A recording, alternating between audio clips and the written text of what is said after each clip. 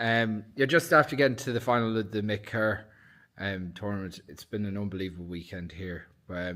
You kind of, in your semi-final, you kind of worked your way into it, and most players would watch that and they'd almost think that if it was me personally, it'd be like an element of panic, but you were like cool as a breeze as you were getting through it. Yeah. In those situations where Molly had went 6-0 up, started really fast, how do you kind of reset? And I know you do this for a living, but like there must be butterflies somewhere that you have to kind of quell. I think at that point when you're down, like, I think it was actually 8-0 at that point, like the butterflies are gone and it's more so like, okay, I need to find a way to get in here, because like Molly, in fairness, she started really well. So I think that's also a factor I take into play. It's like, you're not necessarily doing anything, that's really poor. It's like your opponent has actually started really well. I started a little slow, so now there's a big difference there. So like, I just think if I was to panic, that's probably not going to help the case. So for me, the only option is to stay calm. And, I purposefully slowed it down, like taking an extra couple of seconds on my serves. I even was taking a bit of pace off my serves. And it's very simple to say, but like it really is 1 point at a time, because it's not like I got back up to like 8-8. It was like 2-8, and then she got to like 10-2, and then it was like 4-10, and it kind of slowly ended up, I think we were finally 12-12 then. So just 1 point at a time, one ball at a time. It seems so simple, but in the middle of that you're like, you're controlling the pace. And again, it was very clear that it was purposeful, and you were like taking your time. There might have been the odd short ball that really helped you, or there might be like a screen serve. Like these all worked to your advantage. And then once you started layering that, you just seemed to control the match from there. Yeah, I mean, once I kind of got into a groove and was able to slow things down a bit, I felt like the game did turn in my favour. And obviously, Molly might say her level dropped a little bit. I do think it can be hard to go out at like that pace and maintain that for 2 games. So who knows what came into that. But overall, like, I'm super happy with that game, mainly because I was able to stay composed and come back in that first game, because she was like 3 points off winning at 1 point. Yeah, 2025 was a busy year for you in that you played some 60x30, played a bit of one wall as well, which was great. Obviously, you got to the final of the 4 wall, won the senior doubles in the 4 wall, and then you took a little break. How do you feel after taking that time in the sun and go and do something a little bit different for yourself? Yeah, I mean, I think it's important to take a bit of time, like, if you want to. Like, for some people, they just want to play handball all year. Typically, I wouldn't do Big Alley, and I didn't do one wall the last 2 years, so it was a pretty intense, like, January through September. But we always had planned, like, we're going to go away, like, September through December, so I was kind of like, I'm just going to play as much as I can and then take a little break. Main motivation there was to be in the sunshine a little bit. So I don't blame you. It's been a shock to the system coming back, like, training with my hoodie on and, like, playing an intense training game and not even sweating. But you don't feel that when you're here, like in Bracky, like the courts are super warm and fast. So that's another thing you have to adapt to. But like 2025 was a great year, like in terms of handball and like personally and professionally as well. So I mean, that's always a good thing to be able to say. Brilliant. Like, one thing that's noticeable is that you're producing a lot of handball content over the course of the last year or 2 years now, and you really seem to be enjoying that part of it, and it's showing the game in a different light, and you're kind of taking on parts of new media and taking advantage of being able to build your own brand. Do you think that would be good for more handballers to follow suit and do something if it shows their own personality? Yeah, I mean, I think social media today, everyone has the opportunity to do that if they want. For a lot of people, they might be allergic to that, and I understand that as well. Like, it can be, it's also not my main focus at tournaments, because that can take away from what you're trying to do on the court as well. But for me, like, the things that I'm passionate about, they play nicely into performing in handball. Like, I think it's so important to be fit, to take care of the mental performance side and overall health and well-being. And like, I see handball literally as a vehicle to promote all those things.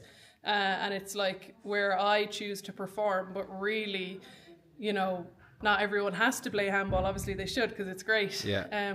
But as long as we're all training and using those principles, we'll probably be doing pretty well. So that's one of the main motivations I have behind what I do as well. Going into 2026, obviously it's quite stacked early part of the calendar, with the singles being on first before the doubles this year. So it's these early tournaments have become really important. And you see, like, Daniel Relhan's just after losing to Killian in an incredible match.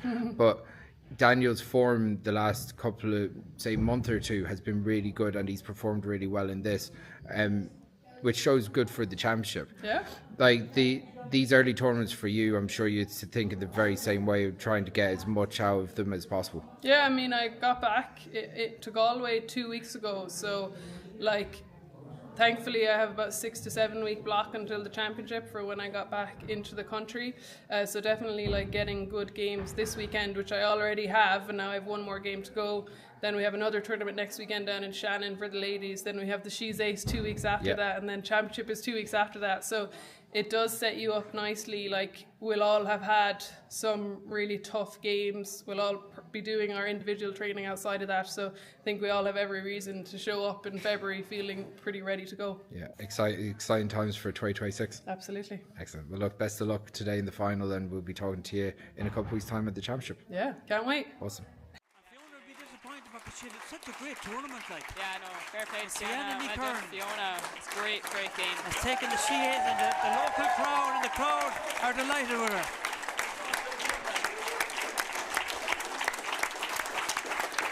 Okay, all right. So, Liath, coming up to the senior championship in the next couple of weeks. We're here at the She's Ace, and it's been a real kind of, I suppose for you being a Galway player, a real special weekend, I'm sure. Especially seeing so many females playing the game around here. Yeah, it's great to have She's Ace in Galway. I don't know when's the last time we had a competition in Galway, so it's kind of nice that we only have 20 minutes or a half an hour to get home. And that's for me, and I suppose Sienna's only 5 minutes on the road, so it's handy for her.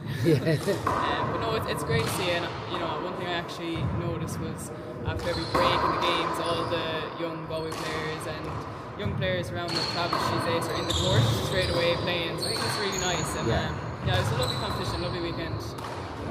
Last year, obviously, you won the senior doubles and retained that title, and that was obviously probably the highlight bar.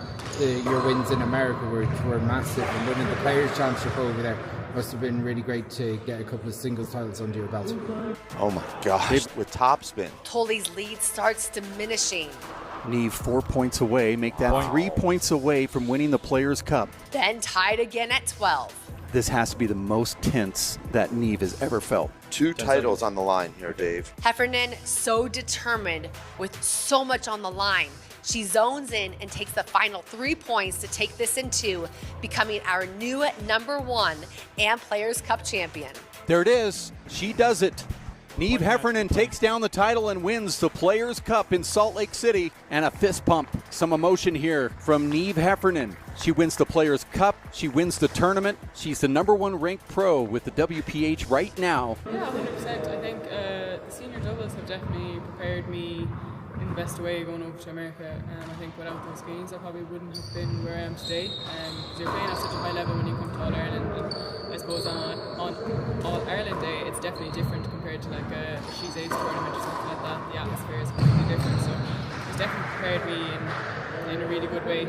So when I go to America, it's a lovely tournament, and I'm very lucky to have gotten 2 Pro Stops wins over there.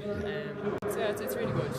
So coming into the senior championship this year, I know you're probably a little bit disappointed not to be making the semi-finals of the championship this weekend, but you had quite a tough group to come through at the She's Ace.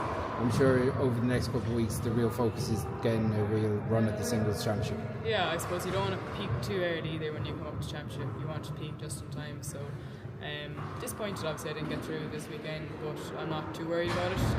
I know the things I have to work on, so I'm putting in a good bit of work now over the next few weeks to hopefully do better in the All Ireland. I think it's everyone's goal in the year is to win All Ireland, so it's definitely my eyes on the prize there. So.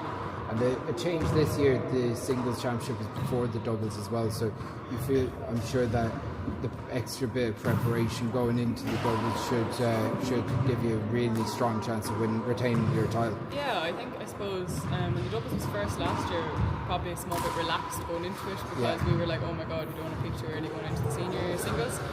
But now that we have the singles first, I think it'll be nice. Yeah, and then going into the doubles, it's more like a fun kind of thing, I suppose. Obviously, we want to win it, but it kind of just takes the pressure off. And yeah, and the race for 8, I'm sure, is at the back of your mind. I'm sure you've got a couple of stops that you've planned out to go to, because you really made a name for yourself there, and you seem to really enjoy going out to the pro stops in America. Yeah, I'm actually heading out on Tuesday now next week. I'm going to St. Louis, Missouri. Nice, yeah. But I really do enjoy it over there. I think we get treated really well over there. And yeah, it's just really professional over there is what I like. And it's great to play different players. I suppose when you come to these kind of tournaments, and she's ace, and you're nearly playing the same players all the time with the ranking system here in Ireland. So it's kind of nice when you go to America, you have different games, and yeah, it's really good preparation for the All-Ireland again. So. Yeah, and obviously that's an extra tournament that you're getting over anyone that's not going to the pro stops in America. Yeah, 100%. But I suppose like everyone's training camp is probably different. Like going to America would definitely help me, but it could also not help other players to go to America, and it could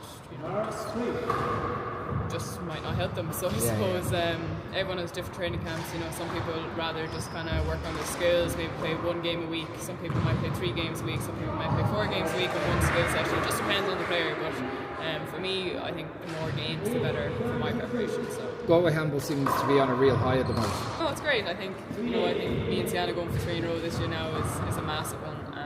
I think we're both up for it. We're both really looking forward to it. We're both psyched for it. So yeah, we're really looking forward to that, and I think it'd be nice for the county if we could bring back 3 in a row.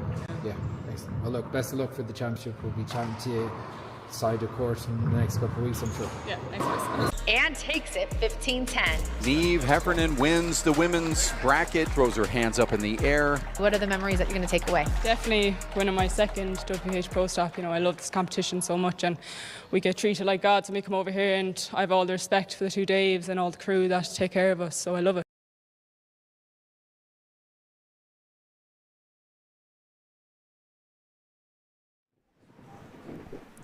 Fáilte roihisteach chuig park an crocaigh áta bhfuil ag tnú leis an dáchlathe Okay. Canis. Best 2 games of 21 aces, girls. If it's 1 game all, whoever has the most aces serves first in the third. 3 timeouts, 2 in a tie break. Niamh to serve, away you go.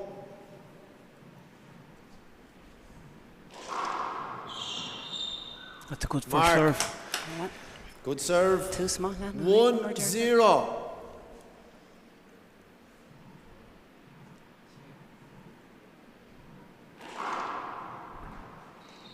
Last chance, Sienna-ish.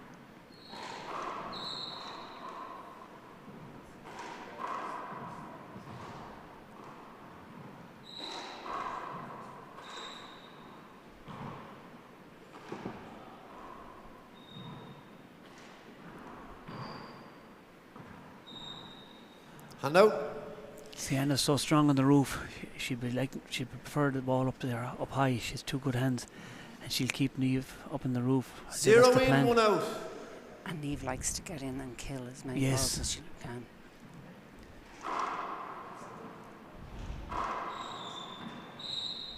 Ach ní lán ach túsna gluthe. Spec muid comes mar Irene leis an Martica.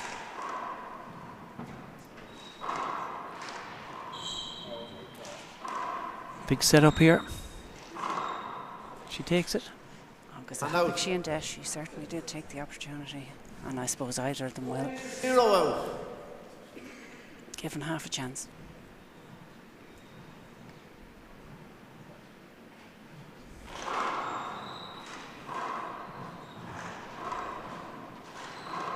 Hand out. Nice stroke there from Sienna. Yeah, she took her time and stepped into it. 0 in, 1 out.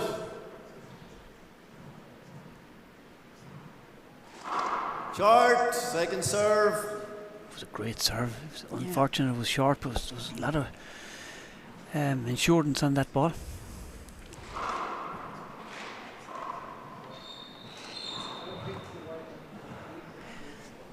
shot. Ní point. bheidh Sienna Iglar an turn a serve. She won't be hoping to get that One second play, serve one each time. She'll girls. be trying to get it in on the first. Yeah. Takes the pressure off.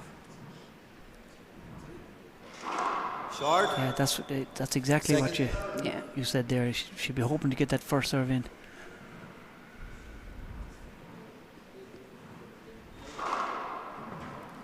And That's uncharacteristic for Sienna. Goff Eiler and Liathróid Sienna and Shin. One in, one out. Ní bheidh she's hostel the Shin. Níach méle héadú hí minic.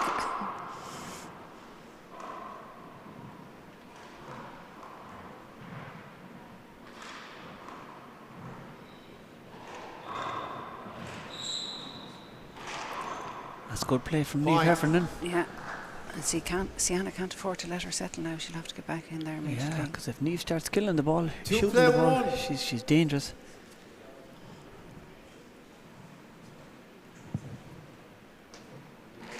Screen serve, yeah. Yeah. Two serves coming.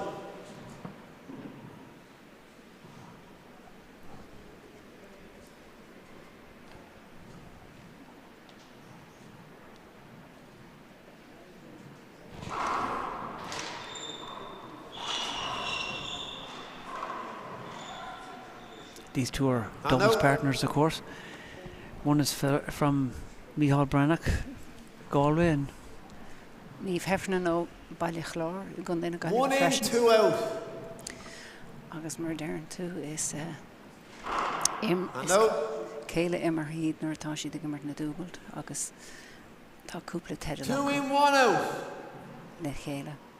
But percentage wise when they've met each other in singles, Sienna has the upper hand at the moment. I think so, yeah. Big setup here for Niamh. Oh, lovely fly kill. And I thought she was going to leave to the back wall. I thought she'd taken more pressure and wasn't going to go for her, but she Mail mar Vicky Aaron Wallet. Yeah. Plays 1.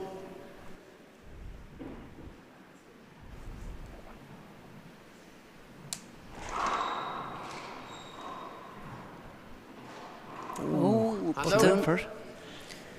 but Nick Niamh and Shin. 1 in, 3 out.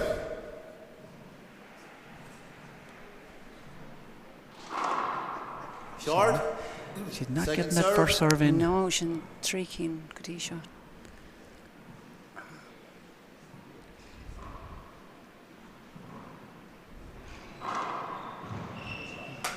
And out.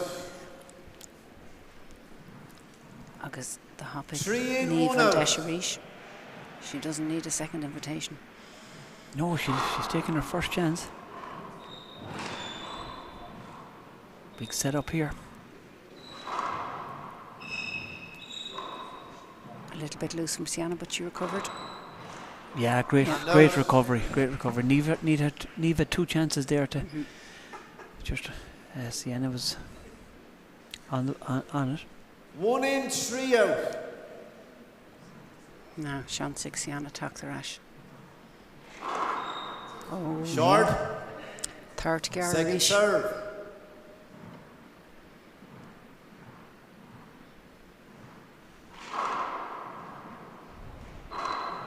Agus And hopping Niamh and Desharish. Yeah, Sienna hasn't settled at all yet. No, 3 in, 1 out.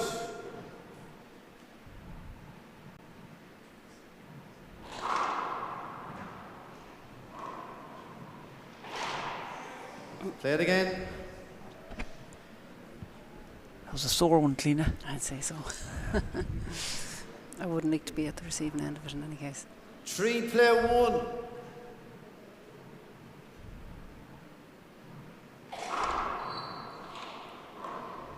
Who's there indeed, Nick Sienna Rish?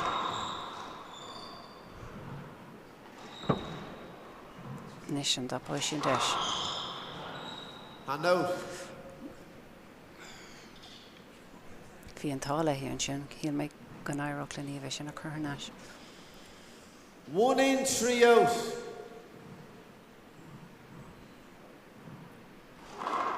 Oh, there's a scare. Third Gar Rish.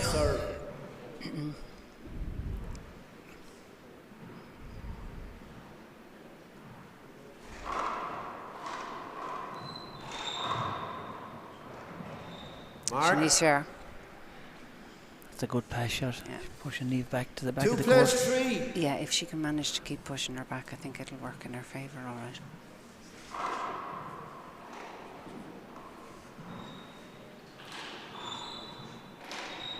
The thing about Sienna is, though, despite the fact that she had those shorts, she won't allow that to discombobulate her, you know. She's very composed and very resilient, yeah.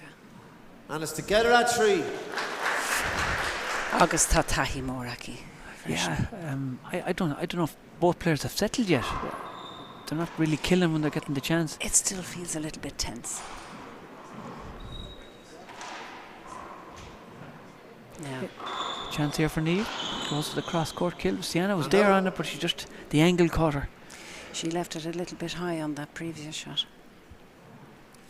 3 in, 3 out.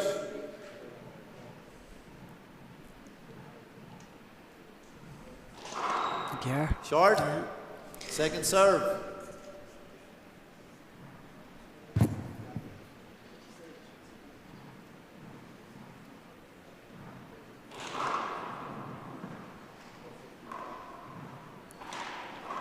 Niamh and Gittog.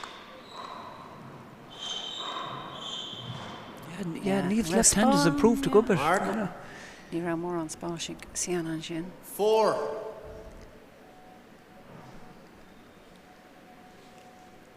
4 play 3.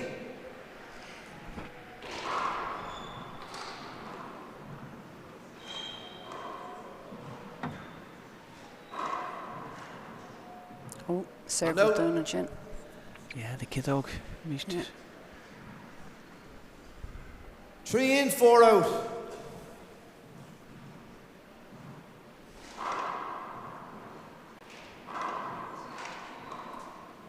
Chance here. Going around the walls. Yeah.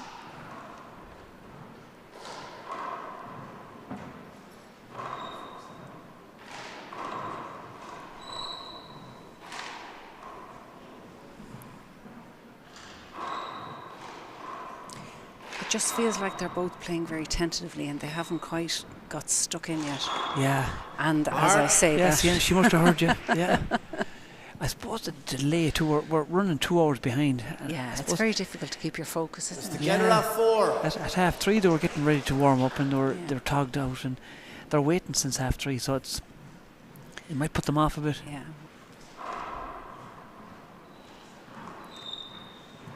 It's not easy because you have to eat again and get your food right. That's right, and you have to keep your body at the right temperature and not stiffen up. Point.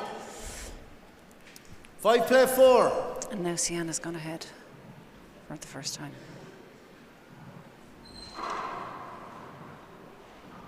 Oh, now the first serve is coming in.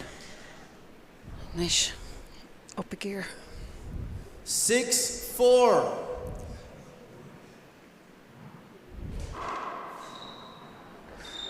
Oh, it's a good thought. And now she followed the ball around and took it off the back wall. It just came loose. Lovely kill. I think Sienna at the beginning she wasn't getting the first serve in, and she's 4 in, 6 slightly out. looser on that first serve, and it went against her in that instance. Great pick. Oh. Play it again. I thought it was going to go up. Replay. She was lucky to get the replay. Hit Sienna's foot. She was lucky. Hamilton chin, yeah. Gavin's near us. We're well back here. Clean it. I suppose Gavin has better eyes. Yeah. Better eyes than me anyway. 4-6. We were standing together.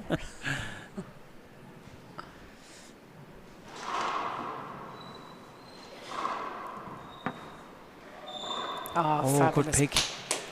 That'll give her a bit of confidence going forward now. 5-6. Niamh also has plenty of experience behind her. I mean, she's played over in America. She's dominating the last few trips to America. She won the last 3 trips she went out. So her confidence must be growing as well. I mean, she's younger than Sienna, but I mean, she's 24 now. So, you know, big difference to 3 or 4 years ago when she's got that experience behind her, and a little bit of maturity makes a big difference. Yeah.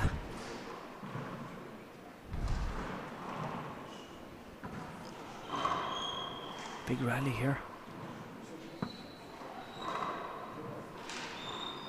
Karen Kitog. Oh, but the Kitog is... Yeah. Point. She's kind of snapping at it a bit. She's rushing the Kitog a bit. Yeah.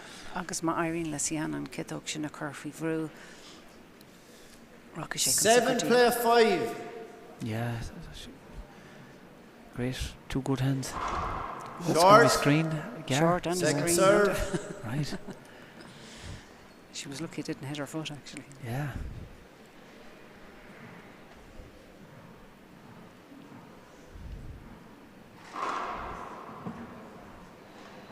Oh, that's a great kill, and that's a hard shot Good to do off the glass. Moyle Marv. 5 in, 7 out.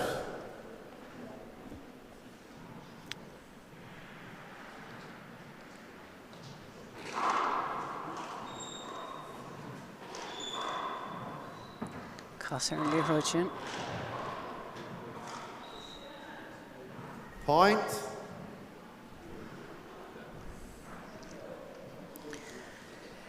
Tick-toe tack. I wonder will it be like this now the whole way up? Yeah. 6+7. I don't think Sienna's settled at all yet. Yeah. Last week it took her a while to settle as well. Short. One short ball, second serve. Now cad the any Niamh than Tarna Tart. More himpel to no Ishel.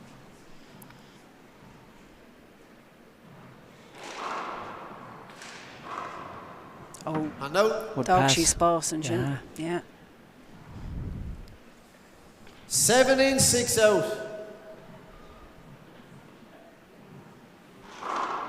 Short. Tart Garrett. Second serve. Yeah, Tashi Garrett. She won't be happy with that first serve. No.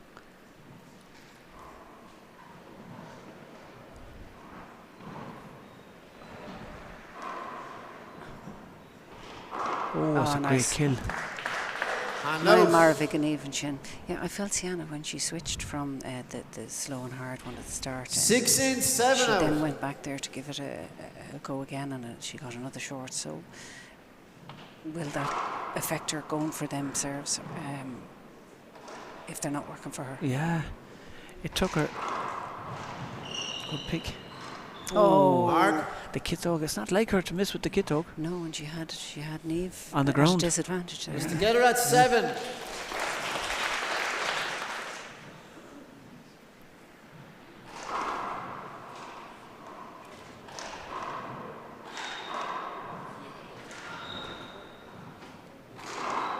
Sinead, Moyle Marvick in Kenchin. Yeah, because time out. First time out, first game. That shot was a lovely shot. Sienna. Sienna, that's her pet shot. 2-7. She likes that right corner. Yeah. Coming back, Sienna's serve. If you're wondering who's the brilliant commentators, it's Clina Daly, Agus Olivera Costaja, Meo Agus Bola Clea. Bola Clea, sure.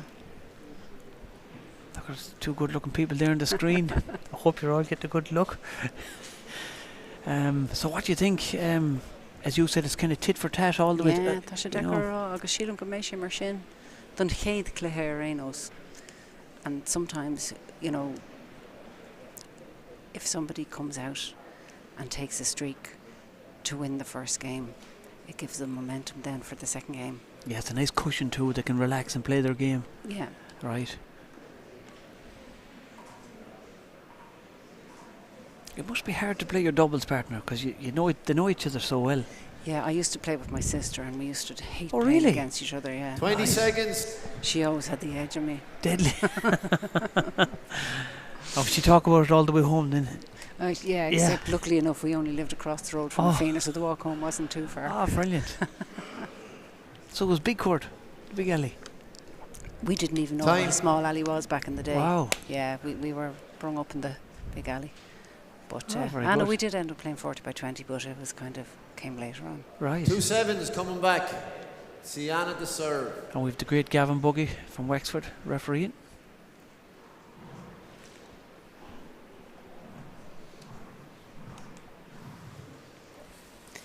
Tá an tartic Sienna is talk the rash. Agus shock the rain. Okay. 7 in, 7 out.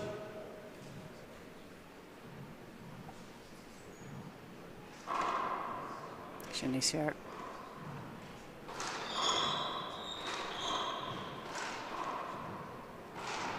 Oh, just fell short. She was unlucky there.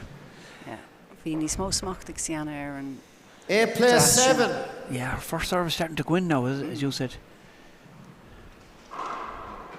She slowed it down a bit. It's an awkward ball. He was well able for it though. Yeah. Big chance here for Niamh. Goes for the pass.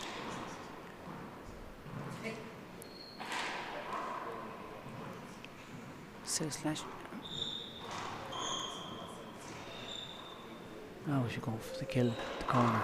Yeah. Great picking from Sienna. Sienna. Oh. Good rally. Me on Shinny. Well played. 9+7.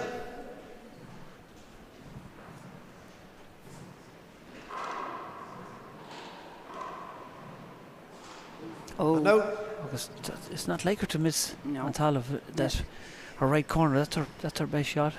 7 in 9 out. She didn't hit it with conviction the way I would normally expect her to.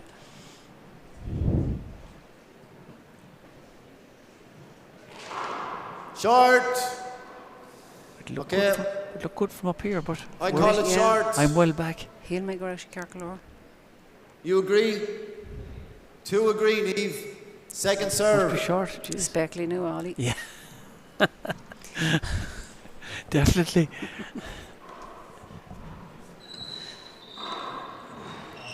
Ni Churraoin Speckly at Tass Southern Count Shin. Shin. Dírach she's for Clive Shani. There's one appeal left, Niamh. 9 in, 7 out. I think they've 2 appeals per game. Mark. For the shorts. Niamh has 1 left. She appealed. 10-7. Unless, of course, the call goes your way. Correct. Isn't that right? Right. Yeah. That's a good hop on that. Some spin on that. Mark. It's just spun. It's just spun there. 11-7. Kicked out a knees way to the right. Because they're in Liathróid Shin on Carta. Now she's starting to put the hammer down. It's good play from Niamh. Good picking. Mark it. Sienna's first serve starting to come in now, Cleena. Yeah, 12-7. Tanis mum winning at Jackson Smith. Rallies. Near our question. Near out Duggan Yard. 7 in, 12 out. Here than Kanshin. Nation Jockey Neverash. Shock the Doyog. Yeah, she wouldn't want to get that much of a lead now, or else the game be going away from Niamh. Yeah. It's a lovely touch. That's the thing in handball, it can be over so quickly if you don't keep your nose in the game. Now we'll see Anna put that away. Yeah, she heard you. Yeah. I know.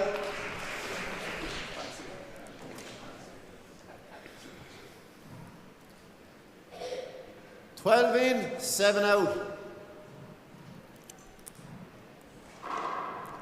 Short. Second serve. Liathróid.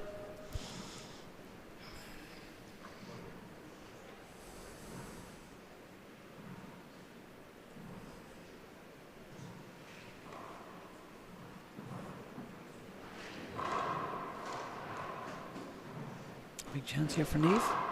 Killiston. Yeah, perfect. Play it again.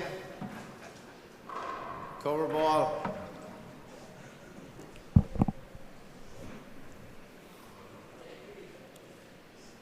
$12+7. Short. Second serve.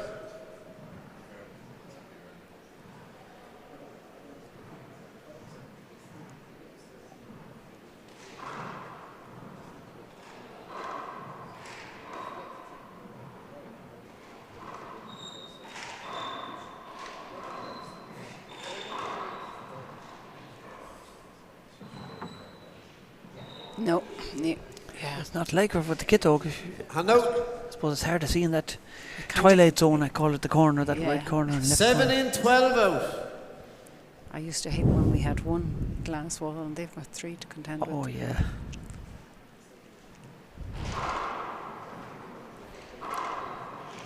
Bit of side on that again. Yeah, she's putting the hammer down now. Play it again. With power. Okay, so mark 8. Neil Neves hostage. 8 play 12. Oh, he changed his mind. It's a mark, Sienna. Yeah, he called it too early and he took the advantage. You missed it, so I'm not going to penalise Niamh the point. It's a mark. 8-12. No, that's the rules. They're the rules. It's a mark.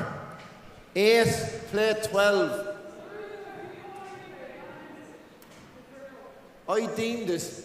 Yeah, you missed it, but she was penalised and you missed the ball, so it's a point. No, they're the rules. I have jurisdiction to change my mind, so it's 8 plays to 12. Fruscus here, Sienna and Shin. Yeah, it's a strange one. One time years ago, referees when they made their mind up, that was it. And you know, Barlam and Real Shin comparison to them are Imrory, they're trying to second guess whether they should or they shouldn't go for it. Right. And I think just leave the decision in the hands of the ref and then play it again, cover ball. Nobody has to try and make up their mind, well, will I go for the ball and call 12. It or will I not? Or okay. Sinead Mahuram. No, fair enough, yeah. 2 serves. Agus just Imreen Thura agus cum Cathaig Tarlu agus Ligdan Rachor and short. Yeah, let him call it and go for everything till he calls. Sinead, yeah. Barlam Hain and Real Shin. Okay. Ach ní misha chun na rilacha if I'm. Right. I don't decide the rules. I suppose we all decide the rules at the end of the day. Oh, we do when we get into it, yeah, when we're getting 9 involved. 9 plays 12.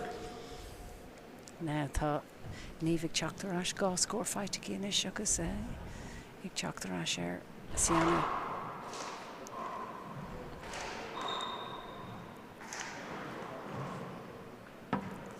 Ach nuair Harleen ruddy mar sin ag léthe when things like that happen in the game. Bíonart fehanani the chur cool dinchen agus. Yeah. 12 in to Sienna, 9 out to Niamh. Mentally. Mar tarlain sin tamar fad. Yeah, it's true. Like she lost the next day after Garish. Again, yeah. Second serve. She's been more careful now with the second serve because she double faulted twice in this game already. That's a good kill. And out. That's the shot Niamh loves. She just likes to get her body behind it and welly it into the corner. Yeah, welly it. I like that one. I can use that one. Nílas cum cath gail gar welly. Short. Oh. I saw it short, Niamh. Second serve. Ein team leis bhí gar. Yeah.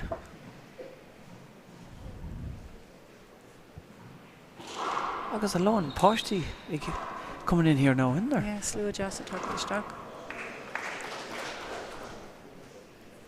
Point. 10 play 12.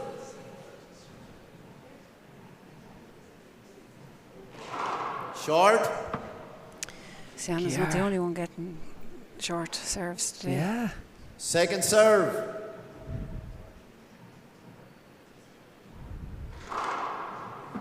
That was very straight. Yeah, it was a bad serve now. And out. She'd be annoyed at that one. First game, Sienna. 12 play 10 coming back, Sienna serve.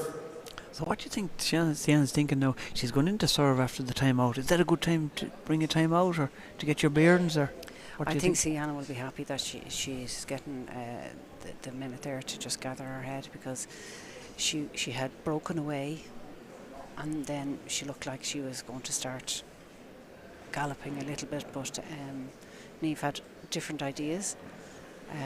Niamh then got what she got. She's after getting 3 scores back there, so Sienna's have to try and break that momentum now. But Niamh will gather her or Sienna will gather her thoughts now, and she'll take a deep breath. She's very good at doing that, and she'll come back in and she'll just keep going because Sienna knows they both know that it's not over until that last ball is served, and nothing's written down until the final score is written. That's true.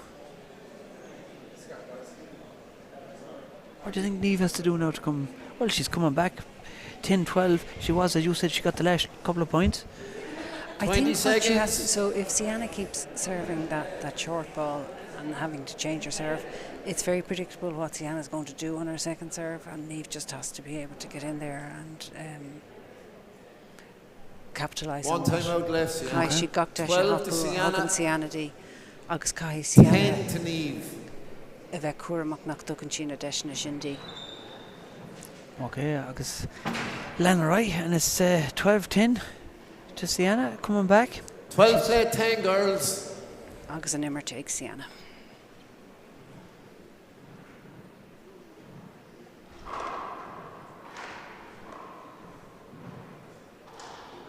You were saying earlier that the roof suits Sienna, but actually we haven't seen that much.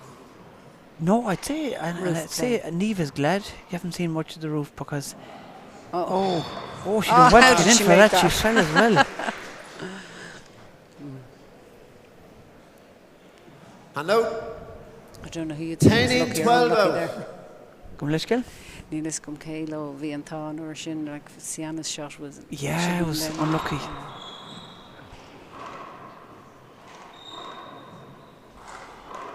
Big setup here for Niamh. She's going to take it. She goes for it and blocks it. It's gap. Yeah, Gap's going to give it a go. She didn't have a free hand at it. 10-12.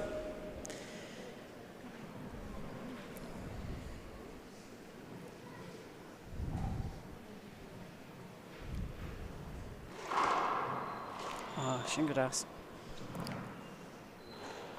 Yeah, she didn't want to dig that one out. Tapping it near our glide. Talked. And out. Okay.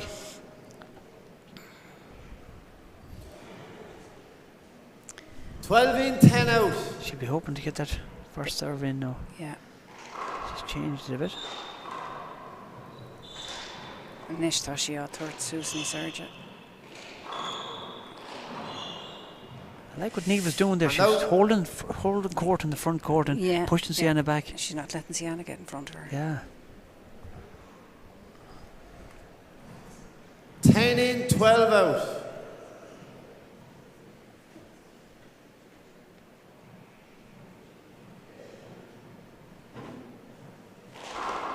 The trick is, isn't it, of course, to command that centre point of the court without actually I think so. giving hinders away. Yeah, and I think that's where the ball... 12 in, 10 out. The ball game is won and lost in there. Yeah. That's where you win the game. Short. That's Garrick in. Second serve.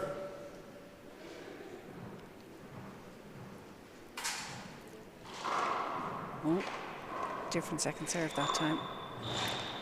Yeah, it's much better second serve now because now she's a chance. Good passing shot. Great passing shot. Yeah. It looked like she was going to kill the ball and she passed. It's a really good shot. 13 to Sienna, 10 to Niamh.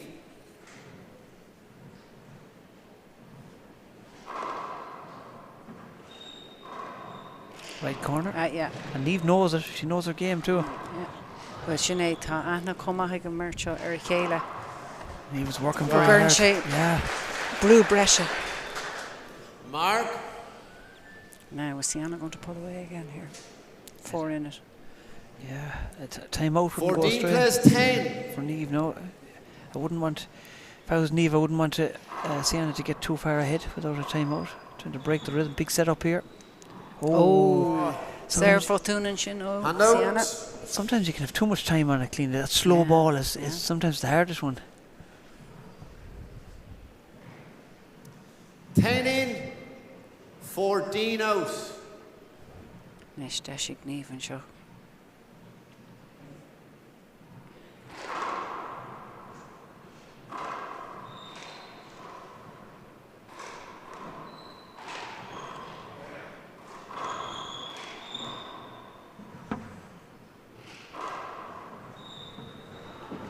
That's a good shot. Fast shot. Yeah, I think where she lost that was when she hit it with her left hand and it 14 didn't in, 10 out. have the momentum behind it needed. It's a good serve. Yeah, no short there. Nish. Oh, she just had her slightly there on the. It was just slightly First to the right, and game, Niamh couldn't quite get to it. 15 10 coming back. Sienna serve.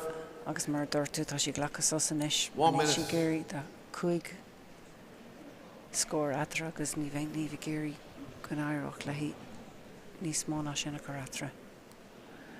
And again, if you were Niamh, what would you do to come back into this match? Well, she has to make sure she doesn't get drawn into the game Sienna wants her to play. She has to play her own game, and I think if she maybe brings a little bit more aggression to it and kills the ball a bit lower, the way we're used to seeing her doing, I think that might. Because Sienna's going to try and keep the ball slower and slower because she knows Niamh likes to get in there and I think put it away. I think you're right, yeah. And Sienna's trying to go at her pace, whereas Niamh needs to play her game and go on the offensive, more aggressive.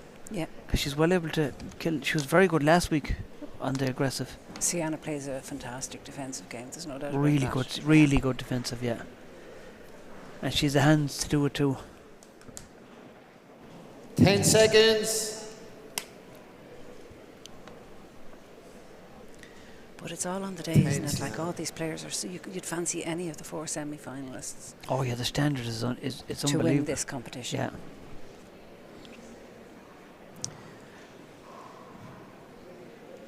Agus caiithú an A game a hurt leat the Cliggan agus an Gorch. You're going. I always say that what you bring mentally to the game is at least as important, if not more important, than once you've done the prep physically, then you have to bring your head. 15 in, 10 out. I think you're 100% right. At this level, they've everything done, the fundamentals, the fitness, and at this level, it's 95% mental. Oh, ball dropping. So that time out it was a good time to call 10 in, it. 15 out. She's back into serve. That's a good serve. And a mark straight away. Yeah, so the timeout didn't do any harm. 11-15.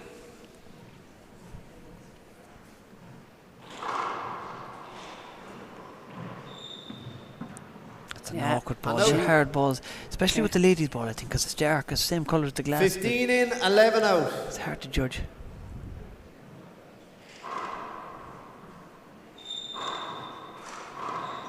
Nice. Good shot. 16. Nice little bit of side there. Yeah, if you leave Sienna in at the lines at all, she'll punish you.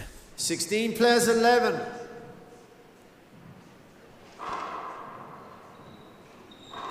She's in at the lines again. She's punishing her. Mark. She needs to bring Sienna out. Bring her out of that centre court with the ball. Sienna's doing exactly what you were talking about. 17-11. Making sure she commands the centre of the court. Yeah, I think that's where the ball game is won and lost. And the setup, on she's the going roof. up. No, I thought she would. Now. No, set up for Niamh. The angle is just not perfect. Another setup. Oh, the serve of the and Chino, Sienna. Just lost it off the glass. Unforced error there. 11 in, 17 out.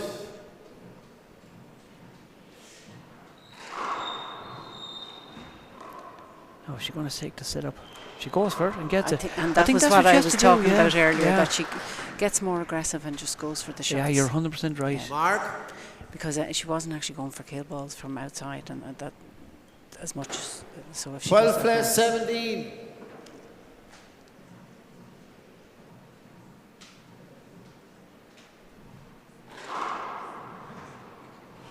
It's a better serve. It's not like you, Sienna, to miss them with that kid talk like that. 13 plays 17.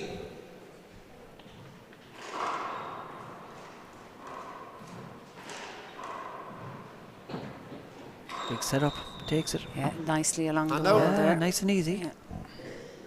There was insurance on it too, it stayed along the wall tight. Sinead good ear, yeah. 17 in, 13 out. Short. Carterish. Second serve. I suppose you could argue that Sienna might not worry so much if she goes for the second serve, because she's going for the shot with the first serve, and it comes off, it's a winner. Mark. And she still has the second serve where she can do something softer and higher if she needs to. Right. Plays to 13. That's a good serve. Sienna really focusing on Niamh's left to Kitog. Oh, that's Mark. An awkward ball dropping off the roof. Yeah, when it drops off the roof. 19 play 13. Can be a bit unpredictable off the back. Set up. Oh, unlucky. She was Mark. going for it. At 20 play 13. So it's game ball here for the first game. Sienna serving. Cosúil up there, come again, Kate Clehay, Sienna. What's Niamh got to say about it? No, she set up. No, go to the roof. It's a good ball.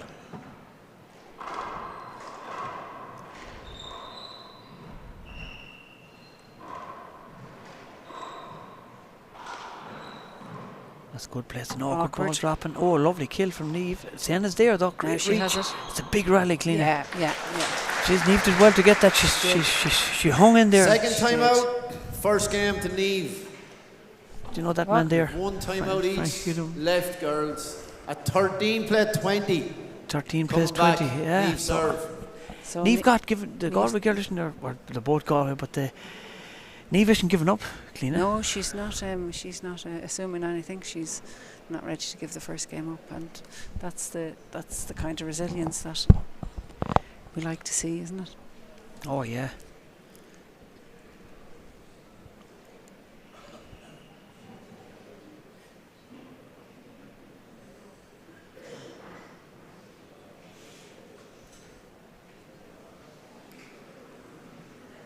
They're both getting the couple of fuckle now from their mentors. Yeah. You'd love to know what's yeah. What are they conch?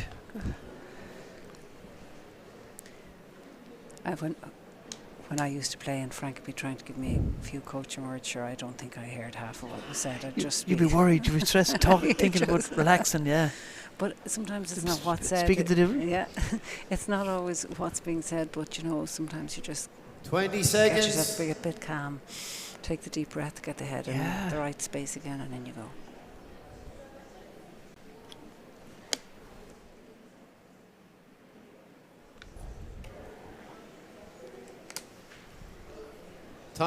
One time out each, girls. Is it Sienna Thon Martina? Sienna has the serve. Yeah. 13 play 20. Oh no. Coming back, Niamh serve. Oh, that's right. Niamh got her out and she took her time out. That's right. Okay, Lennoray. Right.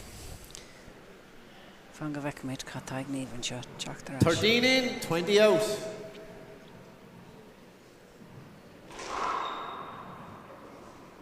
Well, that was definitely a more aggressive serve. Yeah. 14. The time out suited her. Yeah. 14 play 20. She's nothing to lose now in this game.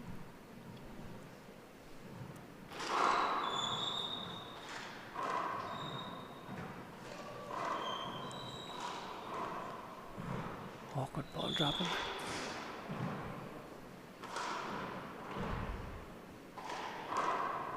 Nash. Great picking. So Slahirish. Oh, she was unlucky. She was slow to get up there. Yeah. I think she hurt herself. Yeah, she stayed down. Usually she'd be bouncing back up. Yeah, she's. Hope she's all right now. She's a bit tentative on her feet there. 20 in, 14 out. Short. Gar. Second serve. The last ace is always the hardest, isn't it? That probably gave Niamh the second that she needed just to recover from that last rally. Right.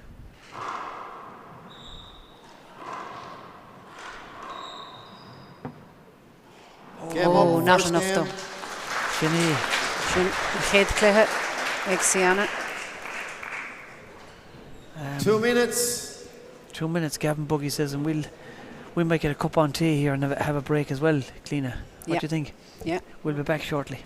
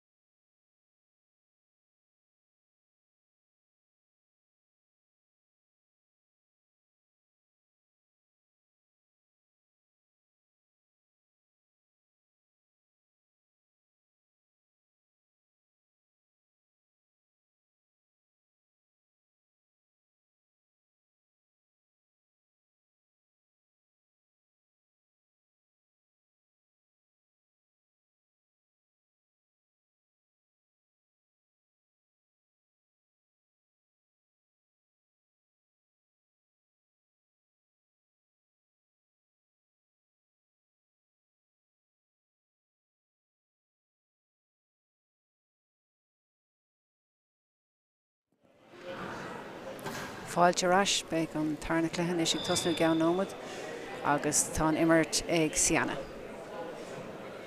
Agus an chéad cléthe ag Sianna. Okay, resume and play. How are you Second thinking, game, Ollie? Sienna to serve. I'm thinking 21. Sienna 0-0. starting to settle now, but towards the end of that game, Niamh started to up it, and she started to go more aggressive, as you said.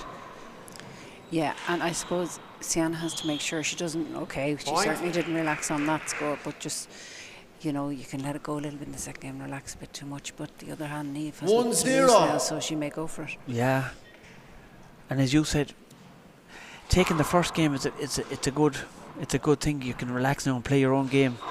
As long as you don't relax too much. Yeah, I think we'll see better. Oh, now Sienna has come out. She's come out of the blocks very confidently, hasn't she, this game? The first game gives you a nice cushion to relax and start going for your shots, I think. 2-0. Two nice rallies from Sienna there to go 2-0 up. And the serve is going in now as well. So Niamh is in big trouble. She's going for the right corner. That's a good pass shot with the left hand, driving Sienna back. That's very good shot now. 0 in, 2 out. Now, on Athroy Niamh more on the Cliffy show. Will she change much in this game, I wonder? Point. 1-2.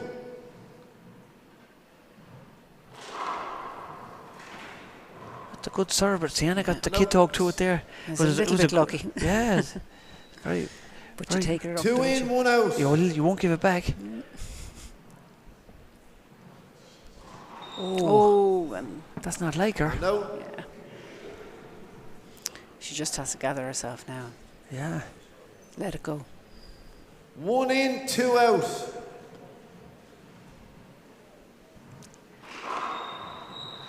Tarlene Shea. Few the ahead. She loves that right corner, and she's very good at it. Marv Sakunya. And Niamh had her chance off the back wall, but she could have brought Sienna out.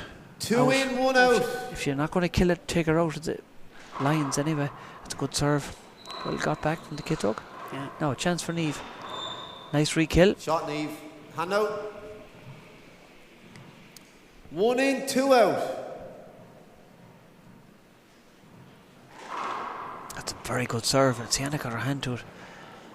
That's all you need. Get it back on the wall. Yeah. Now a big setup here for Niamh. What's she going to do? Nice touch. Shot. Nice touch. And Gavin Buggy says good shot.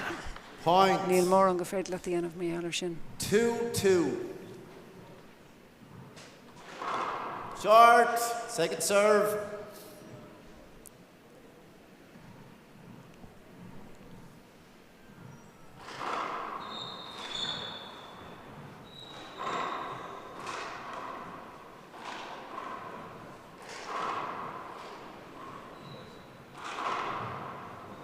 Jas on the Asserford. Yeah, Sienna's starting to dominate from the inside now. If Niamh wants to take this or have a chance in this second game, I think she needs to take Sienna out of the middle. She's dominating the game from the service line. That's a good serve. The first serve is coming in, Cleena. So this is where Sienna's experience and her resilience is coming into show. So Niamh has to dig deep now and find what she needs to get back in there. No, set up for Niamh. That's a good pass. That was a great shot, because I was fully expecting that to go down the right, and Sienna was as well. She twisted at the last second. Very good shot.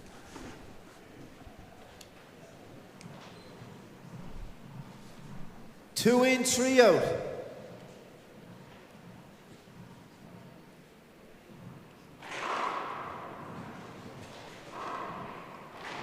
Oh, and she had created the space for herself there in the left corner with Sienna behind her. Yes, Sienna was behind her, exactly. Yeah. She needs to do that more now, especially in the rallies. Short. Third, Chiara Rish. Second serve. More Himpel na Tehanish. Yeah, a long guards in this match, isn't there?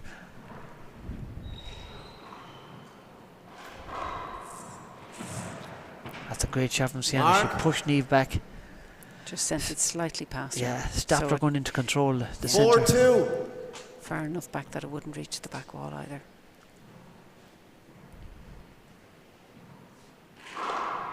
Short. Harish.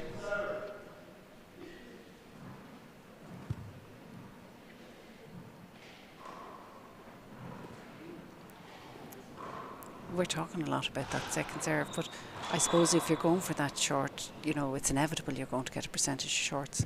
And now, if you're going for that high percentage serve, right. Yeah. Okay, so the good serve comes at a cost. It's a risk, is it? It does, yeah. And some days, 2 in, obviously 4 it's out. good your percentage will be higher than another day. That's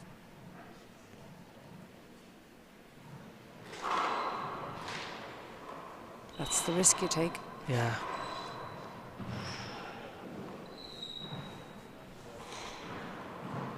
It's a good shot. That's caught her 3 or 4 times now, that shot off the roof. You lose that. I wouldn't be able to see that ball in there. Did you play in that court a few times? No, I've never played in that right. court. You played in the old one though, with the glass side one. It's awkward. It's hard to. Very awkward. It's hard to get used to. And well, I in doubles had the advantage that I was left-handed. 4-2. Still am left-handed, in fact. Oh, so the pleasure was whoever was playing on my right hand. Right. So you had a good serve into that right hand side. That's better from Niamh. That's what she needs to do. She has to fly the ball and push Sienna back. That's a great shot off the shoulder. Lovely shot. Lovely shot.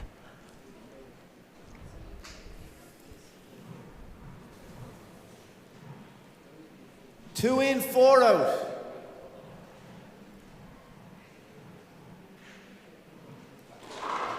It's a lovely serve. Great serve. No, I'd be flying that return. I wouldn't let that ball. But she undone the serve a small bit by not flying it, keeping the pressure on Sienna there. She did, but she was going for that, but she just fell slightly short. Yeah.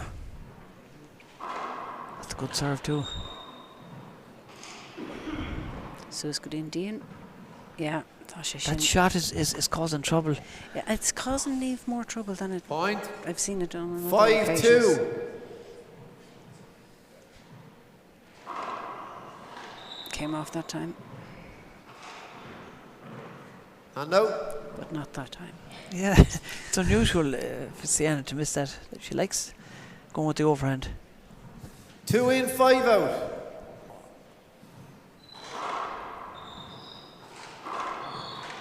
Niamh's leaving a bit of space there on the left. Oh, it's going to be hand out. Hand out. What happened there? Hand out, Niamh. I think just. Oh, she gave that vital. Okay. 5 in, 2 out.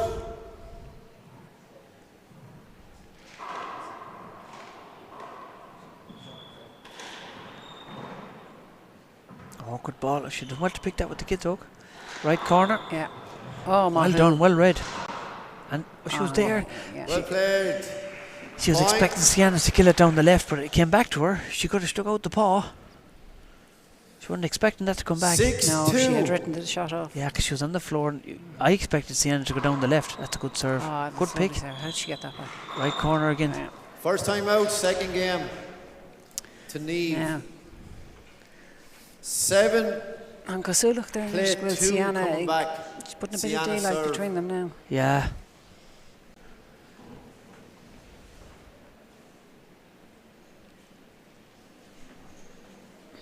So, O'Have Sienna de Fiog is he shocked though contusig Kaishian Clegana Hamad Damanta on score Yeri Agus Kai Niamh Balachalurag Concurstacker. She has to find a way to upset her. So what's that way going to be? What do you think, Ollie? I think Niamh has to try and get Sienna out of that centre court and stop her killing in that right corner. She's found her sweet spot now, Sienna, and yeah, she's looking far more confident. Yeah, but Niamh has to take seconds. her chances. Because I think the more the rally goes on, the better Sienna gets into it, and she's two hands, and she'll stop Niamh from playing her game. Yeah, and that one off the roof, I'm surprised now Sienna maybe isn't using a bit more, because it is causing Niamh some difficulty off the back wall. Yeah, she's missed 4 or 5 of them now off the glass. It's just so hard to see. And back. I think that ladies' balls too, it bounces different than the men's ball. It's heavier. The men's ball is heavier and it carries off the glass a bit. But whereas the ladies' ball, it drops. Yeah, it just drops all of a sudden. Yeah. Okay, resuming play. 7 in, 2 out.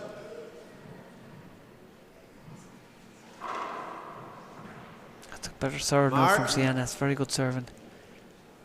That's the one she's been looking 8 for. play 2.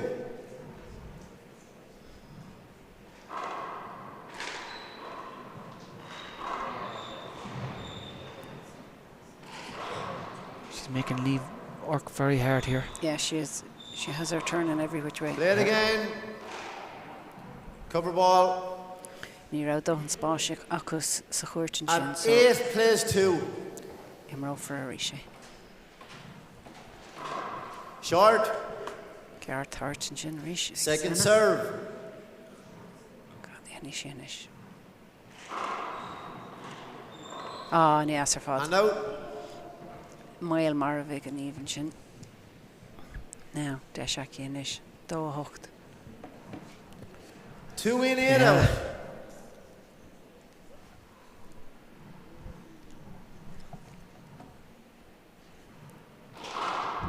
That's a better serve, no? Oh, well picked out. And out. Well picked out. Just she makes it look so easy. She just got the kit dog to it and just floated it into the left corner. It's a very good shot.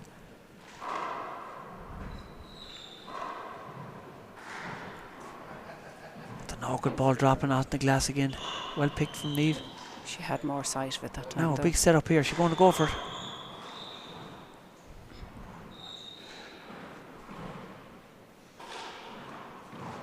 There's the roof then. Awkward ball. That's your shot again, yeah. It's an awkward ball dropping after, especially when the ball hits the roof first. It's a different kind of spin when it comes down off the glass. 9-2.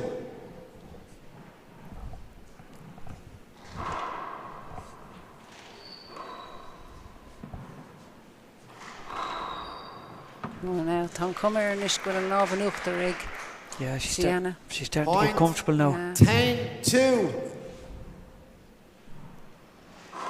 Short. Does she get second serve? A timeout wouldn't go astray now here. Just to break the rhythm a bit. That's a good serve. Very good serve coming off that glass. Yeah. Point. 11-2. She's starting to mix it up now again. You don't know where she's putting that ball in the serve. Yeah, it's a bit less predictable. But Sienna's in much more of a rhythm now. Jerem, I'm Shahaki.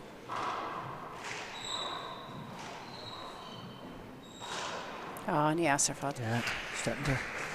Yeah, two side she and Tave Valentine calling. Point.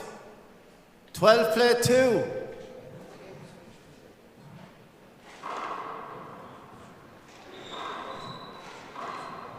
August second time out, second game. Niamh. There's your timeout now you were talking about. Yeah.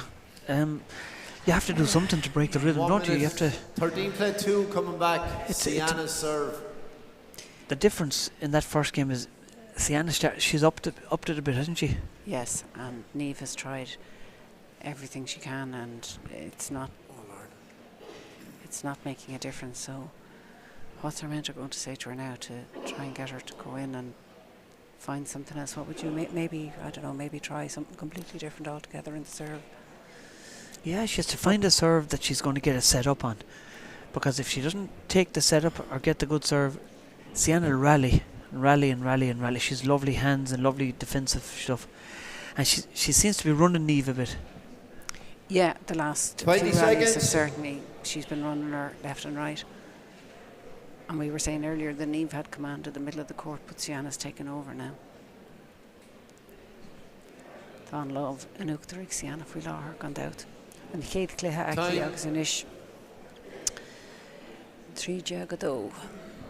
Yeah, I think that score we didn't expect that now from the first game, but I think Niamh has to win and find a serve and take the return and finish the rally early. The longer the rally goes on, the more comfortable Sienna does, because she's well, from a neutral point of view, you'd love to see a tiebreaker, wouldn't you?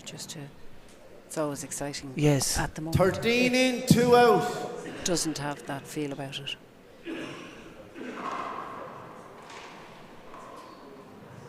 Right corner. Well done. She was there. She was just unlucky. I thought Sienna was going for the right corner, but she changed it. Too straight. She's putting a bit more behind the ball now as well. Yeah. And it's making a difference. That's a good shot. That's a good pass shot. And Nora. out. Sienna left the serve a bit high off the back wall, and Niamh took full advantage. 2 in, 14 out.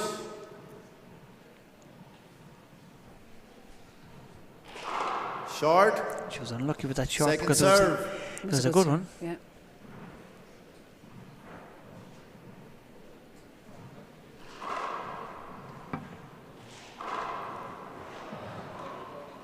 Well got. Yeah, she did well to get back for that. That's an awkward ball off the glass. Yeah. Hand out. 14 in, 2 out. Short. Second serve. I felt Sienna changed her mind at the last second there what she was going to do. Maybe that's why it resulted in a gear.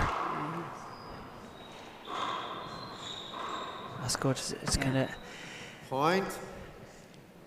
She's getting Niamh boxed in. That's the second time now she boxed her in there and took the shot, And the she pass making shot. the space for herself. Yeah. 15 play 2. Tá sé dachar eis can go make ein thar seo seachas Sienna I buchant fi láthair. I wonder is Niamh Tarshiach, small bit now. Tá foine bhéim ha astí. Mark. The energy 16 level play has gone 2. Short.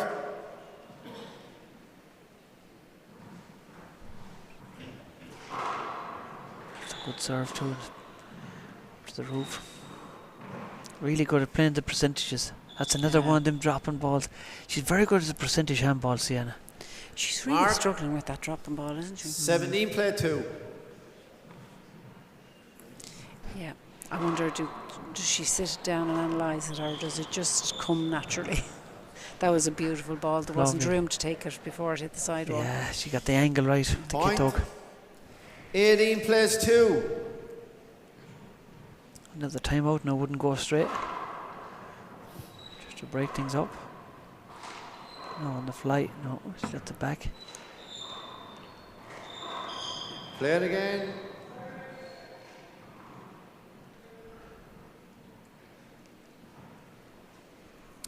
Play 2.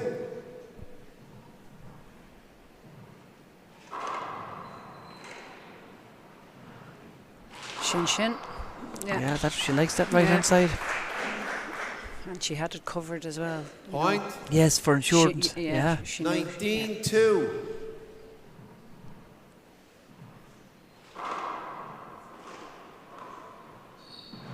This is an awkward ball. Yeah. Now, Beidir Beisho and Dash Jarnock ag Niamh might be her Hello. last chance. Yeah, she needs to make hay now while the sun is shining. She needs to get this first serve 2 in, 19 out. in. Take the return. No, Short. She went for it. Yeah, she went for Second it, right? serve. She had to.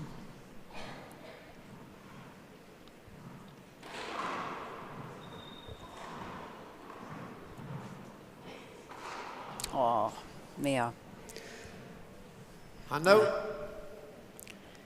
That knocked the wind out of her 19 sails. in, 2 out.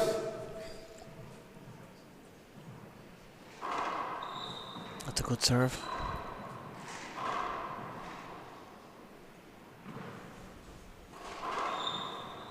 She didn't quite manage to pass her there. Now. Shin, yeah. Yeah, she's playing her game. She's driving the ball Mark. back. 20, play 2. On score is Jack Rillafoyle. And Karen Jarnock. Oh, Game Tasha up. Fajtaki. Agus an buig Sinead. Beg Dímór and Niamh Marialler Shin during Groshi Exula Erlaid Venny's Congress the score. I'd say she was hoping to be much closer than that now. Yeah, the first game was a bit tighter, and we expected a good battle in the second game. But Sienna started to hit form, and when she hits form like that, she's hard to deal with. Yeah, no. You know. She played beautifully.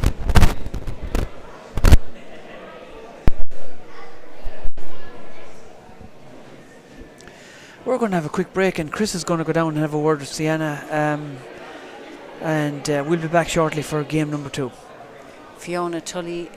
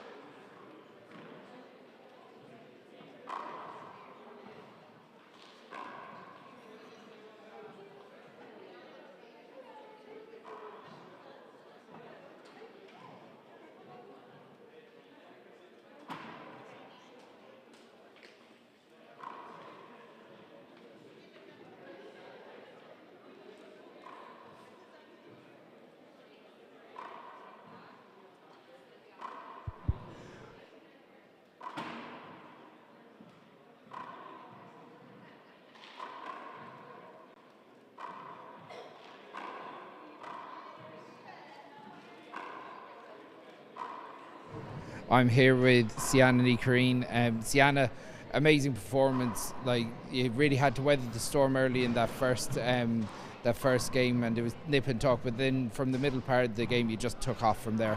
Yeah, I mean, tá sam héin an caid an ag Niamh tá anhain ar chéile gimmert doubles le chéile. So bhí sam go gaham a tosú láidir rud nach nearna me tatan trocáte, so sin rud a bhí I mo chloigan an agus in níos sin bhí sam go mach an brúrá hé sin. Next week, the final, I know with performance, it seems like you're building into the championship and you're getting stronger the more you're in the court. Yeah, waham má wad níos comfortach in jo. Gompar as leis an tatan trocáte agus fiú ag zed sin bhí me garachtdal, bhí me gimmert go agus gimmert go láidir, so tá má sú leis an tatan trogan. And they, especially in that third game, or the second game, sorry, you just took it away from Niamh very early. You drove on from there and did really well. Yeah, and like I said, I know Niamh better than anyone because we play so much together. Like, we're training together all the time up until we didn't play this week now, but we'd played all the way up until then. So I knew I'd have to start strong, and if I could then keep pushing on from there, that would hopefully give me an edge. But I knew even at the end when you're up by a lot, I know what Niamh is capable of, and she's such a fighter. Like, she would keep going even if she's down 20-0. Like, she would keep pushing. That second game, it was a real exhibition of court control. You pushed her everywhere. Yeah, I think I kind of realised early on that some of my serves just weren't where I wanted them to be. When you hit a couple into the ground and you're hitting multiple short, and I felt like that a bit off the back wall too. So I just kind of adapted my game, and that's something I kind of like to take pride in, is just being able to adapt, say go for passes, maybe push them deep in the court. It doesn't always have to be the serve and shoot that you hope for. Next week, All-Ireland final, how are you feeling going into the All-Ireland final next weekend? I mean, I'm exactly where I want to be. Like you said, I feel like I'm building into the championship. Like, this was much better than last week for me, so if I can keep going in that trajectory, it's going to be a tough day. All-Ireland final is tough no matter who you're playing, but I'll just focus on myself, recover, and then be in a good place for next week. Look, congratulations on your performance today, and we'll see you next week. Yeah.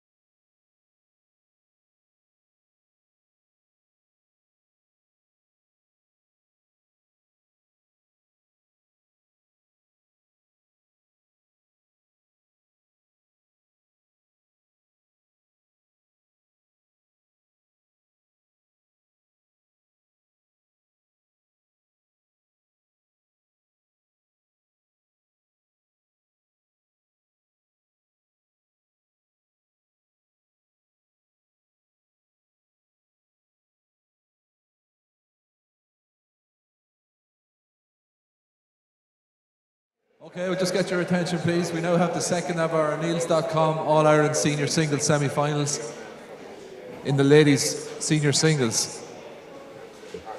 Serving from the League Slip Club in County Kildare, please put your hands together for Molly Dagg.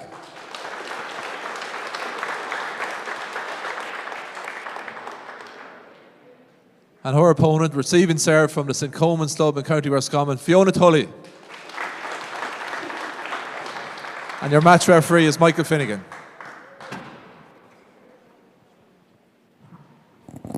Okay. 0-0. Okay, we are back for game 2. The ladies senior singles 4-wall semi-finals. Congratulations to Galway's Sienna Ni Churraoin and getting to the final there. Our first finalist in, and going to be playing either Fiona Tully or 0-0. Molly Dagg. So Fiona started super fast last week against Katrina Milan. It was looking, this is a big opportunity. Fiona puts drives down the right, goes for a fly kill, but doesn't get it. 0-0. So Molly back into serve. I've got Paul Fitzpatrick, today's announcer, coming in with us. How are you getting on, Paul? Good, Chris, yeah. The hair was looking good now. This headset's starting to mess it all up. You don't have that problem. I don't have that problem. I haven't had to worry about that problem for a couple of years. So it's all the worrying that I do, Paul. I doubt that. No. This is an interesting one, isn't it, Chris? Because Fiona, I think that ball might have been short. Fiona put on an exhibition against Katrina Milan last week. Yeah, and the other thing is we don't know where Molly's game is because she didn't have a quarter final. 0-0. So it's a real unknown. I'm sure Molly's gone in for this match. Yeah, Molly sort of had the short straw in that if results had gone as people expected them to pan out, she was going to play Martina McMahon, but Martina withdrew from the championship, unfortunately, which is a real loss to the championship. And it left Molly with a walkover, which is not ideal in a quarter final, and she may be coming in here a little bit undercooked. That's a cover. That's a great replay. Yeah, it definitely, like, having Martina in the championship, I think everyone will agree is always going to make things more interesting, especially when she's the senior champion. It's a shame that she's not there, but Molly won't care at this stage. Point. Yeah, Fiona's favourite here to win this. I think we can say that without being disrespectful to Molly. 1-0. But Molly's a tremendous player, and this game went to a tiebreaker at this stage in the competition last year. So exactly. Molly did play a senior singles final in the Big Alley against the great Katrina Casey, and played well in that game too. Yeah, Katrina beat her, but she played well. She did, yeah, and she's been progressing well, Molly. I think she's just kind of trying to break into that group of 3 or 4 that are kind of, you know, there's almost like a group on their own with Fiona, Martina and Sienna. It's like 0-2. The group underneath that are trying to break into it. You know, you'd say Molly, Niamh, Alicia. Yeah, but at the same time, I feel the gap is closing because Alicia had 3 wins in a row against Niamh before last week's game. Molly has been close to Fiona, but Fiona's certainly the form player, and she's hitting the ball really hard. Impressed with her power, even looking at her in the warm-up. She's hitting the ball very hard. Super athletic. She's a fantastic player. Great shot. Great shot. Point. What Molly has, some of the players, what Martina has it, but they don't all have it, is a great underhand. Yes. And it's funny because she doesn't come from 3-0. 60-30 club, but normally we associate that with the Big Alley, but she's got a fantastic underhand. Side out. Couple of loose serves from Molly there. Fiona punishes her. 6-3. So Fiona back into serve. Good start from Molly here. Great shot. Just side out. Settling in nicely into a bit of rhythm. Every handballer, Chris, knows you get one of those days when 3-0. When your serve is working well and everything's working well. And Fiona had that last week. She put on one of the greatest exhibitions of serving I've seen from her in her career. She was magnificent. Yeah, she was brilliant. And Joe, Katrina wasn't playing bad, but she just blew her away. Like, yeah, she put such pressure. That's Point. That's a hand error from Fiona. So yeah, like that's a 4-0. part of her game that she had, that she's constantly trying to shore up some of these softer hand errors, not really going for anything on Slide that out. one. She just kind of didn't know whether she should flick it or hit 0-4. hard. Next thing she doesn't do either. it's a concentration thing, isn't it? Hand error, really. When it's a simple error for players of this caliber. Myself and Ollie discussed it here in the commentary box last week. That serve of Fiona's, is it a bit of a cover? Yeah, it kind of comes over, but it's enough off the back wall that you kind of want it. Yeah. Until 1-4. it breaks off the sidewall. So. Will she go down the right this time? No, there it is again. Yeah, it's sheer power won the day on that serve. The other one was more a little bit over her back. That one was it's hard. It's a difficult one to call, isn't it? Like, because she's only a couple of feet from the left-hand sidewall. There's a nice little head fake. Great serve. Yeah. Point. 3-4. Fiona, of course, has the experience of playing in the senior singles final. She also lost in this 40-20 final in this court to Katrina. So, like, she's vast experience. She's won the nationals in Kilkenny. Together at 4. That nationals win felt like a big moment for her. It did, because she's won the one wall at nationals as well. So yeah, so she, she's lost a lot of finals, but she's doing a lot right when she's getting to them. Yeah, the one wall. Not it just doesn't feel like it's as competitive at the top end, maybe. Yeah. It's. But Tiana plays it sometimes and not always. Yeah. Molly doesn't really play Martina plays it and kind of dominates it a lot of the time. Alicia's good at the one ball, in fairness. Niamh doesn't really play it, I don't think. 4-4. Yeah, Niamh doesn't like the one ball that much. she's told me outright she doesn't really like playing it. So. Fiona maybe looking for a cover there. That's a fantastic shot. That's really good. So she just opened her, or she just closed her fist there and came across the ball to straighten it up. 4-4. Very subtle skill, that. 4-4. Fiona drives it down left. That felt like that's more a screen. of a cover, yeah. That's a screen for me. But I mean, it's marginal. Some refs will call it, some won't. 5-4. And if you're getting away with it, you'll keep doing it, won't you? Short. Just second serve. Yeah. She thought about appealing it. She had a little look up at Michael Finnegan, the referee, and said, "No, I won't waste an appeal here." Your appeals are limited to 2, is it? 2 unsuccessful ones. 2 unsuccessful ones, but like, can you appeal the screen? You should be able to.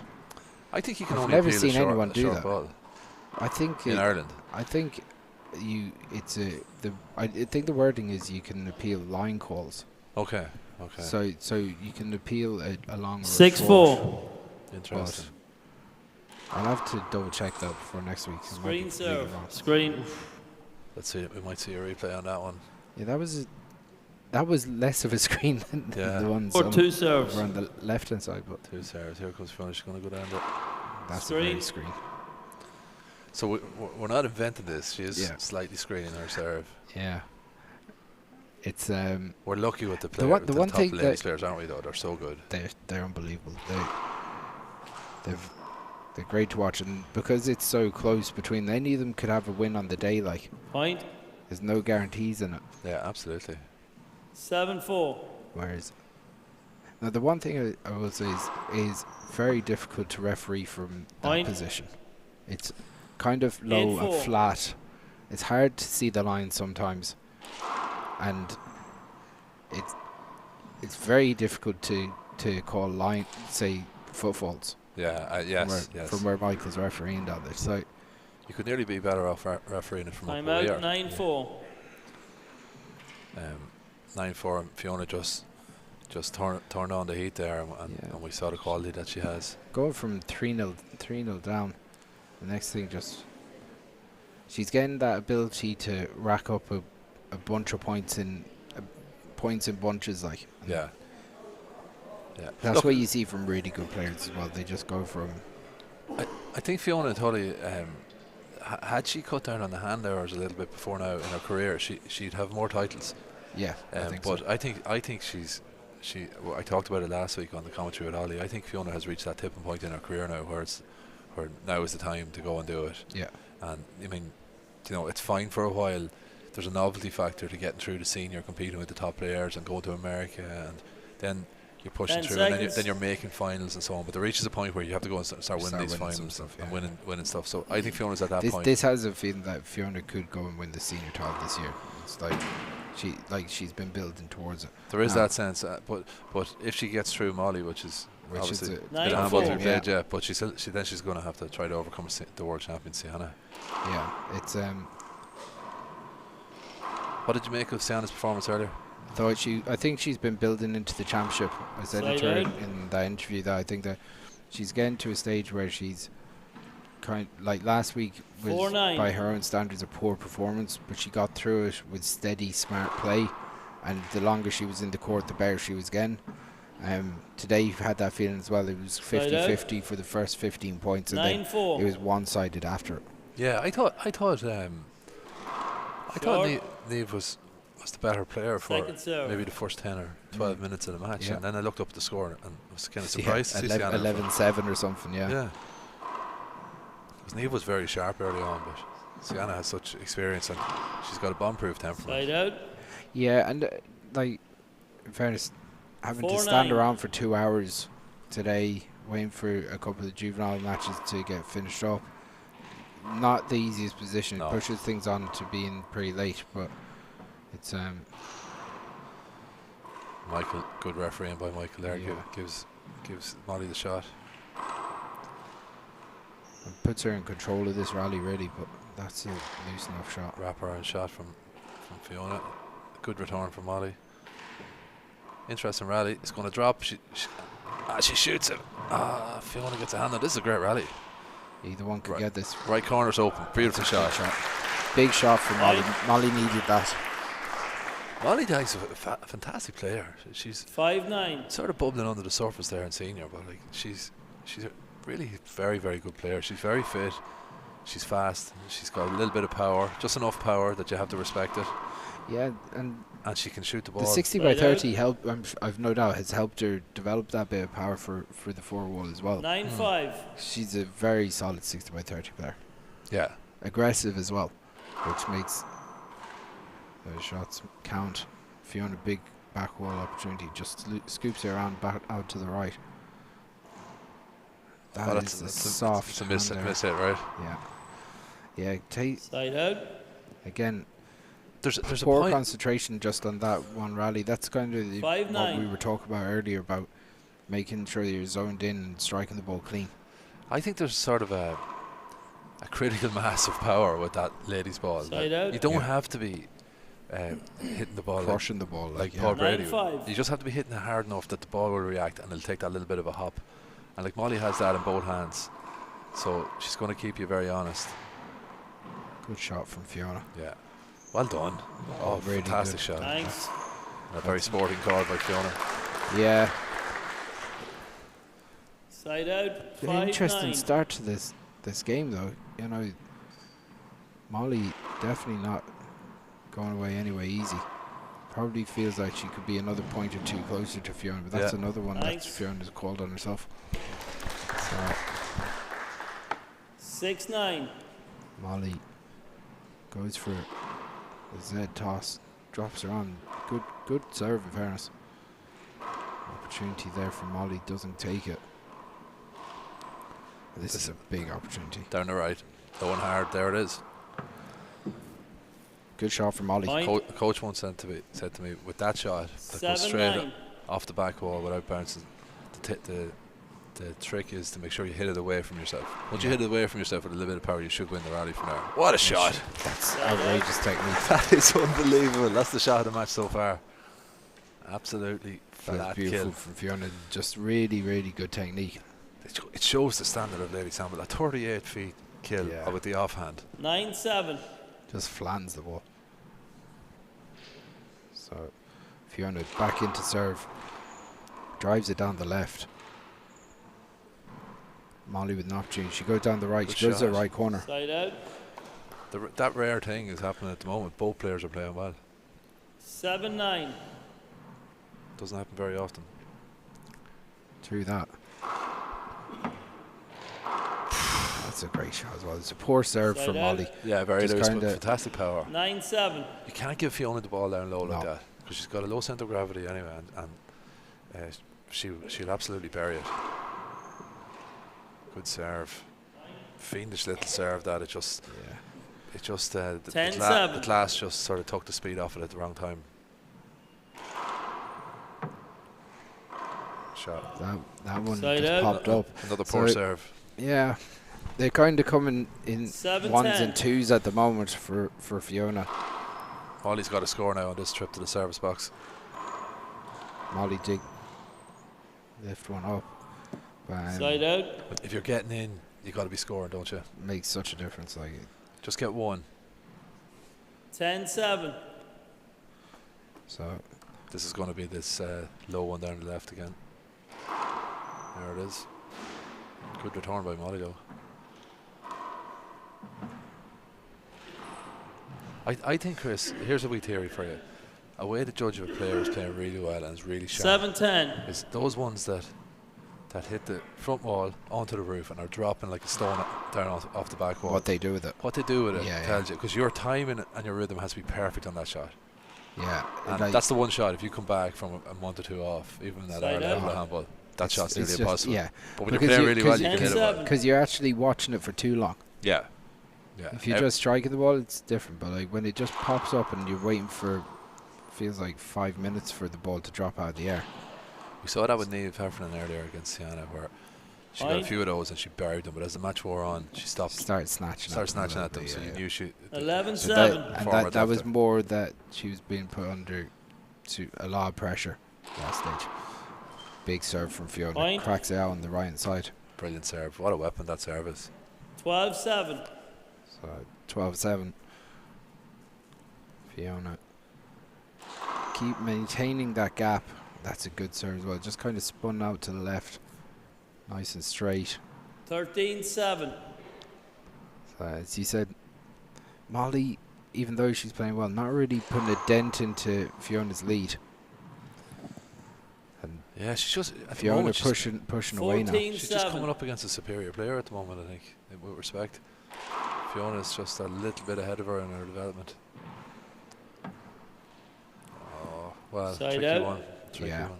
Now Molly's got to get a point here, Chris. 7-14. Really important that Molly starts. Decent serve. Good serve. There it is. Point. Fiona looking for a serve. looking for a cover on the serve. Something that she's been getting away with herself. So it's better off saying nothing there, Fiona. Yeah. I like that fisted return down the right there. That was too close to the sidewall, took the power off it. It's a big opportunity for Fiona. Ooh. There again. Molly takes one. 8-14. So. No. Point. You can see why that was tempting to shoot that on the left. It was at a nice height. It was coming out to her left hand. But probably a little bit reckless on Molly's serve. Molly.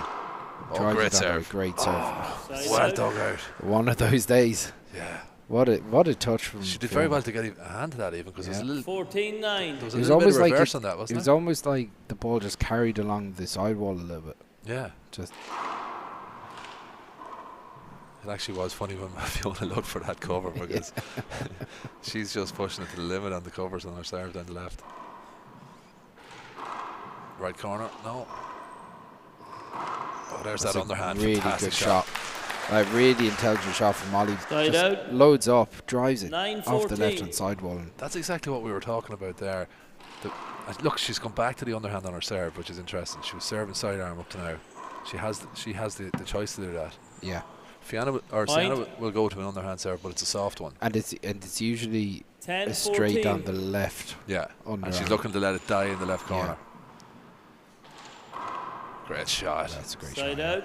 That's the only problem that Molly's not picking up. 14-10. Balls are, if it comes straight off the sidewall, or if it comes out of that corner, like Fiona's murdering it off the return with her left hand. Yeah.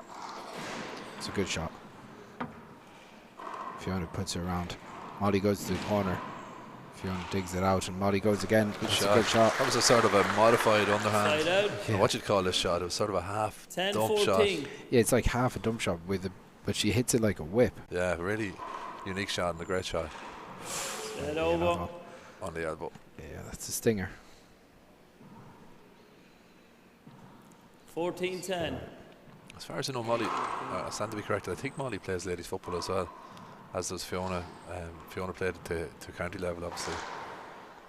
Play it again. Molly's collecting the love bites of Fiona at the moment, and getting clipped a few times. I think that's 3 or 4 times she's been clipped with the ball. So if you're getting hit with the ball, you're standing in the right place. Yeah. Thought Fiona might have attacked that. Opportunity for Fiona to go for it. She does. She doesn't get it, and that's a good shot from Molly. I think Fiona, watch this again, Chris. I think Fiona should have stepped across and took it with her right. Yeah. It would have opened up more options for her. 11-14. She's so ambidextrous though, and she's shooting with both hands. Yeah. Her left hand's excellent. So Molly drives it out. Another great shot by Molly. Well picked from Fiona. Molly's playing well here. But I think my thesis is starting to look good here. Both players are playing well. Out 12-14. We have a very good game in our hands here. Molly picks up a couple of points and goes within 2 of Fiona. Timeout called by Fiona, which has made Paul very happy here in the commentary booth. Oh, I've said my bit about timeouts last week. You're not going to mention it again, no? Put a comment here. If anyone wants to hear me rant about timeouts, put a comment up, and I mean, I'm happy to do it, but I'm just wary of I'll actually open the comments just in case anyone's commenting onto YouTube. But yeah, good start. Interesting game so far. Gotta say, Molly's had to dig in because at one stage she was 14-7 down, picked up the last 5 points, and Gavin Buggy in our corner there, as you can see. Wexford man, referee and top player, who does a bit of, he's Molly's coach. 12-14. Connor Owens is looking up at us, jealous that we're getting some attention. Well, he's jealous that Sienna and Ni Churraoin said we were both looking very dapper, Chris. That's it. Point. No, I mean, it's fair as fair here. 13-14. Got to make the effort when we're on the big day in Crow Park. Fiona's shooting that all day. Side out. There's 200 people in watching us at the moment, and no comments in the chat. So if you are watching on YouTube, send us in a comment and let us know, do you agree with Paul on his crusade to get rid of timeouts? It's a great shot from Molly. Molly's really flying it here. I mean, if it's hobby horses people want here, Chris, I mean, I'll saddle up anytime. I have loads of hobby horses we can talk about here about handball. I think we should stick to the action.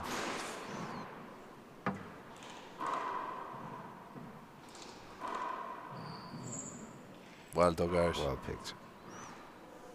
Sorry. Side out. Unlucky there. 14-13. 14-13. All of a sudden, this is a very tight game again. Chris Doolan has decided to get into the chat. He reckons that we have stylists. Well, it's a man who's renowned for his sartorial elegance himself. Play it again. Play it over. That was a nice. That was actually a brilliant pick. Chris is 14-13. relocated home. Rumour has it he's going to transfer to Mayo. Is that true? Can you confirm? Can you give us the scoop? I'm not putting any scoops into the chat. Point. There's that head fake again. That was a great serve. Fiona has brought that died on to it before it hit the back wall as well. So yeah, that's hard done. Short. She tried the opposite head fake there, and it just didn't work. But see the way I got out of that question just by talking about the match. I'm doing what Ollie usually does. Side out.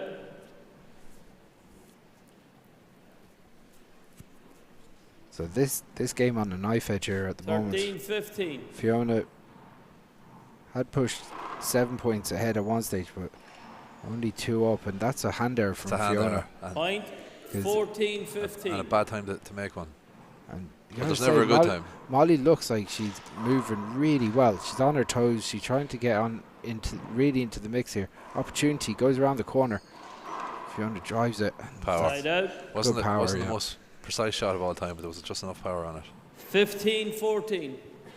Molly putting the pressure on Fiona here. See how she responds. Drives it down the right. Really good serves. Hit the crack, but Molly picks it. Molly drops it out in the back corner as well. That's a dirty one. That's a great shot from Molly. Dirty one coming off the back wall. And well, we have established that exact shot is the gauge of how well a player is playing. We talked about that a couple of minutes ago, and there it is. Getting it back, a strong return is a good sign, but killing it like that is a sign you're absolutely flying. There's one there, and then Molly, the same shot. Fiona misses it.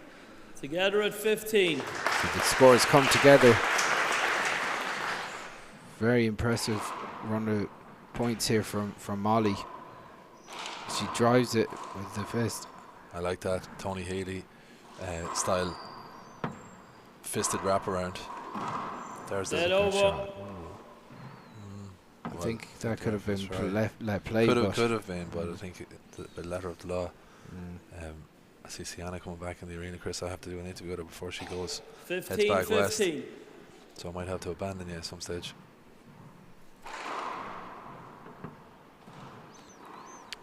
Point. Yeah, that's a hand there. It's a good serve, but the height was nice for Fiona. She shouldn't be missing that. There it is again. Molly senses a weakness. Power. Oh, getting a bit crowded around the service box there. Great shot. That's a great shot. So comfortable stepping onto her left like that. That's brilliant technique. Just see the way that she drives through as well. 15, really 16. Alil Martin says, would getting rid of the timeouts be problematic at lower grades where fitness levels can be a bit dodgy? Don't need them in 60x30. Yeah. Look, I mean, if needs be, keep them in the lower grades. Together at 16. We were watching under 16 matches here earlier, and everyone was enjoying the games, but the schedule was running over, and we were kind of hoping that one team was going to win it sooner rather than later. But in a game 2-11 in a tiebreaker 2-11 between lads of 16, is there any need to be taking multiple timeouts? No, definitely not. 17, 16. I said I wasn't getting into it. We dragged you into it this time. Just when I thought I was out, they pulled me back in. So Molly drives down to the ceiling, and again from Fiona. Point. And Molly takes 18, a timeout. 16 timeout. Just as Fiona picks up a point or two. This game could go either way still. It's really on knife edge. Molly's put herself in a good position if she can just hold through these next couple of points. If you're Gavin Buggy there going over to speak to Molly, what sort of advice would you be giving her, Chris? I'd say just go back to she snatched at 2 shots in the last two rallies that she was almost trying to burst the ball, and she doesn't have to do that. She has to hit the ball cleanly, and once she's in position to shoot, go for it. Go for that right corner kill that was working again. It's just try and go back to really simple basics. Or do you put a more of an emphasis on passing the ball? Maybe when Fiona pushes in expecting you to kill it, you go to that underhand, that weapon that she has, and drive it back. I think she needs a confidence builder. She needs to get one of those kills if she's going to win this first game, she's going to have to take it. I think everyone shoots this ball, this dark blue. 18, they all like to shoot the ball, but I think a pass shot will die with that ball. It doesn't carry as much off the back wall. All right, Fiona, interesting serve, takes the pace off it, almost casual. It's a good shot from Molly. Molly in control of the rally. Yeah. That's it. Oh, that's down. Sorry.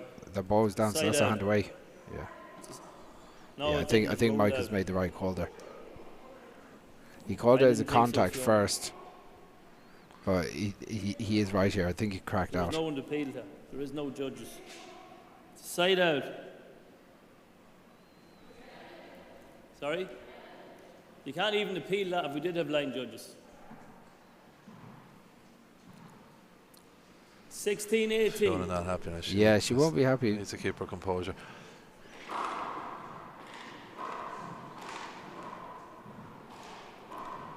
She can't get ruffled by that now. You're going to get calls going for and against you. That's a great shot. That's a better shot. She needed that next rally to sort of exercise the demons there. 18, 16. We're going to see the replay of that here, Chris. All right. We'll see it on our screen here. Point. When she hits the crack. 19-16. She argued It's a tricky one. It's a tricky one. You're talking about it. You're talking about a millisecond. Screen. Am I right in saying in America 2 screens is a short? 2 screens is short. In Ireland? No. You can have as many screens as you want. 40 screens in a row. Point. Fiona, that little disagreement you had with the referee, she's responded very well to it. 20. Game ball, serve 16. Yeah, if anything, it's actually driven her on to win this, and that's a good way to respond. All right, as you said, first game to Fiona Tully. We're going to take 2 minutes. We'll be back with game 2.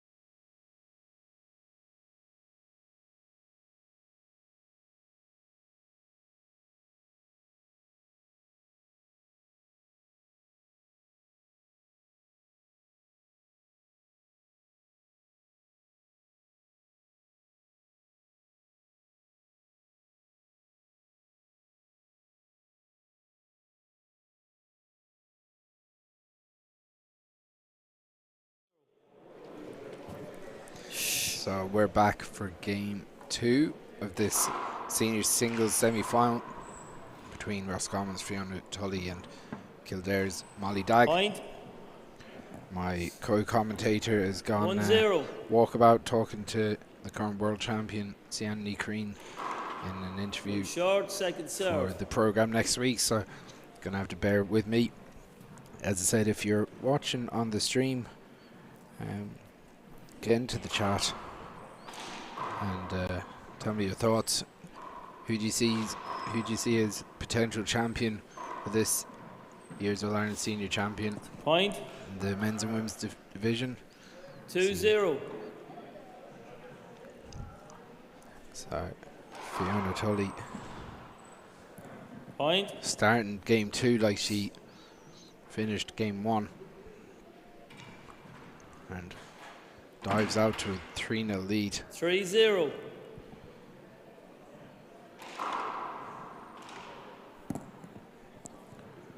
Point. 4-0. Moving on from that as well. Really good start from Fiona here. Drives it down the right. That actually hit Fiona on the way in. Track the ball, Fiona. 4-0.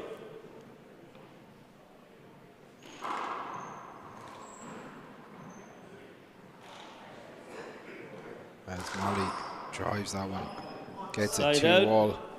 two walls and hits the front. 0-4.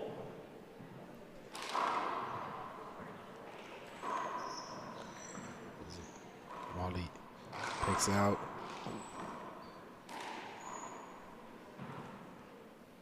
Opportunity for Molly. Goes low.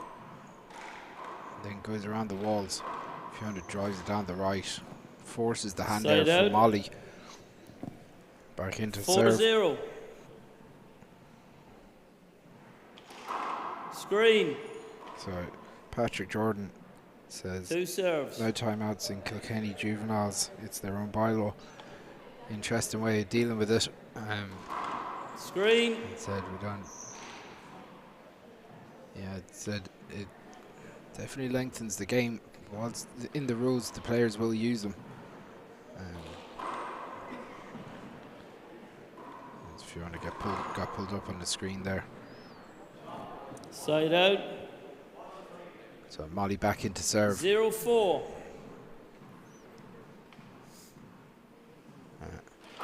0-4. Screen.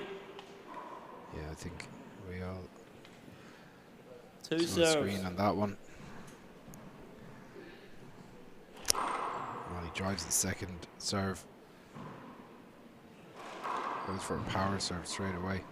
Play it again. Play it again. Reserve as well. So I think it's getting a little bit tight and tense here. 0-4.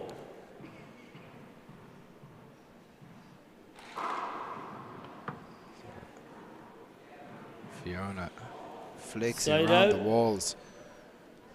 Awkward one from Molly. She 4-0. looks to the heavens. Disappointed not to even just pop that back up, but gives Fiona the opportunity Screen. to serve it. That was a screen as well. Yeah, it kind of came over Fiona's body.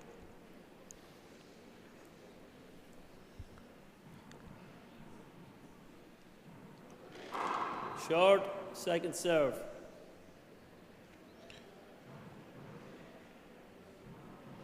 So next up on the card today we have. Oh, what a shot from Molly Dag. 0-4. I was just about to say, his Z toss pops up and then Molly just flattens it with a right-handed kill. After this we'll have Kilkenny's Peter Function and former champion Jerem Nash. And then after that we'll have Robbie McCarthy and David Walsh. 4-0. We've got Point. Paul Fitzpatrick back in the booth again. 5-0. That's that was quick. Cigar thoughts will be preparing the program for next week. So 0-5.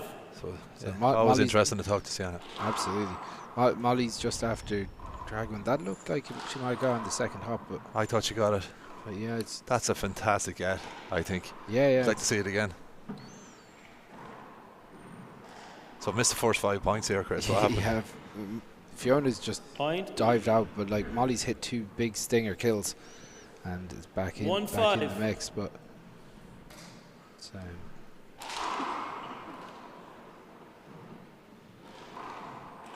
Fiona basically a little bit passive on those 2 shots. in the last 2-3 rallies she has been, but she started 1-5. notably the way she finished the first game. Patrick Jordan just put in the comments that no timeouts in Kilkenny juveniles. It's their own bylaws. Good idea. That, to me, that wouldn't detract in the slightest. No. So when you can 2-5 remove something and it doesn't detract from it, then it's dead wood. Get rid of it. People would be surprised to hear my thoughts on that now. They'd be shocked. So Fiona with left hand.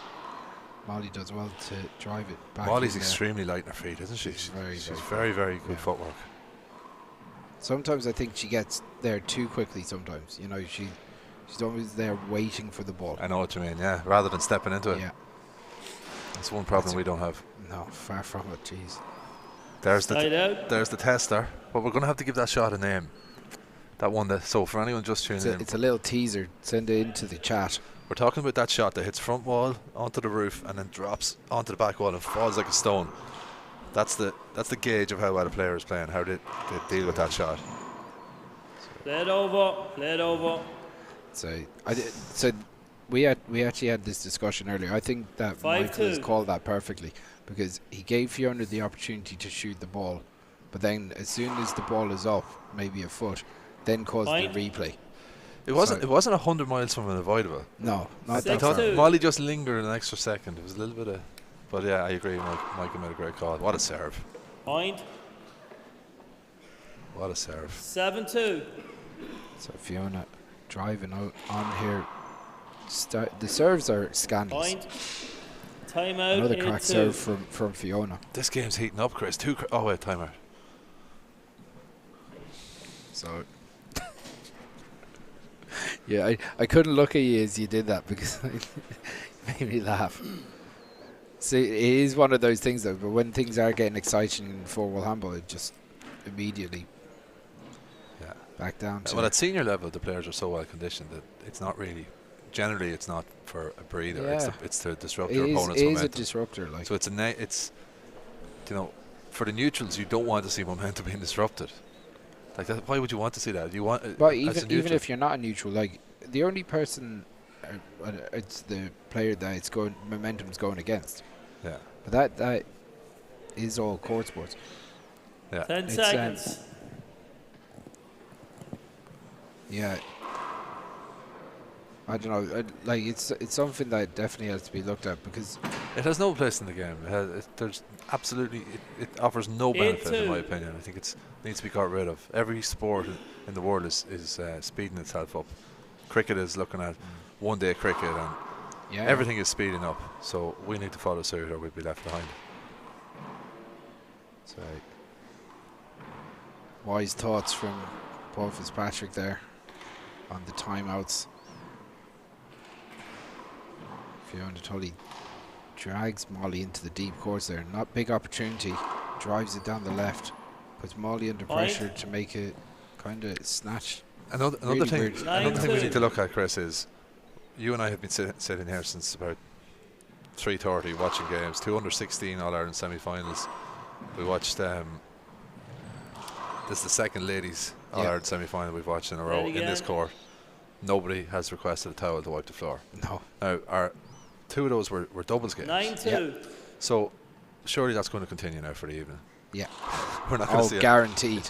How many times are we going to see the men calling for a towel to dry the floor? Yeah. How are they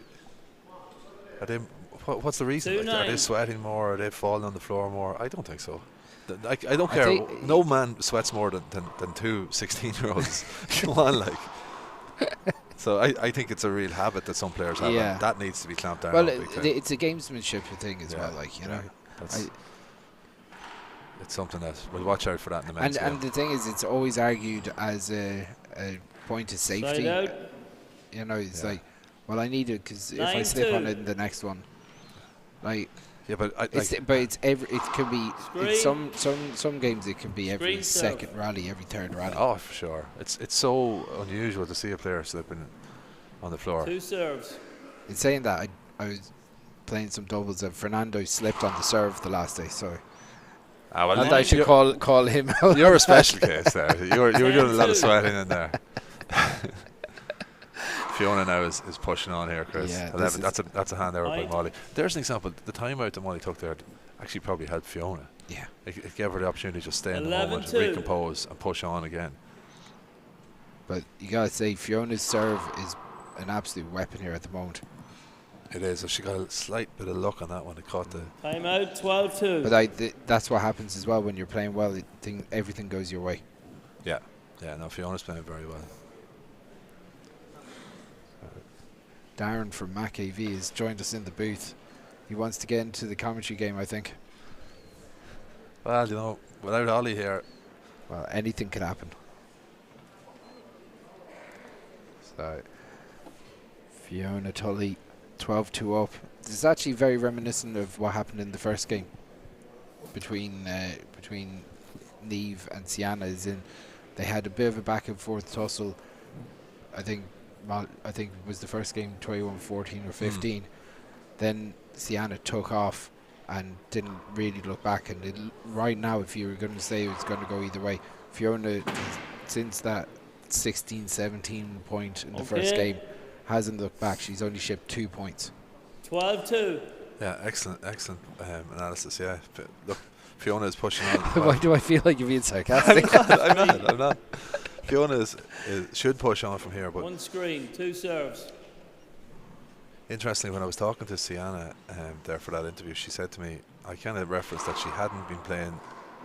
She didn't play very well against Amy Brennan, even though Amy played really well. No. There's the shot. There's there you go. The gauge. When things are going well, that's the one you get killed. We're calling that shot the barometer. 13-2. Barometer, right? I like it.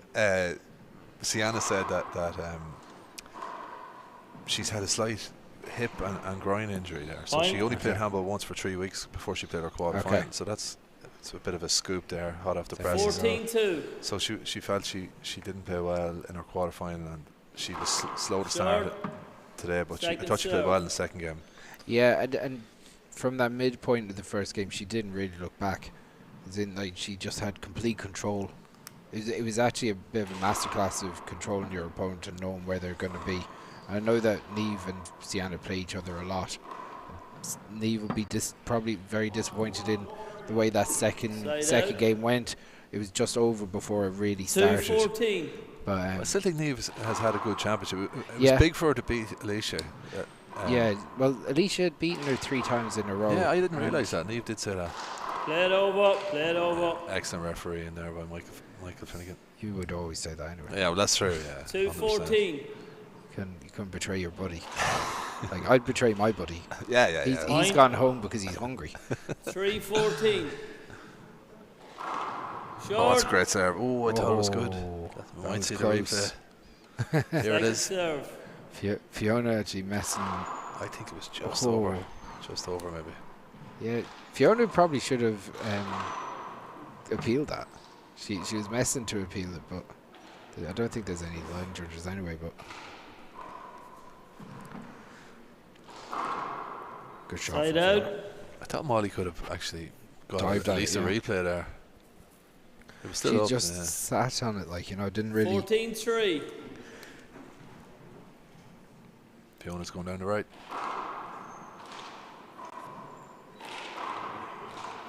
Lovely re-kill. Peter Max 79 says you can't compare one-day cricket to handball. Handball is more intense. I've seen Paul being glad of many a time out. Well, that. What a rally we've seen here. Before we address that defamatory comment. Well, Peter Max, you're going to hear from my solicitors. Mr. S. Divine solicitor is going to be in touch. But like, I'm not going to be playing in a televised All-Ireland senior match. And if you are, there's a problem. Time out 4-14. Let's be honest. Yeah, for sure. Like, so, yeah, as I said earlier on, allow the timeouts for the lower grades and for the overage and all that. Sure. Yeah. But not for these. This is our showcase. Yeah. But, like, we're lucky enough to be on DG Car here. There's this idea that the rules should be the same across all grades as well. I think that they've actually done things right with the 60 by 30. So junior, senior, intermediate, junior B, there's no timeouts. And once you get to the over 50s, you have timeouts in the big alley. The big alley. Yeah. So you like, I think it makes sense. Yeah. I just want to go back to Peter Max 79 here now. Chris, we've a few bones to pick with Peter Max 79.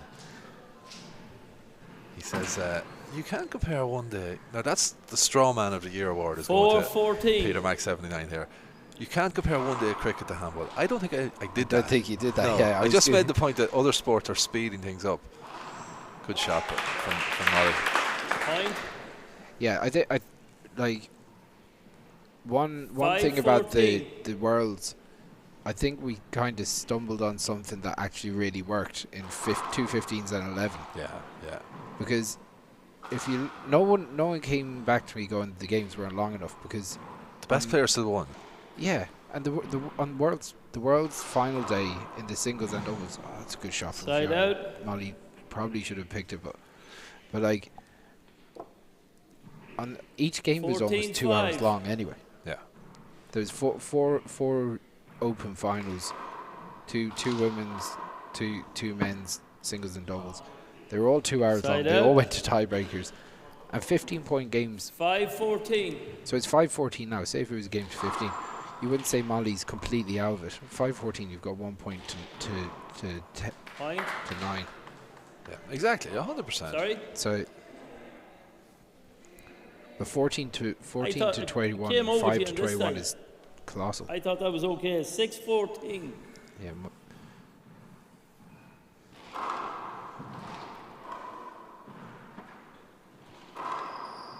Molly driving out the left.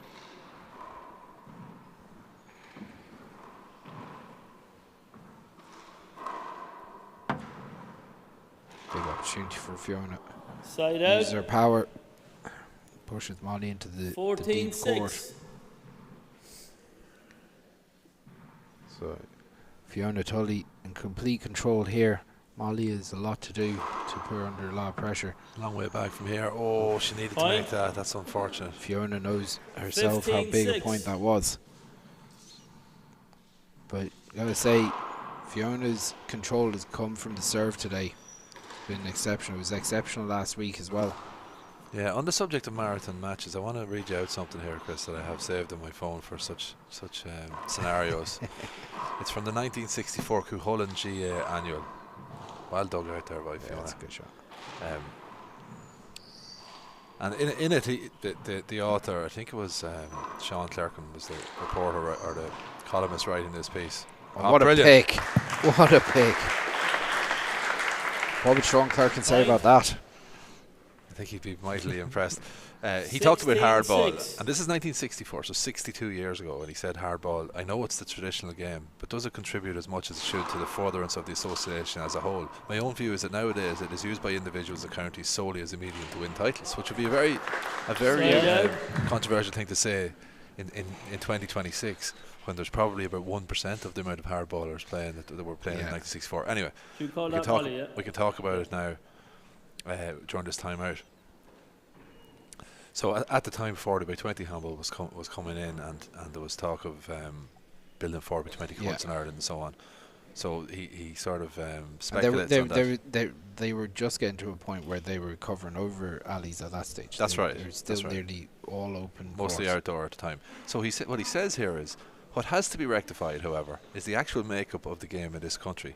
It must be adjusted drastically, not in a year or two, but now. The day of the marathon is gone, and the afternoon when spectators would stand for 3 or 4 hours watching handball has outlived itself. I do not deny my preference for the time-basis system.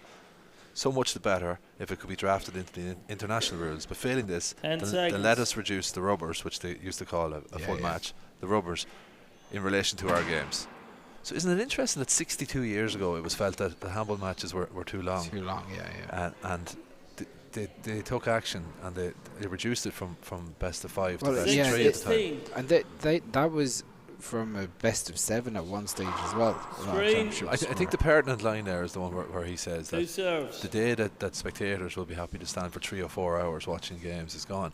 Now, we have a situation now where ladies handball has come on so much, and equality is so important. But you know, if you were having a coin toss in men's handball, you have to have one in ladies handball at the moment as well, and it is left very long programs of matches. It's like, for example, we've 4 games here this evening. We're going to be on this stream for another couple of hours. 10 o'clock on the Saturday night. You know, I don't know if that's good for the furtherance of the game either. And I'm not criticising anyone. I'm just throwing it out there for discussion. Yeah, I think we all know that tonight's late schedule and trying to get, and there's, you know, there's a huge amount of juveniles played. And, like, it's a colossal task. I don't know. I think we just have to look at the amount of competitions that are run, the amount of championships that are run. Well, I think our friend Sean Clerkin would have a migraine if he looked at the fixtures now, because back in the time that he was writing and talking about streamlining things, there were a lot less competitions with minor, junior, and senior, hardball and softball. That was it. But you had vibrant county championships. That was a brilliant shot by Molly. We should get back on the point here, because it looks like maybe Molly's going to mount a bit of a comeback. That's a great shot. This is exactly what she needs. 2 big shots in a row from Molly. They are real confidence builders, and that's a good serve as well. That's going to be a point. Yeah, wasn't making it. Just check the ball. Check the ball. Whoa, check the ball. Very sporting by Molly. Yeah. That ball clearly wasn't making it. Fiona wasn't even looking for it. Molly Dagg showing she's still fighting for this. Ooh. Missed it by an inch. It was a slightly casual swing. 11-16. Slightly casual swing though. Fiona needs to break this momentum now.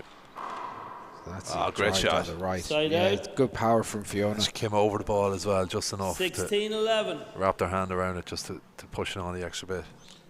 So Fiona changing serve, kind of an underhand paddle down the left. Mixes it up. Opportunity here for Fiona. Kills off the sidewall, pops up though. Two straight. That's not much better by Molly. Scrappy rally.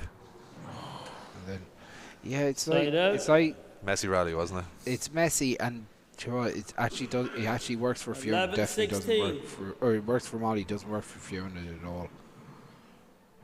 Because Fiona's gone away from striking the ball, which she was doing. Wild pick though. That was a great pick. Fantastic pick by Fiona. Side out. So I think Molly plays her best when she's playing with that underhand. 16-11. Yeah, she's made this game more interesting. Anyway, that serve just popped up a little bit. Fiona could do with a point here. Yeah. Oh, that's a bad mistake by Molly. Yeah, she's giving away a point there now. She'd be disappointed at that because 11. Yeah, she's got to get in. That's one, and then she's got to win 10 rallies when she's in there to get to 21. Fiona only has to win 4 rallies from this point. Yeah, it's a tall order for Molly, but pressure can do crazy things, and that's a good shot from Molly. Well dug out by Tully. Still there. Molly. That's crowded. Very crowded. Out. You have no timeouts left, Molly. Molly, you've none left. You have none left.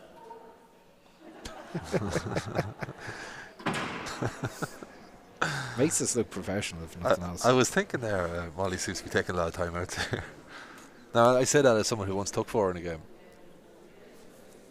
Albeit it was... So Alicia says, to be fair, timing of today's games are solely down to juveniles beyond beforehand. There are so many games to get through. I agree. There's no easy way of doing it. And obviously, you definitely don't want to have juvenile games going on late. So 17-11. We understand that. It's difficult. If you look at the counties that are within, say, a 90-minute drive of Croke Park, so Wicklow, Kildare, Meath, Westmeath, Cavan. The other question is, did they use enough courts? Isn't more courts in Dublin than the courts, 3 courts that we have here? That's I true. can think of another 5 offhand. So, but all of those counties that I mentioned, Louth as well. Side out. Combined, I think they had 3 juveniles. 17-11. I'm not casting aspersions on anyone. It's just a statement of fact that they had 3 juveniles here this weekend, which means by definition that 95% of the juveniles have at least a 2-hour travel distance to travel. A lot of them came from Clare in particular and Tyrone. Between them, they had 35 players here, I think. A lot of players from Galway and Cork and Wexford as well. So they were never hanging around. No. Let's be fair about it. That's good. Oh, that's tricky. Well done, Fiona.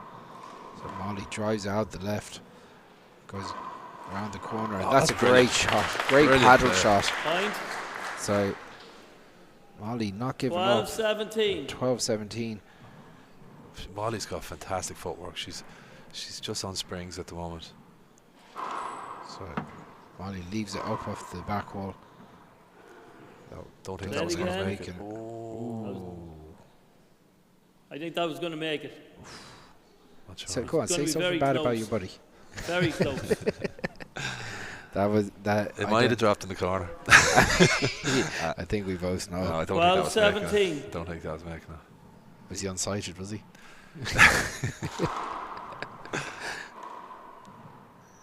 So side out. Molly, Fiona gets a little bit of the luck she wanted from the last one. 17-12. Now Fiona needs a point here. 1 point is all she needs. Good serve to get her going again. Molly again with the underhand. Just going left side arm. Nice. Tricky. Fiona does well.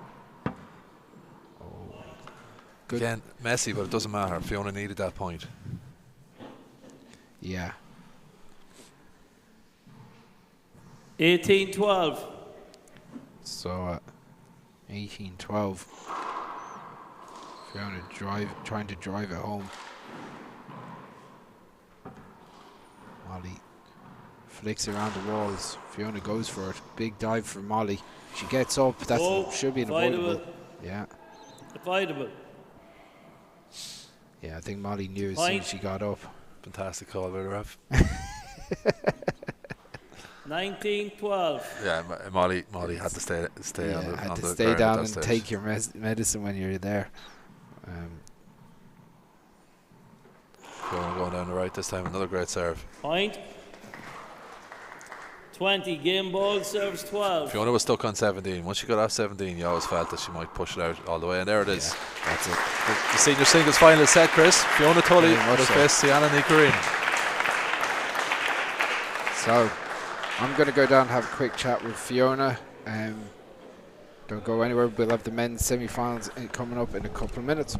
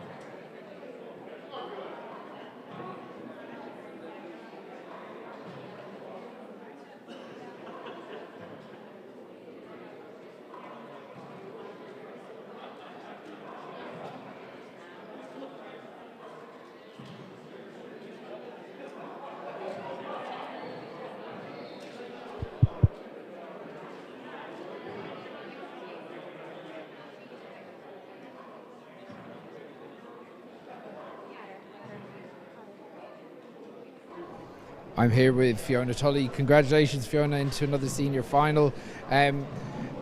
Molly wouldn't go away there. You actually had to really put the foot down again, even though you were comfortable midway through the second game. To push on right to the end, you played really well again, you know. How do you feel after the game? I always knew playing Molly, it was going to be tough. I was playing the last while in training games, and we kind of had to stop playing each other here because we kind of knew we were on the same side of the draw, so we kind of were like, we'll just leave it. So even playing Molly all the time, she never gives up. Like in the first game, she was just volleying everything, and even then there in the second game, even though I was well up, I knew even having a good lead, it was great to have a good lead, but even having a good lead against her, it's really not enough. You have to just put it away against her. You saw there, she came back, she played super. I don't know, it was like 3 or 4 kills in a row. I was like, okay. So yeah, I kind of got into a bit of a groove there at the end. But yeah. You were serving exceptionally well again today. Like you really seem to be controlling your game from that really exceptional serve, driving it down the left. A lot of good crack serves down the right as well. It just seems to be giving you a really good basis for your game. I suppose I got a good few good serves, but not as many as I'd liked. Molly was well able for them, so usually they'd come off, but Molly just took at her hand and she'd kill it. So I kind of had to change up my serve against her. I couldn't just go for the same serves all the time. Although it was still low, it was still different angles and stuff. So they worked all right, but it could have worked better. So next week, the All-Ireland Senior Final, you're playing Sienna. Obviously, you know Sienna very well, and you played only a couple of weeks ago, and it's been tit for tat between you the last couple of years. So we played a good few times this year. She's super, like, so I'll give it my all. I'll just go for it. I'll take one game at a time, so even I'm happy to be there. It's bonus territory for me. I'll take it. I'll just go and enjoy myself. I've really nothing to lose, to be honest, so Well, look, well done on the way you played today, and we'll talk to you next week.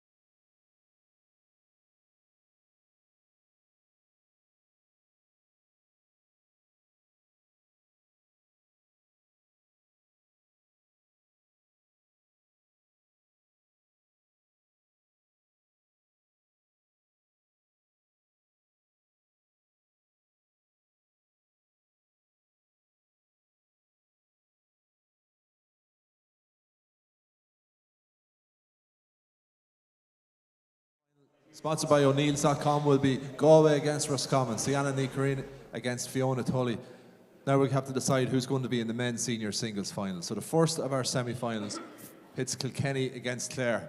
Please welcome into the court from the Kells Club, the Irish Nationals champion and All-Ireland Senior Doubles champion, Peter Funchion. Are the boys out in the big alley, are they? There's your lads out in the big alley. And his opponent needs no introduction. Former All-Ireland Senior Singles champion, former Senior Doubles champion and US Nationals champion from the Toomgraney Club in County Clare, Jerem Nash. The match referee is Gavin Buggy.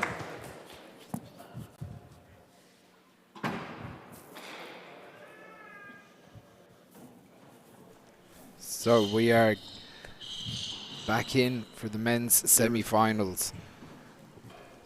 The first, Kilkenny versus Clare in the first of these two games. This is going to be a real battle. I say Peter Funchion has been in superb form the last couple of months. So and he's just waiting on the line judge there. Sick. He's up against one of the Tommy is going to do the line best here, Dermot. players the last 15 years. As we have Peter and just waiting for 2 line judges to get in place here at the moment. I've got Paul Fitzpatrick back in the booth here with me Jim. after his introduction of the players. Tommy, tell him he comes, or will you? Just do it over here. Jack. Okay. Right then, lads. Time in. A little bit frustrating that for the lads now that the tension is building there. They're mad to get going. And a tie break of 11 if you need it. Tommy Dorn, Jack, Coleman. Put your hand up there, Jack. Okay. Okay. 2 Away line you go, judges Jeremy. in place on the one 0-0. side.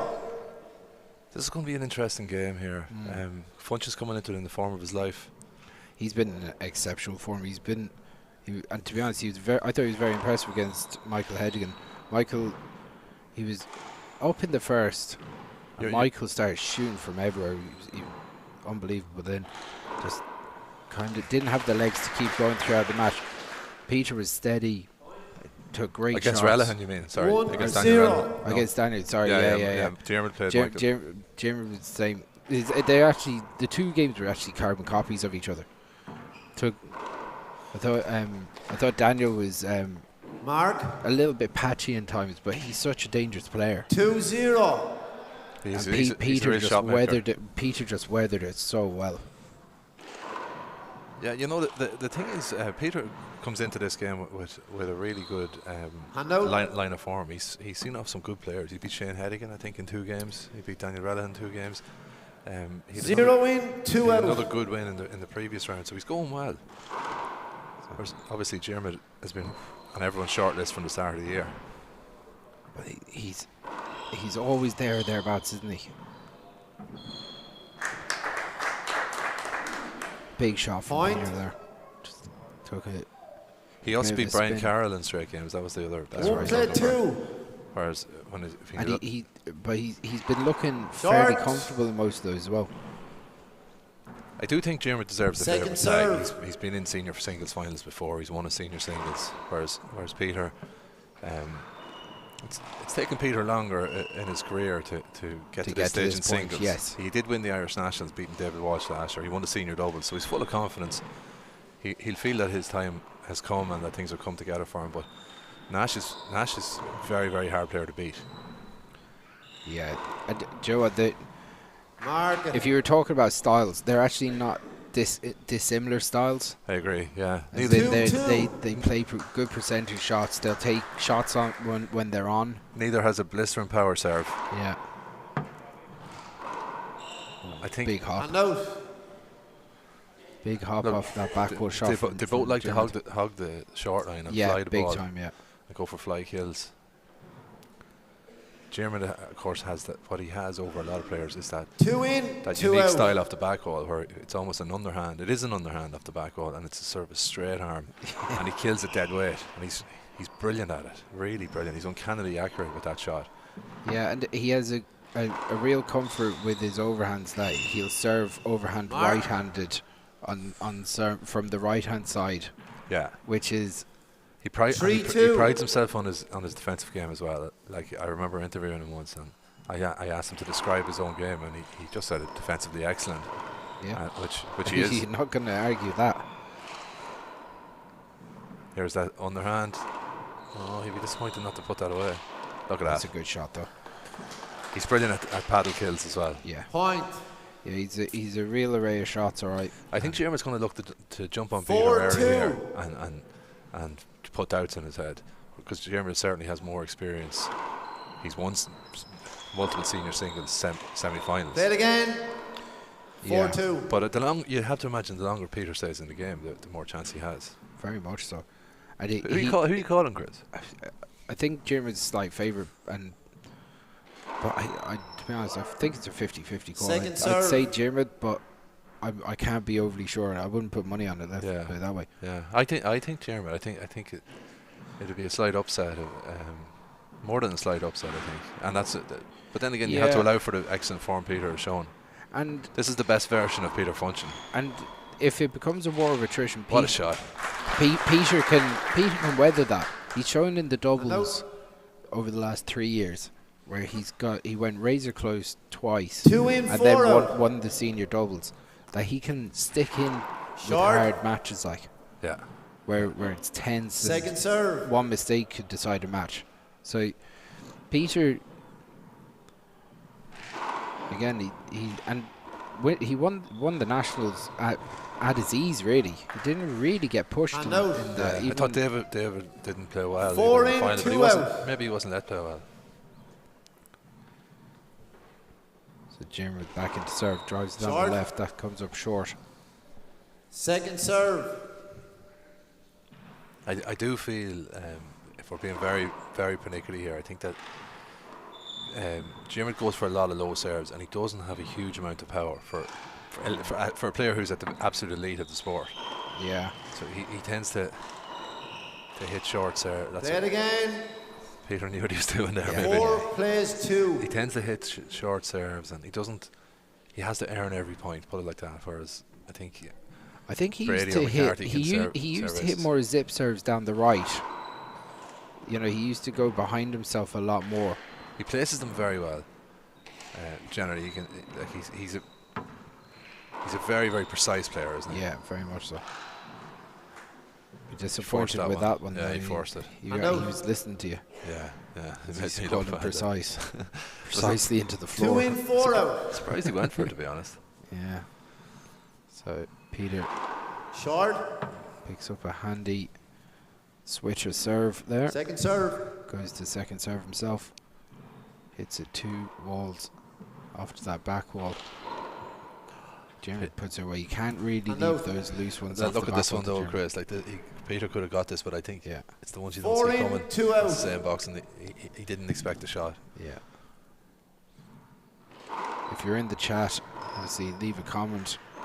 Tell me how this is going. Alicia McCrory did say that in the end of the last game that other regional venues similar to grading games could be used for semi-finals as well. So I'd agree. I think that we're always looking for a perfect answer to these things, and maybe there is an idea that having more juvenile games on here today would create more of a buzz around the place, which hasn't really perfectly transpired. It's 25-9 here, and we're at 5-2 in the first game of the men's semi-finals now. Yeah, it's too late. Generally, you're looking at an hour and a half. 2 for in, these games. 5 out. There's every chance it'll be after 10 o'clock when the other men's Walsh and McCarthy take the court, which is tough on them too.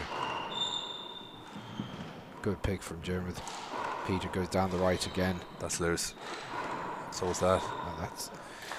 Peter had to take that opportunity. And now he left it up by about a foot. Between the lines at 5 plays to 2. Jerem made some interesting comments in the interview you did with him last week, which was very much played out in that last rally, Chris. If you remember where he said about putting the ball away at the first time of asking, because it puts doubts in your opponent's mind. They know that if their shot isn't perfect, that they're going to be punished. And that was what happened there. Yeah. Peter left it a little bit loose and Jeremy buried it. And it does put doubts in your mind, and players can get shot shy after that. Well, that's a tricky, another loose shot, but it goes around the house. Resets it. There's the barometer. That's a good pick from Peter. Nice. He wasn't getting it to a second time. Smart play from Jerem. Again, using that paddle kill, taking all the pace off it. 7-2. I think along with Robbie McCarthy, he's the best exponent of that shot in the country. Yeah, absolutely.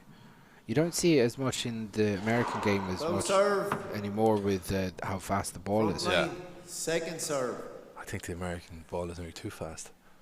Yeah, well, it really suits someone that's blasting all the time. Martin McCarthy's made a comment during the Worlds about one of the tournaments he was at where Ray Ure was playing, and it was a particularly fast ball and a fast court. And he said Ray Ure was actually serving the ball, and it was so low. First time out, first game. That Peter. Any lower. 8 play 2 coming back, it was rolled. Like he said, he was serving the ball at about an inch up on the front wall and getting it across the short line, which to me insane. It's insane, but to me that's a little bit too fast. Yeah. It's great start by Nash, you'd have to say. Yeah, I gotta say the first 10 points, he'd be very happy with that. Yeah, good steady start. You still feel that this game could really liven up and explode. I definitely could. I think Peter has the potential to come roaring into this. But it's very controlled from Jerem. It's like he's had the control of most of the rallies. Interesting. So we see Peter's brother, Paddy, going over to have a word with him, with his young son there. If you're Paddy Funcham, what are you saying to Peter there, Chris? 20 I think he has to go more aggressive. I think he has to upset Jerem in taking shots that, you know, because there has been opportunities for Peter to go for kills that he hasn't really taken on. He's kind of gone around the house. I fully agree with you. Yeah, I think Peter's well able to kill the ball with both hands, and he sometimes gets into a weak comfort zone, and he plays wraparound shots and roof shots. In waiting for you to make a mistake and then have a sure thing. Yeah. Jerem doesn't really. He's very comfortable. Oh, he do that all going day. around the house. You will not beat Nash on the roof. No. Short. That's what I'm saying. Second serve. That serve, it's a drain on energy as well. Might be better just going to the lob first. Yeah. So Jerem goes that right hand lob toss that breaks off the left hand side wall. He's hit a loose one. This is going to be off the back wall. Peter elects to go down the lines, then down the right. Goes to the ceiling. This is going to check up. No. Again, Peter passed it. Should he have dumped that? Easy send it up here. Yeah. I think it was the back wall shot that he should have been shooting for. That's a good shot from Peter. Peter had 2 chances in that rally. Yeah, the back wall is the key. Yeah. He had a big back wall opening. He didn't go for it. He went for a drive down the left. But that dump shot he went for on the fly, 9-2. His last shot in that rally, you're better off hitting the floor than leaving it sitting a foot up, because all you're going to do is let Jeremy re-kill and give him confidence. Or as well to just try and roll it. And opportunity for Jerem. Both players on top of each other. Gavin calls it a little bit late. Cover ball. But it was a cover. 9-2. Jeremy's come back to the. What's he going to do here? He's going low down the left, isn't he? Yeah. He's been going low down to the left since the start. That's loose. That's not a good serve. As he puts it out the back. That's a brilliant pass. That is a brilliant pass. Made up for the serve with a really good passing shot. Yeah. 10-2. But those loose shots that Jerem is leaving, Peter has to do more with them. I agree. And there's he gets his serve in. Serve, yeah. There you go. I was saying about not serving aces, but that's the first one he's really got in. And it wasn't vicious power, but it's a good placement. Yeah. 11-2. So Niamh McGrath. He's going to throw one down the right, I think. Not yet. Another good serve. No. Well dug out by Peter. Right corner's open. Oh, he passes again. Again, Peter does well. Interesting rally. Peter goes back to the roof. Again, I suppose it's on Jerem's serve. Like, does he take a chance? He's comfortable on the roof, Peter. Does he take a chance on when Jerem's in serving? and force a kill, go for a low percentage kill. He probably thinks, why should I? But again, look, he was right to go for that fly kill. He was right to go for it. I just think that he never looked comfortable when he was swinging for Point. it. 12. Does that make sense? He and it's getting to a point where if Peter doesn't start doing a bit, this game has gone away from him. He has to move now, because at 12-2 down the first game, and there's loads of this game left. I fully agree. But Yeah. if he the next 2 points is the 2 points is the key. You can come back from 12-4, 12-5 relatively easily, but 15-2, forget it. It'll take a monumental effort. So Peter drops it on the back wall, runs that one down. That was. Jerem would be disappointed with that one, because that was a big opportunity for him. He probably didn't have to roll it either. Just 3 or 4 inches up would have done. Have we a talking point here? I've got a message in from Niamh McGrath in the chat. Talking about the 2+12. He doesn't know another sport that would put a load of juvenile games on so close to the senior semi-finals, and then not being able to move the schedule to keep the senior games on schedule, which I do 2-12 to a degree. Understand. It's like a plane going down. There has to be a perfect storm. 3 or 4 things have to go wrong. There are checks and balances there, but like you had an 11-10 tiebreaker in the second last. But I agree. It exposed the decision in the first place to put a stack of games on, I suppose. 4 o'clock was too late to start. Even had you started at 4, it was going to be difficult, but I think maybe a 2 o'clock start might have been better. So, but look, it's all learnings. Yeah, I think. Are you sticking with your prediction here, Chris? That I think Jerem. 2+12. I think Jerem. Oh, sorry, you sat on the fence. No, sorry, I forgot. Yeah, you were. I don't think I sat on the fence. I said Jerem would probably win this, but. Well, did you? I did, yeah, but I thought it'd be closer to 12-10, 12-2 though. 2 in. 12 I don't think anyone expected this for Jerem to be in a 10-point lead in the first 20 minutes of the game. But here we are. Just shows how much you're listening, to be honest. Point. You're sitting there seething. 3-12. I'll have to give you a timeout myself. Get back on course. Good serve by digs Peter. That out. Yeah. Peter's just gone in and gone a little bit gung-ho now. Oh, well done, guys. That's a really good pick. Nice re-kill. Peter was a little bit gung-ho for those 2 rallies, and 12 in, 3 out. And profited. He does. You called it right a couple of minutes ago. He's got to be aggressive. Yeah, you got to say that was really good from Jerem. He had actually taken 2 steps back, and then had to readjust massively to pick that ball. So I don't think much of that serve, but from Jerem there. That's a better shot from That's Peter. A great shot. That's what he's got to go for. Yeah, and 3 in, 12 out. As you said, there's loads of time to get back into this. Oh, that's a good paddle from Jerem. But it is, but I still thought Peter might have made it. If you watch it here on the screen, Chris, like it's sort of 12 in, 3 out. It kind of popped up alright, yeah. It's easy to send it up here, as I said before. Well, no one would be expecting me to get it, I'll tell you that much. Definitely not me, and including me. So Peter goes to the ceiling. Now let's see who wins this rally on the ceiling. Jerem overhits it. Opportunity for Jerem off the back wall. Goes for the bomb. Nice shot. Inside out. Unusual shot, but an effective one. Peter goes to the ceiling again. This is a real tester of a rally. No, that's the wrong shot. Yeah. But Jerem leaves the door open for him. Oh, puts into the floor. Good refereeing. Hello. Some refs might have been tempted to call a cover there, but he gave Jerem kind the of shot. put himself in his own bad position, didn't he? So at 12-2, you're like, well, this game is Nash is almost home and hosed. 3 in, 12 out. He's just opened the door enough to allow Peter Funchen walk through it. So let's see, can Funchen get closer? Play it again. That was a miss hit anyway, I think. Yeah. There was a chance that was going to hit the sidewall and die. 3-12. So it's unusual that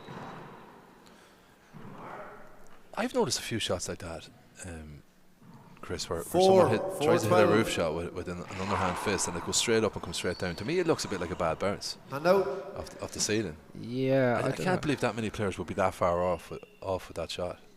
Yeah, I don't know if it's a bad balance. You'd have to almost have 12 in, 4 out. You'd almost have to slow it down, wouldn't you? Yeah. No, Nash could do with a point here just to get the momentum back. It's like handball is a pure momentum game. Big time. And things can change so quickly. That's why Peter has to. That's a good shot. But that's why Peter should still have the confidence that he can get himself back into this. Now Peter's had one chance in this rally. Okay, he's just had one chance in this rally. Yeah, that's a great shot. But Nash got one chance and he finished it. And that's the difference so far in this game. Shot. That's the shot I was talking about. That sort of stiff arm back. 13 plays to 4. Dead weight and so precise. There's a nice angle. Yeah, fair play to McCarthy. Best in the business. Yeah, great serve. That's a second ace serve. So of his 14 points, he served 2 ace serves. Oh, it's a hell of a spin on that. Yeah. The first thing Peter did was look at the ball because it's still spinning, isn't it? Jerem goes for a good shot as well. That's one of those that you think you're going to get as well. So yeah, good Peter shot, shaking his head at 15-4 down. It's a bit of a mountain to climb to. I think it's more he's going to get a bit of a momentum builder for the second game at this stage of this first game. Bar a bit of a collapse. Jerem is looking pretty imperious at this stage of the game. Yeah, he's definitely growing in confidence too. Opportunity for Jerem. Yeah, it just popped up right into his wheelhouse. See the way he checks up off the side one. He goes for it with the right hand. Beautiful. Any kids watching should study that shot. 16-4. He addressed the ball perfectly. So Jerem with 16-4. Short ball, second serve. Jerem doing all his best so far to try and get this schedule back on time. At 16-4 16-4, but you know, and Peter snatches that, puts into the floor. Point 17-4. Steve Mark will probably be watching this from under the table at the wedding. Yeah, he'll have his tie around his head at this stage. No doubt. So Peter digs that one out. Jerem goes to the ceiling.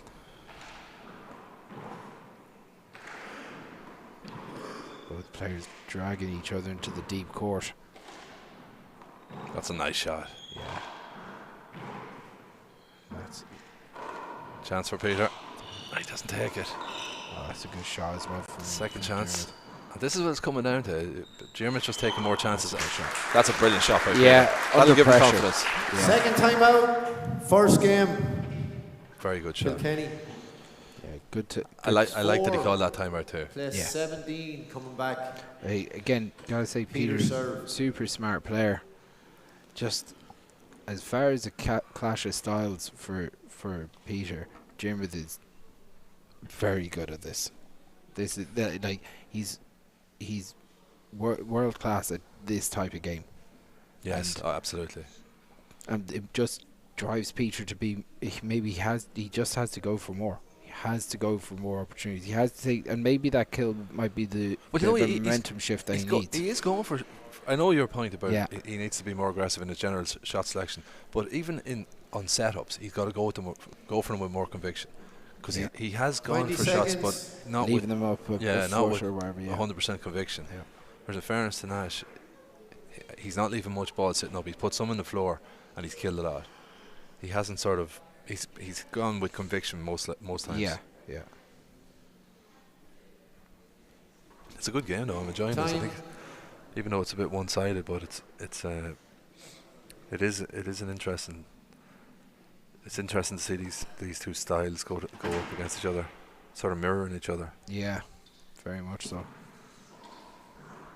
As you said, those early points definitely put the pressure on Peter. Okay, time in. I'd say it's been one-way traffic so far. Can Peter 17 out start turning this bus around? Point. Wasn't much need. 5 plays 17. Go for that by Jerem. Jerem with it cuts it off. Really good corner. Really good fly kill. 17 in, 5 out.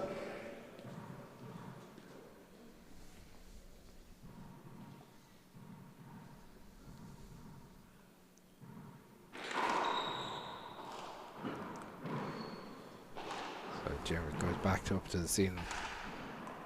Good shot from Peter. Drives that one. Peter has a little bit of pep in his step here. He's just moving a little bit better. That was a slight mishit. See, he knows that this game is going to be gone unless he can do something quick. Not the match now, but the first game. Yeah, and do you know what? He's probably looking for something to bring into the second game as well. Yeah, chance. Jerem does well. Another chance. Say it again. Messi. Oh, cover ball, Dermot. No, I don't agree with the call there. Oh, I don't agree with that one either. I think the two of them are on top of each other, and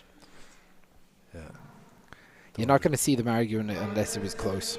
Let's put it this way. Yeah. Short. Peter's got some lovely sidearm shots in open play, but he tends to use his underhand with his serve. Yeah, sometimes he switches up. He was using the sidearm early in the game against Daniel last week, and then he changed to the underarm serve. We saw Molly Dag do that earlier on too. Yeah.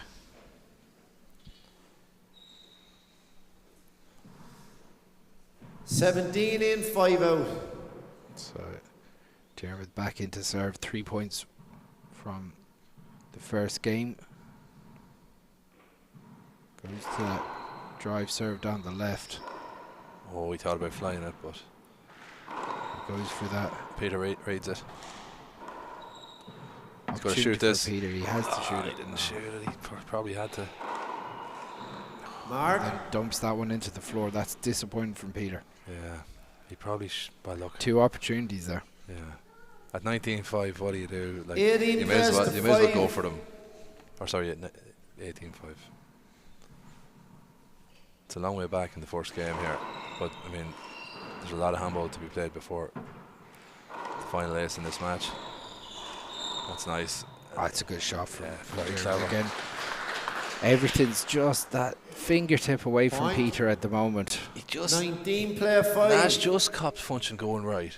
Yeah. So he opened it out and sent it back down the left to make Peter change direction. That's where he lost that just inch or two that cost him the point. That's going around the house. So Peter goes up to the ceiling. That's a good shot from Jerem. Drop, forcing Peter right out the back. And then goes for the left and straight quill. Peter goes back to the ceiling again. It's amazing. Opportunity for. We probably won't see much roof play in the next game at all. Maybe some, but there's a lot of roof play in this game. Yeah. Jerem digs it out. Peter's going to shoot this. Has to. No. Oh, he goes for the pass. He's waiting for the setup. He mightn't get in setup against Nash. That's the problem. So Jerem. That's good. That's a good shot. Big rally. Must have been 25 shots at least. Tremendous skill the way he opened it. He let the ball come across his hand to straighten it out along the glass. Perfect placement. 5 in, 19 out. As it said, he's going to the sidearm, is he? No. Drives it down the right. Opportunity off the back wall. Does he shoot it? He drives it down the right again. Jerem just flans in the corner. And out. 19 in, 5 out. Great control from Jerem in this first game. What's he going to do here, Chris? Just sit straight one down the left again? Down the left, I'd say. So Jerem goes to the ceiling. Now let's see who can profit on this defensive rally. Mistakes have come from Peter in the previous ones. That's an opportunity for Jerem. Still there. Oh, Peter did well. Yeah, Peter did well to move into position.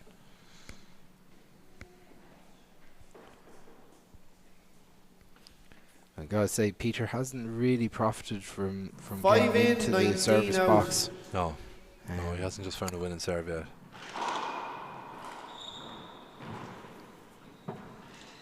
That's more like it. That's what he needs to do. He just got anything that's dropping on the back wall. He's just got to go for the ball break. 6 players, well, 19. like even by doing that, it pushes Jim with inside to try and anticipate. That's a good shot. Lovely shot. Right, he's got to keep. It forces him in there. So if he does go for the pass, then Jim has to move. Yeah, no, he's got to keep him honest. 19 in, 6 out. He's got to go for more kills. Simple as that. Absolutely. So Jim, it's an easy game up here, isn't it? very, very much is. Jim drives down the left.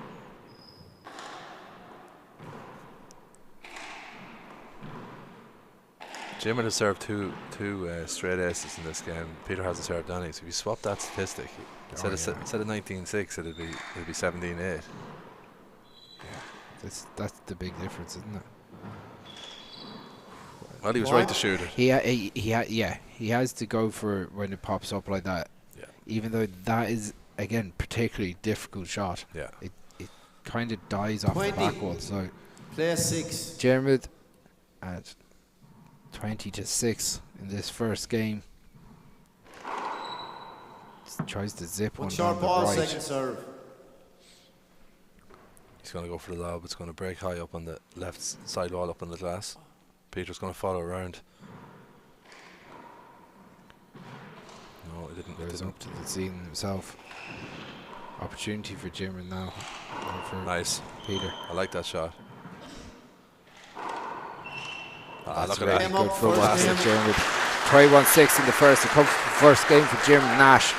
We're going to take 2 minutes and we'll be back with game 2. 2 minutes.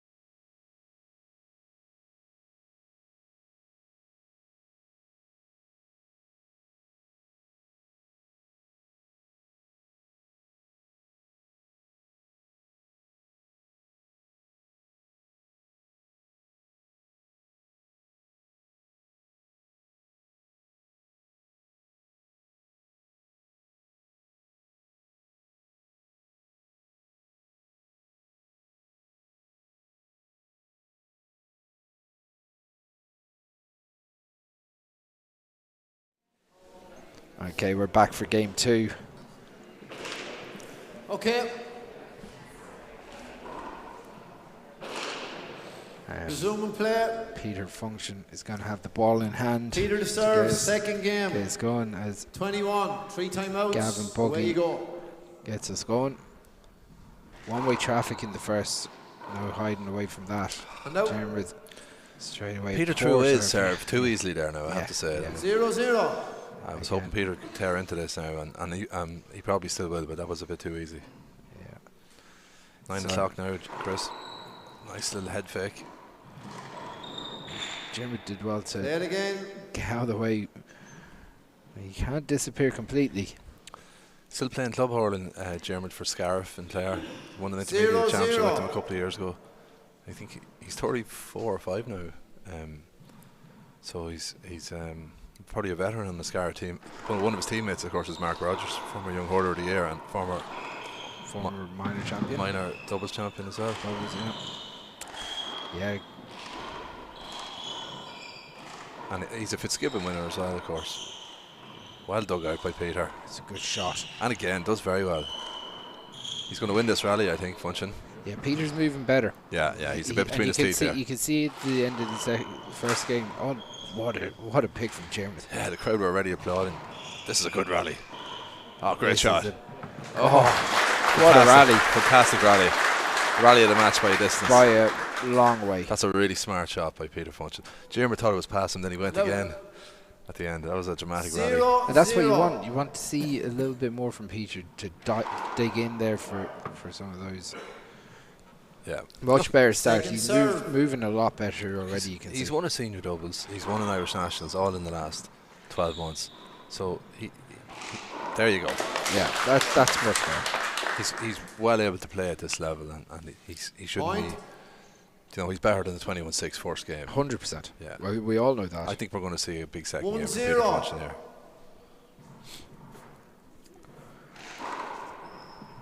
So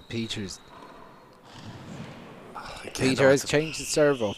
Well, he's hit 2 poor serves since he's gone in there. Yeah.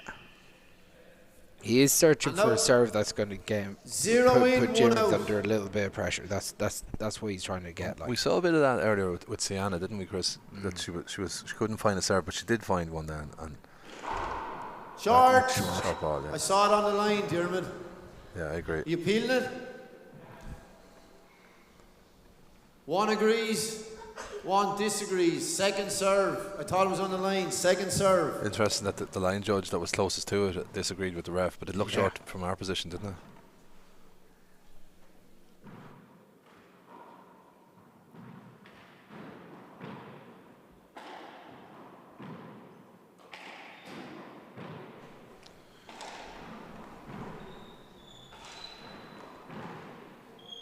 So another long rally on the roof. Get used to this. Both players trade stealing shots. Put the kettle on. Now chance. Right corner. All day. Oh, but he missed it. You knew what he was going to do. And there was really nothing Peter could have done. You had already written his name in lights. Yeah. 1 in, 0 out. He rarely misses that shot, Jerem. Yeah. In fairness to Peter, short. He did push in on it, but there wasn't much he could do. The die was cast there. It was just a matter of would Nash kill it or would he skip it. Second serve. I don't think he was ever leaving it up. So. Oh, nice. That's a nice little change up from Peter. Goes to Z toss. Drives it down the left. This is an opportunity for Jerem. Skips into the 4. That's 2 off the back where he's skipped in now. Being more aggressive doesn't mean just going for kills too. No. 2-0. The odd drive with the fist. Yeah, changing the pace up. Change the pace of the game. Yeah, make Jerem play at a different pace, a faster pace. That to me is aggressive play. Yeah, because there was just an element of comfort for Jerem in the first game. Yeah, he's very comfortable at that pace. Mark. So that's two shots around the corner with the left hand off the back wall that he's put on the floor. He doesn't usually do that. Yeah, it's right. 3-0. Short. Second serve.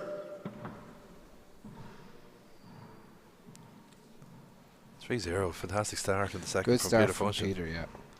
And badly needed for this game. So Jerem drives him out the back. he shanked that altogether. Yeah. Nash, that effort. That's going to hit.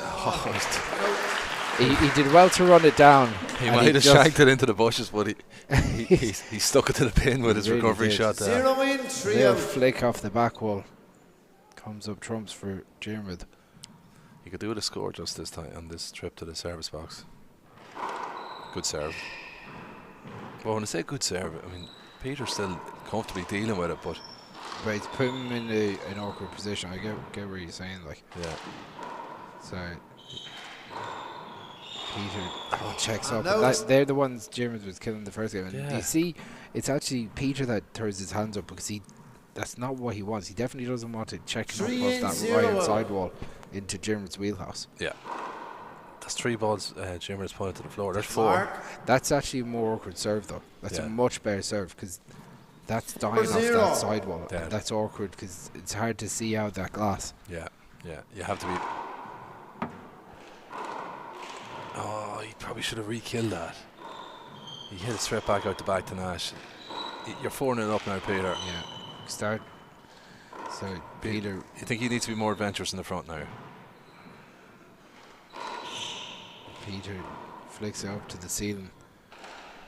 Jerem returns the favour. This is an opportunity.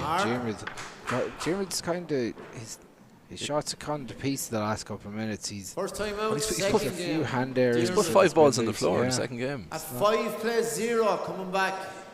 Peter coming out, he's shaking his head because he knows that he's getting away with one a little bit because it's mistakes that are in Jerem's game more so than he's moving better. I think he has upped it a bit. Yeah, he's upped it more than a bit, but Jerem has dropped it.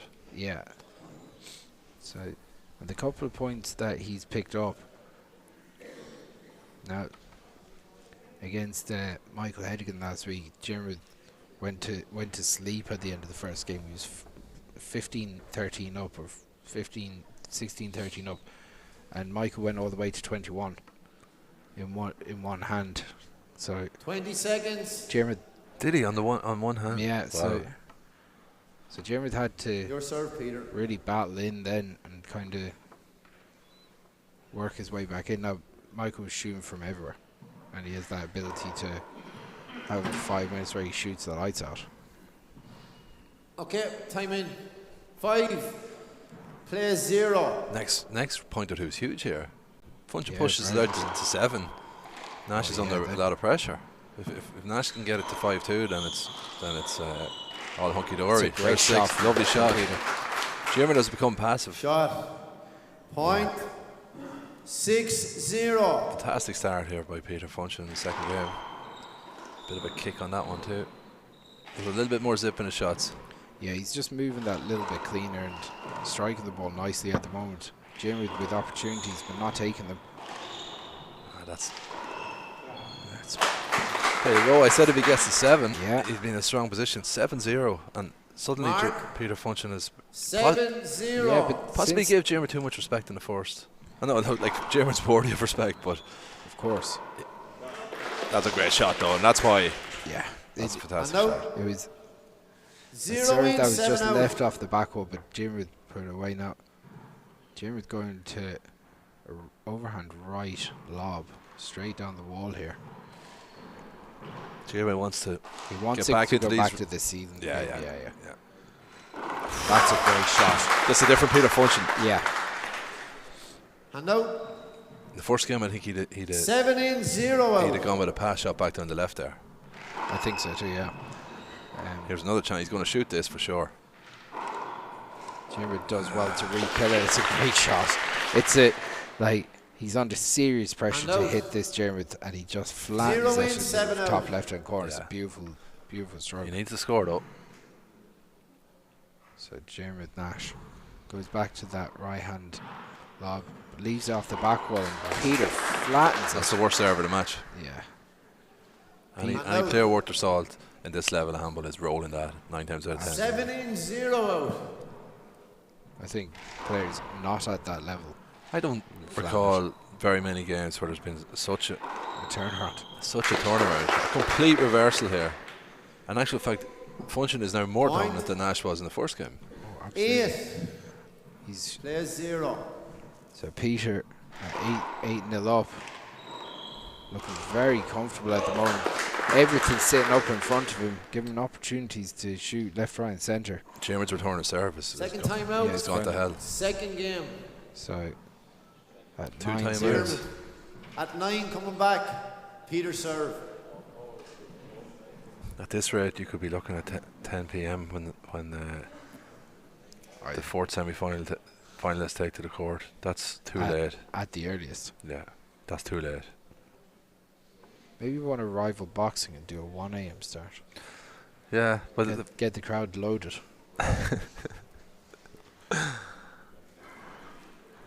Very interesting how this is swung with a couple of good shots from Peter and a little bit more, a little bit more movement and getting around Jerem. It's just totally seen the complete change in momentum. Well, but one upset and the other dips. That I suppose is the obvious result, because Jerem was well on top in the first game. But Peter in this type of form is a formidable opponent for anyone Time at any stage. Yeah. 9-0. He's well able to end rallies from everywhere. So Peter goes to a Z toss this time. Jerem drags it around. Oh, a little bit loose. That's a good shot. That's a poor shot by Peter, though. Yeah, he had a chance there to go 10. He's got to go to back 10. I think he's going for the right side wall, but he just he's got to go 0 back to in, that 9 out. He second guessed himself. Yeah. Sometimes that happens when you have too much time. So Jerem is trying to get off the mark here. Needs to find a good serve here. That's Short. Oh. Second serve. I'd be appealing that one. I thought it was short. There it is. You going to appeal it? Oh, it looked well over to me. Tommy. 1 agrees, 2 agrees. Wow. I thought that was good. I thought it was short as well. So second serve, Dermot. I thought it was good too, but when 3 lads who called it short were closer to it than us, Chris. Yeah. So Peter flicks it up to the ceiling. That's a dirty one. Jerem does well to dig it out. Goes for a 2-0 pass. Peter traps Jerem behind him as he goes to that corner. That's smart play. You only hit that shot when you're confident. Both of your appeals are gone in this game, Dermot. 9-0. Both of your appeals are gone in this game. Both of your appeals are gone in this game. Yeah, there was 9-0. There was no need for Gavin to interject with that, really. So Peter goes down the right. A bit of spite in that last one shot from Jerem. Jerem going around the walls. Jerem has to come out of his comfort zone now. Yeah, and Joe, you know what? The match will be all the better for it. Yeah, and I think Jerem being aggressive is probably what both of them need, to push him on. Jerem being aggressive pushes Peter to go and kill the ball as well. Yeah, that's six balls that Jerem has put in the floor in this game. At 10. Screen. And a short. Second serve.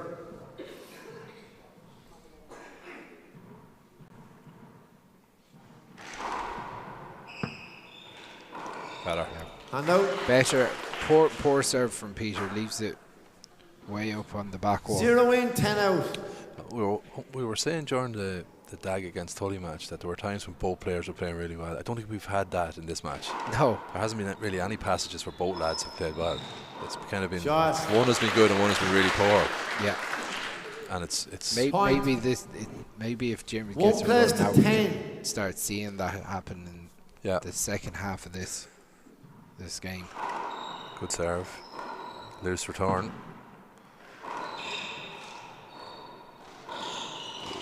Play it again. Gavin giving Peter the shot and the opportunity, but does the right thing and calls it back for a reserve.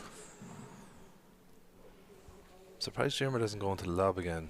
Peter's going well. He's hitting the ball hard. He's getting down low. Take the sting out of him.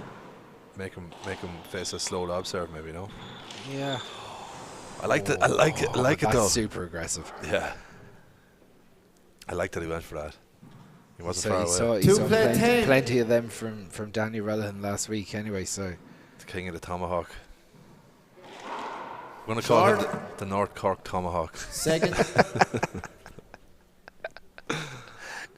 One of the great shot makers in the game at the minute. Yeah, he is. He sure is. He's good crack to boot. A loose serve. Good shot. Unfortunately punishes it. Yeah. As you'd expect. Yeah. Yeah, absolutely. 10 in, 2 out. And there's another. It's a laser. And you can see Peter straight away. Look, if you can see Peter's reaction to this, he's just shaking his head. That is a brutal serve. Brutal serve, yeah. That's his second really poor serve, but Jerem has hit some poor ones too. Yeah, that's a better serve from Jerem. Yeah, now Nash has got what he wants, which is a defensive rally, but he's messed it up there.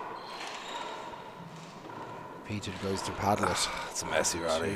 Both lads have had chances. Right corner. Yeah. God, it's since the end of the first game, it's gone real patchy from Jerem. It has. Just 10 in, 2 out.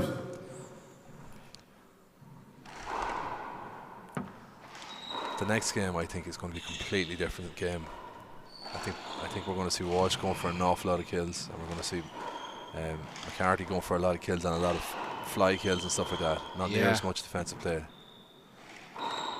That shot, which Nash is usually money on that backward shot. Yeah, he's just not making it at the moment. Yeah, he started very well in the first game, but it's just kind of gone to pieces on him. So 2 in, 10 out. 2-10. He needs a couple of points here. He just needs to make some inroads, and the pressure's back on Peter to make things happen again. This is an opportunity for Peter. He drives it down the right. Brilliant. It's a great serve. Very clever and very well executed. Yeah. That's a fantastic shot. That's basically textbook pass shot, isn't it? That's exactly what you need. 10 in, 2 out. Peter Function keeping the foot on the throat of Jerem Nash here. Jerem couldn't commit to that serve because he was waiting for the bit. It was clear it was going to hop one way or the other, and he had to let it develop to see which way it was going to go. Did well. Peter up on the scene much more confidently at the moment. And puts it around the walls, and that's a good shot from Jerem. That was that's great control. Like slightly surreal end to that rally. Yeah, wasn't it? it's very strange. Peter maybe was unsighted. 2 in, 10 out. He kind of trapped himself behind Jerem, but like Jerem took all the pace off it. What's that? He badly needs a point here. Badly needs a point. Good angle there. But he's been getting in a lot more regularly the last, say, 5 minutes. I think he should change his serve. I think that low serve down the left, it's hopping up into the left side wall, and Peter's reading it, and he's putting it on the roof at his ease. Hand there from Peter there, though. It was a bad hand there, but Jerem has got to keep Peter more honest with his serve. It's got too predictable. Point. He's going with it again by looks things. Maybe he'll throw one down the right. 3-10.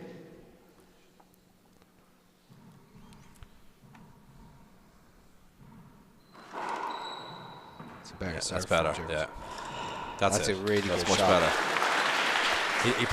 He didn't really put any spin on it. He just served it straight, and he got the chance. And it was one of those dirty ones that you like, do I leave for the back wall or what's going to happen? Yeah, so there was a nice pace to it. So Jerem drives that one, goes to the right that time. But that's a mile short though. Yeah. One foul ball, second serve. Lines. So going to his second serve, going 2 walls, you'd imagine. Off the back wall, Peter cuts it off. No, do you see? Yeah, that's what I'm talking about. That's happened several times. To me, that's a bad bounce. I don't think any player at this level is missing by that much. 5-10. Yeah, I don't know. It's like that's happened probably about 5 times in the senior. It's very games. hard to see. I think you'll know better if you're closer down. You know, down to the floor level. Good shot. Hard to know from all the way up here, but I know. Jerem was a mile off for his fly kill though. Yeah. Like he was trying to kill that and he hit it 3 foot up. 10 in, 5 out. But 10-5, Jerem still in this second game, and the complexion of it looks a little different. But just still struggling with his game a little bit here. Yeah. Point. Peter didn't have to do very much to win that point. No. It's actually, Joe, it's a poor standard, isn't it? It's actually the exact same, but reversed from the first game. You're right. There's a good serve. That's a good serve. What a time to pull out a net serve. 12-5. The great Ian Jensen said to me one time, a lot of games are won between 10 and 12. Yeah. Push on at that midpoint in the game. Nice.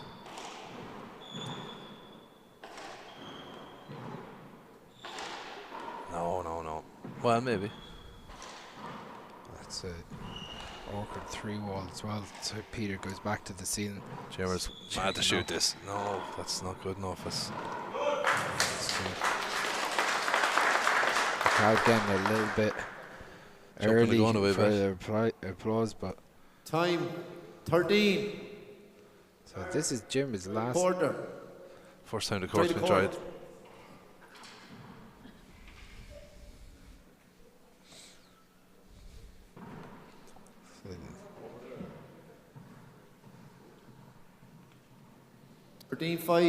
Coming back.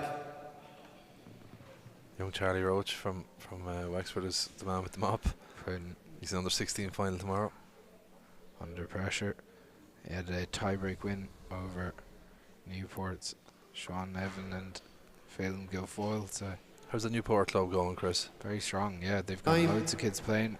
Just put their back into it, they Charlie. Won the Division 2 at Fela last summer. Oh, before great the to hear. winter, so great to hear. Yeah, they've gone very strong.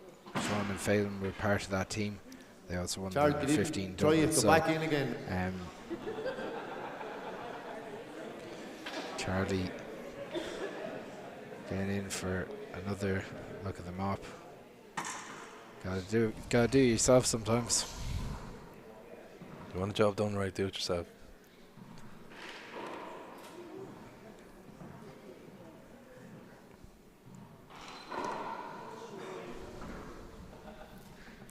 You're sacked already, Charlie. Okay, time in. 13 in. 5 out. So Peter Function at 13-5. He's got to be favourite to take this to a tiebreaker here. Very much and so. be within 11 points of a maiden senior singles final appearance. Should be continuing on his upward trajectory. But he's a lot of work to do to beat Jerem Nash at the same time. Nice shot. And out.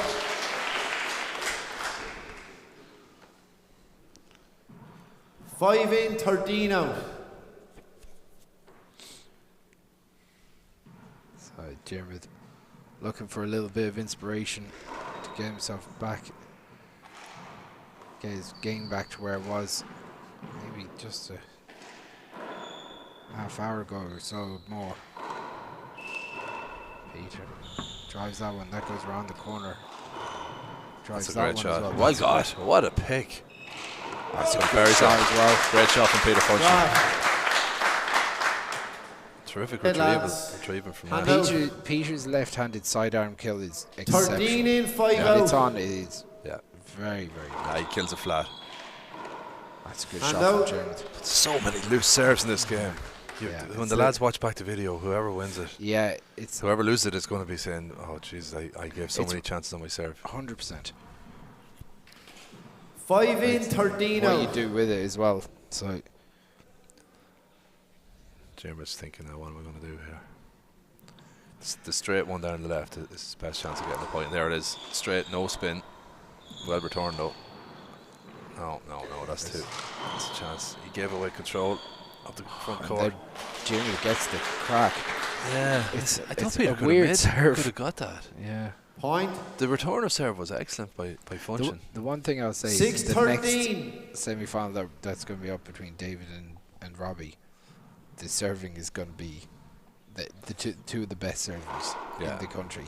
Yeah, I agree. Hop serves and drive serves. So this is the Jerem's had two chances. So Jerem looking for a replay there from Gavin.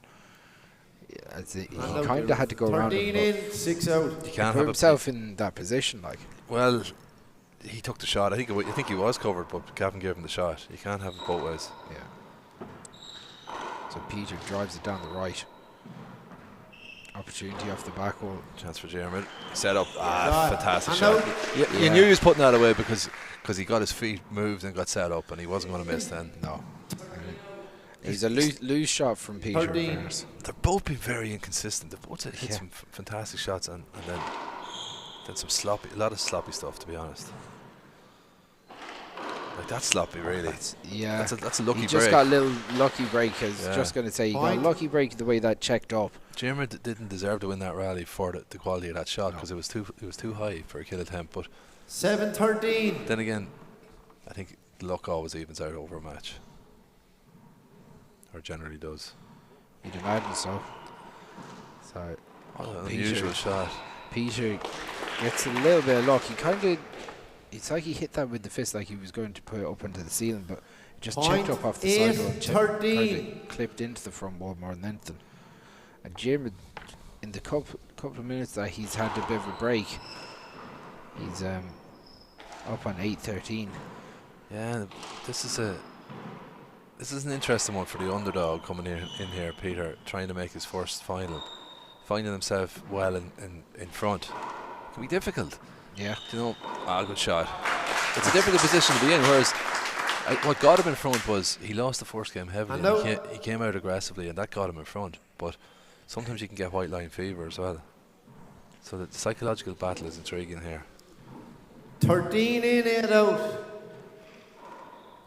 So Peter changes up, goes to a paddle underhand serve. Hit it casually but well.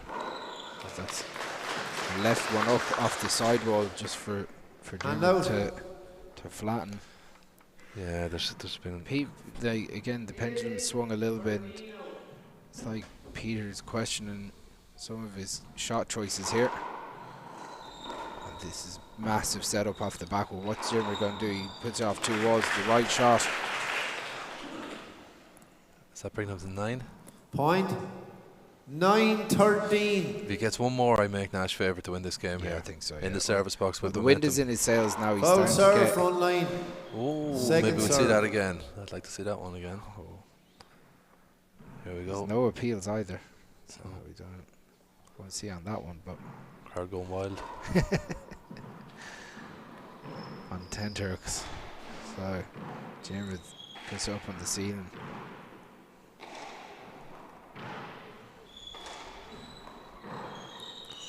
I thought Jerem was tempted to shoot that. Peter's going to shoot it.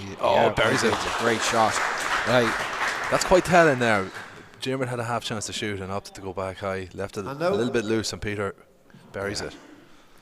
But you'd expect you'd expect most senior players to, if the ball checks up like that, to put it away. So that's a woeful serve. Again. That's just a dreadful serve. At every level. He had done so well 13 out to get Jerem out of the service box. He just handed him an easy opportunity. Yeah. So Jerem Nash drives that one down the right.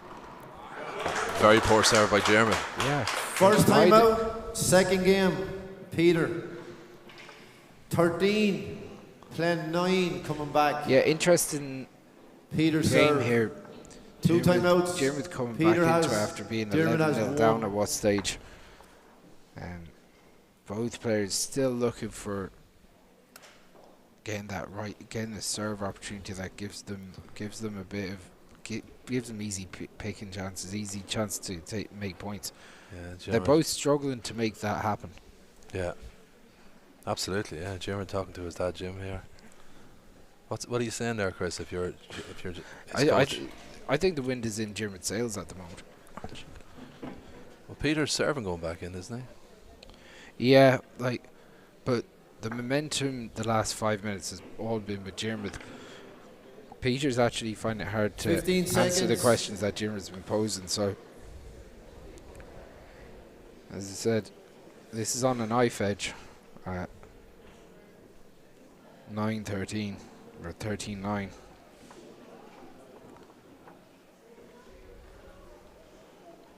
Okay, time in.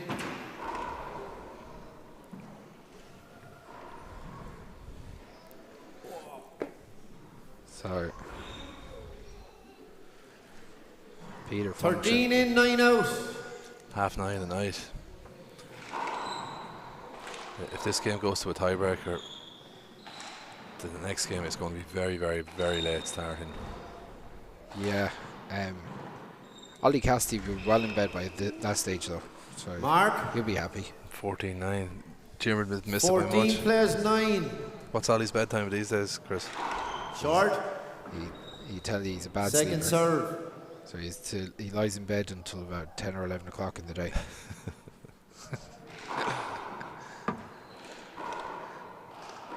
Nice shot.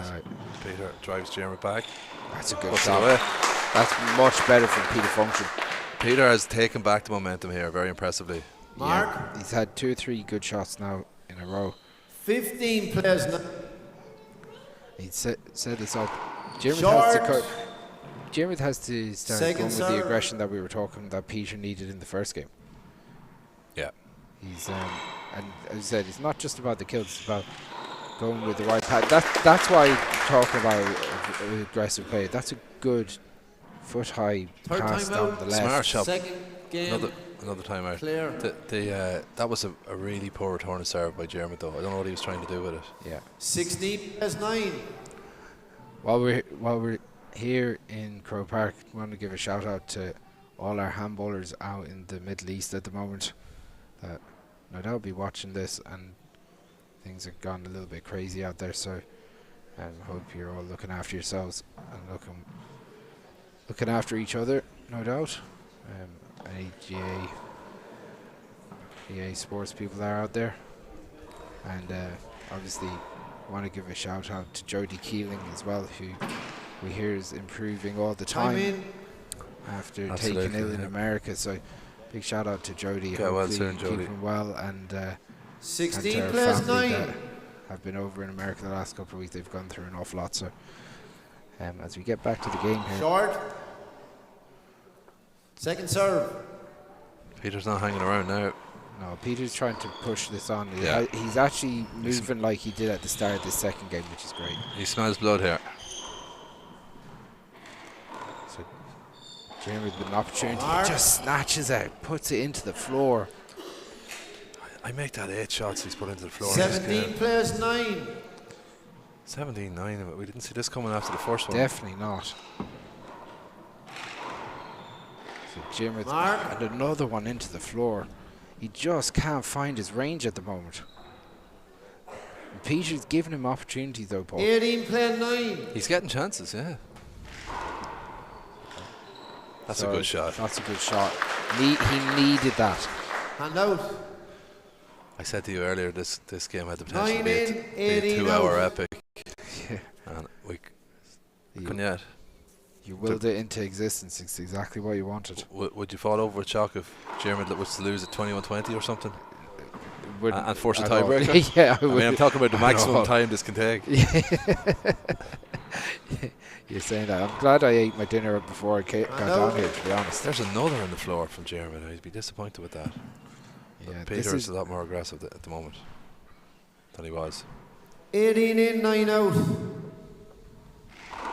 So Peter drives it down the right. Goes down the left. Jerem does well to dig that out. This is an opportunity. Jerem digs it out again. Peter tries to force it that time. German serve. But aggressive play from Peter, 9, pushing Jerem all 18. over the place. Jerem just running to stay in. Jerem changes up, goes to a Z toss. Peter drives at it and picks that one. Opportunity for Jerem here, and he flats it. Important shot. 10 plays 18. He actually caught it quite thick as well, but it worked out. Yeah, but as long as it didn't check up off the sidewall, he was going to be okay, I think. Chance for a flight kill. There it is. Good shot. Nash is back, but has he left it too late? 11 plays 18.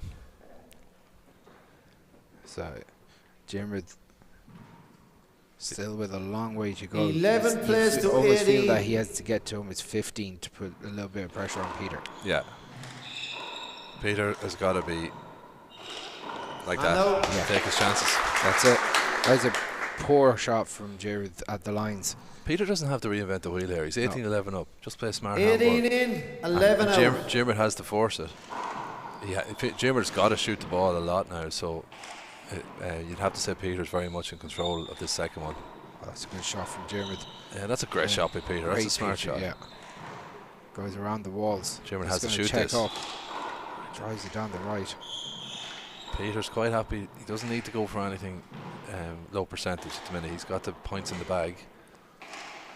So Peter flicks that up into the ceiling. This has gone off the back wall, and that's a really good shot from Jerem. Such pressure. Good rally. Jerem. Hand out. Dead weight. A dead weight on the front wall, but like, if he misses that, Peter's at 19-11 up, and it's almost good night. 11 plays that to is 18. such high pressure, high stakes stuff from Jerem. Jerem can get 2 or 3 quick points. It's very much game on, but he needs them. So opportunity for Peter, goes down the right. Jerem re-kills it. Yeah, Peter he's got to do a bit more than that now. That's just hitting hard down the middle. He's got to be a little bit more adventurous than that. So at 12-18. I know I just said that he doesn't do anything spectacular. He doesn't, but at the same time, he has to do the things he's doing right. Has to be right still. There's another poor shot.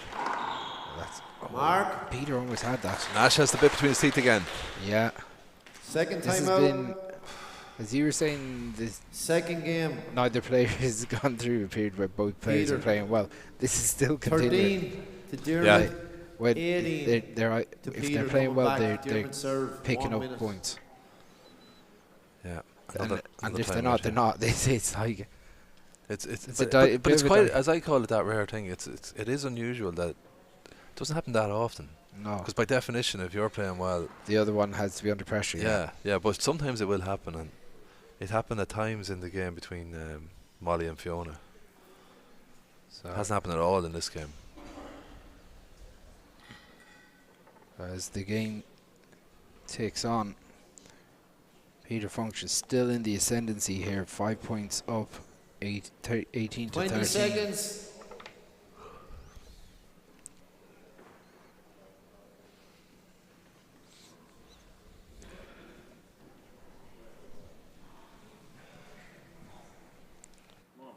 Time. Quick 20 seconds. So Peter just touches the glass as he walks in. He knows this is a huge opportunity now. He's 18-13 up.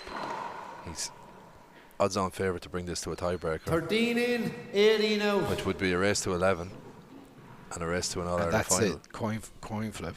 It is really. There is. Although Nash has a very good record in tiebreakers. To the best of my knowledge. Jerem goes to the ceiling. Peter does well to dig that out. Play it again. So Gavin. Cover ball. 13 plays 18. Replays it as it kind of went over Peter. Jerem's looking for this straight serve down the left with no kick on it, I think. No, he's going with that one. The wrap or the. Oh, what a shot! What a shot from Peter Function. One of the shots of the game. A mouse. To hit that flat. That will give him some adrenaline surge now. 18 in, 13 out. So Peter looking for serve. We go back down the right. He goes down the left this time. Jerem goes to the ceiling. Hand out. The barometer. Yeah. 13 in, 18 kind of out. snatched at that swing as he came off the back wall. Didn't look comfortable. Gives Jerem an opportunity again. It gives him the same serve. I suppose he hit it a bit that's better. That's ballsy, to be honest. Yeah. He's just after flattening one. Oh! And he's also flattening two. What a shot. That's ridiculous. Absolute roll. What a shot. A mouse. 18 in, 13 out.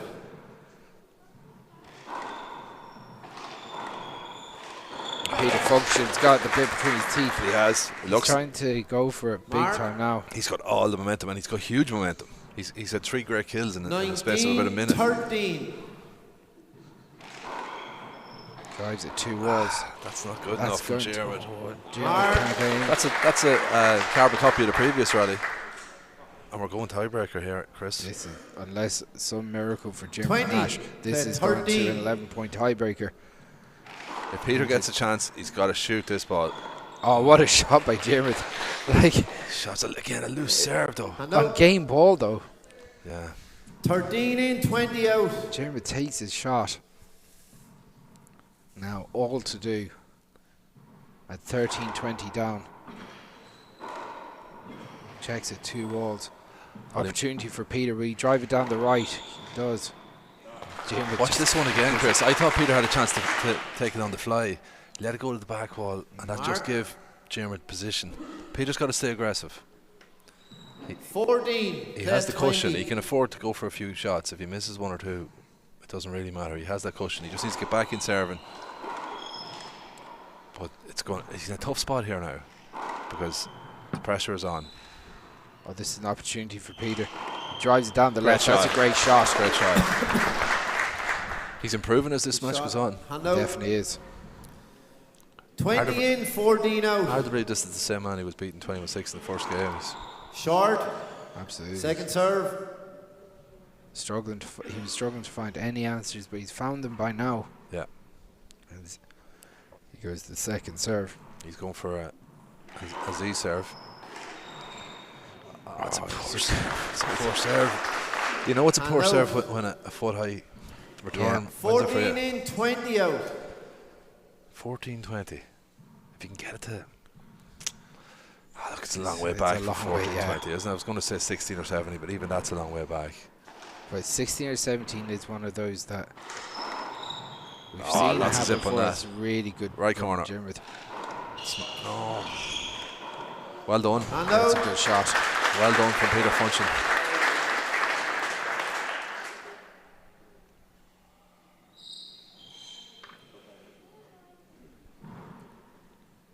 So Peter at game 1 again. 14 out. At 20-14, drives it down the left. Jerem goes again. That's a flat kill from Peter. That's going to a tiebreaker. We're at 21-14 in the second. Jerem will have the serve. We're going to take a couple of minutes here, regather ourselves for the tiebreaker. 5 minutes, lads.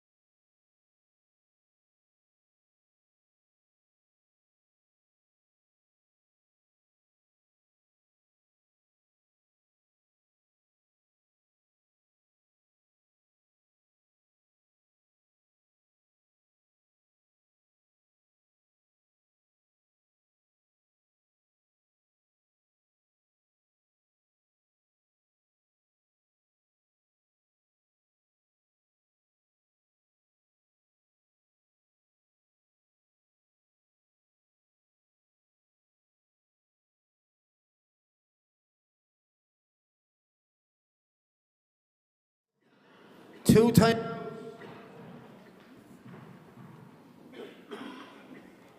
For the tiebreaker here. 1 appeal, 2 timeouts. Away you go, Jeremy to serve. 0-0. So Jeremy Nash and Peter Function gone to a tiebreak. Call it, Christy. I don't know. I think Peter's in a great place after that second game. I think Jerem's going to win this tiebreaker, and as I said, Peter kills one. I think Jerem's hard to beat in tiebreakers, but that's a great start from Peter. You've got to stay aggressive. 0-0. So Peter drives off that left-hand side wall, puts it around the house. There's an opportunity for Jerem because he put it away. He doesn't. Oh, jeez, that's wildly massive in there. Oh, what brilliant. A finish. Brilliant. That's an outrageous pick from Jeremy Nash. Diving re-kill with the right hand. Switched hands. Good what shot. A shot. Hand out. 0-0. 0-0. You asked Jeremy last week about what's key in the tiebreaker. He said a good start. Yeah, he did. And could Jeremy's Nash name be on the cup this year, Chris? Very much so. Oh, that's a great shot. And that's the. I remember one year Brian Carroll and Gary McConnell went survived 4 tiebreakers en route to winning the 40x20 senior doubles. Yeah. Sometimes it's not about your form on the way into the final; it's just getting to the final. But 100%. He's going to have to overcome a very, very tough opponent here at the minute. Good shot from Peter. In fairness, that was a good shot from Peter. He moved Jeremy a long way to hit that shot. Yeah. Jeremy flicks it out. That's a good shot from Peter. Point. This could go to distance. 1-1. This could be an 11-10. You're calling it early. So Peter flicks it up into the ceiling. Jeremy Nash with all the right sides. Goes for the corner. Is it going to happen, Chris?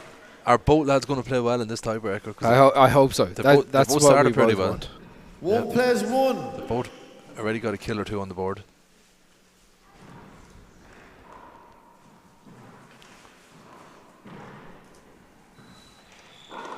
That's a great shot from Jeremy. The barometer, as you call it, kind of checked up off the sidewall as well. 2 play 1. Yeah. He's going to the lob, the right-handed lob. So Jeremy hits it 2 walls. Peter flicks it up. Jeremy goes to the ceiling. Solid roof play by both men. Someone's going to either overhit one or underhit one, and the other guy's going to get a shot at it. Tension in there at the moment must be absolutely palpable. Unbelievable. So Peter. There it is. No, it's not. It's okay. Still, yeah, it kind of dropped dirty. It looked like it wasn't going to, for a second, it was going to drop short. This is an opportunity, though. Is Jeremy going to go and take it? He takes it. One shot, one kill.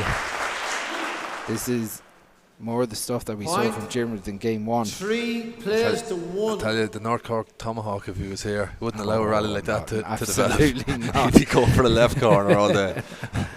Yeah. And he'd hit one to the ceiling and then it's a 6 skill. Oh, Jeremy just comes up short, just runs out of petrol. Missed it by an inch. Oh.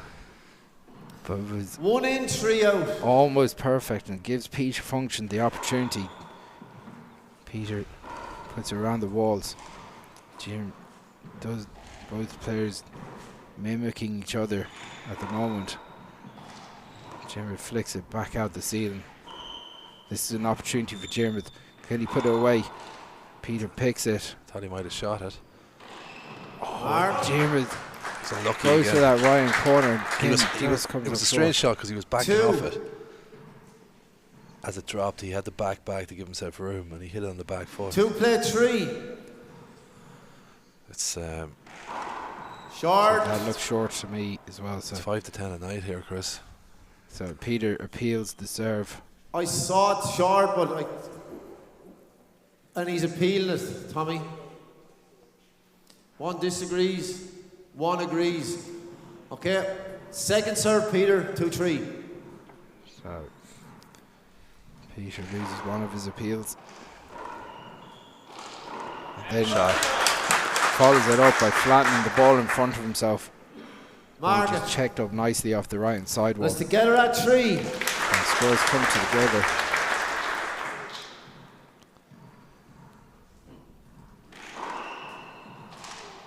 Jerem drags Peter in the backcourt. It's a hand error. Big hand error. Hello. Giving Jerem the momentum. 3 played 3. So Jerem composes himself. Says to himself, come on. Drives it back, leaves it up off the backboard. Takes the second shot on the fly and hits a lovely corner kill. But it was a poor serve. He got himself out of trouble with a really good corner kill into the right hand corner. So Jerem drives that one down to the left. Market. Two of them on top of each other.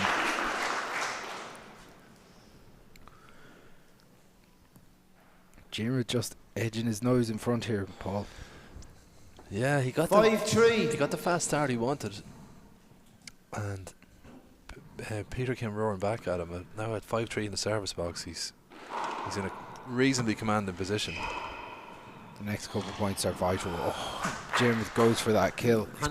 Look, I'd commend him for going for them, but he has put a lot of ball into the floor. First time out. Yeah, the long range ones haven't been coming for Jerem as well, but at least this time he's done it while he's been serving. So he's not giving away any points, but he has given away the serve. 3 plays 4 coming back. 3 plays 5. Important timeout. This 1 minute. Peter serve.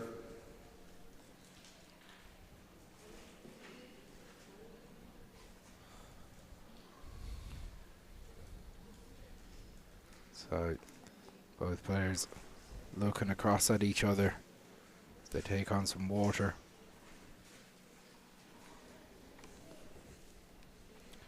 As we creep towards 10 o'clock, as Robbie McCarthy and David Walsh will be on the other courts warming up.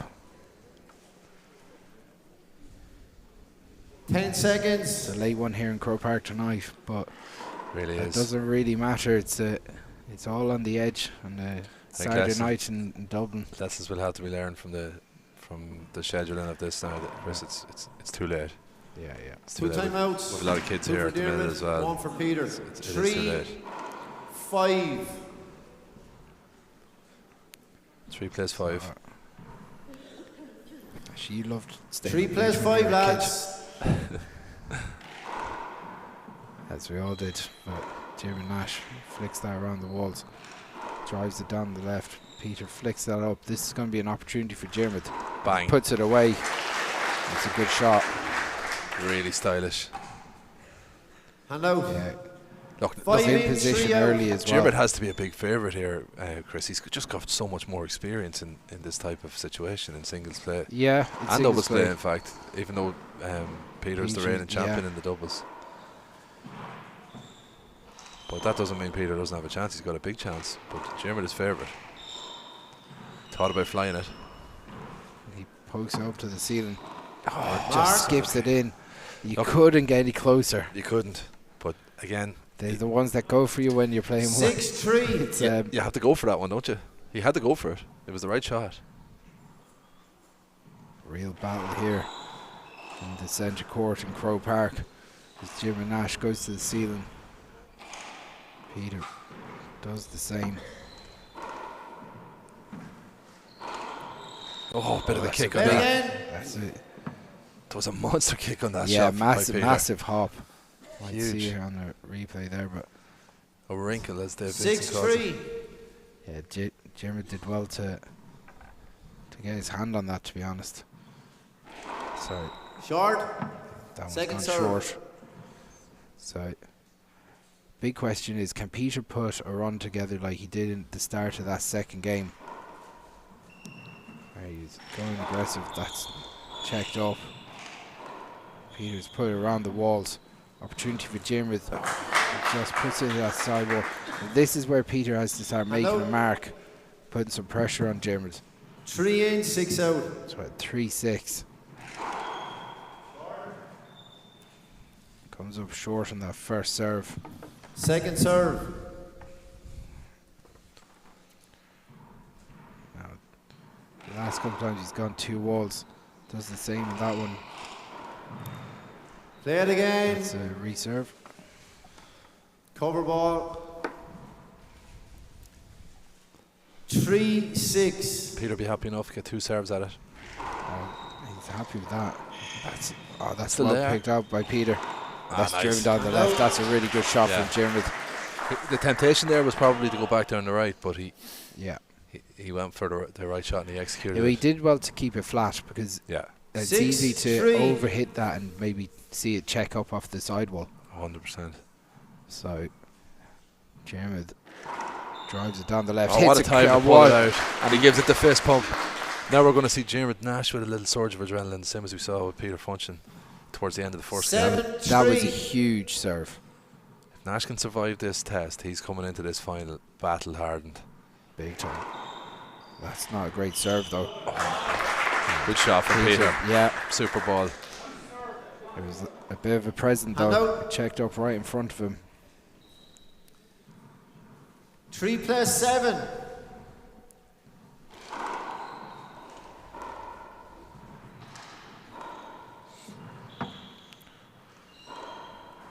Nice. Oh, nice shot by Peter. Wasn't just enough for Jerem to attack it. Jerem with an opportunity off the back wall. Loose. He's in though. Oh, what brilliant a shot. Brilliant. What a paddle shot. So clever. Shaped up to go right and then just turns his wrist at the last second. Dumps it in the front left. 7 in, 3 out. If someone asked me how is Jerem Nash playing, I'd say brilliant and terrible. Because he's playing unbelievably well at times, and then he's playing really poorly at times.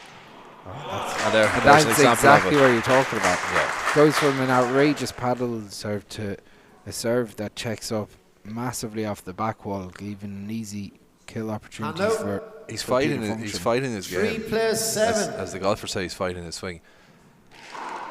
If he can survive this, you know, he has shown enough that he'd be very hard beaten in a final. But that's a nice little fake. Big.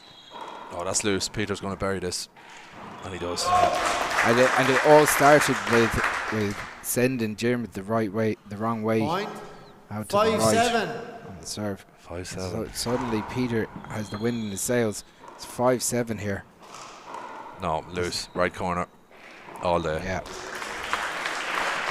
Big shot for Jerem. He needed to right the wrongs of those last 2. Super shot. I get the 7 impression in, 5 out. Jerem's enjoying this though. His body language is good, as is Peter's. Both lads know there's a huge opportunity here.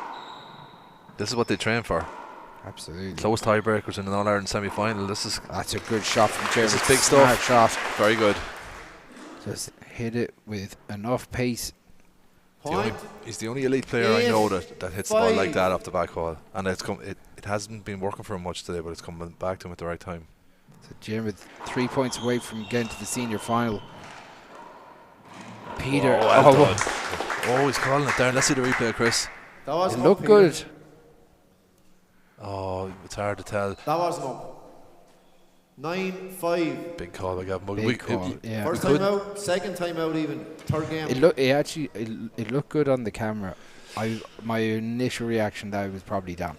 9+5 coming back. It's a 50-50 one. It was and close. It's so hard in fairness, to Jerem steps across the shot. If there was another angle, we might see it better, but Jerem steps across the shot slightly, but it did.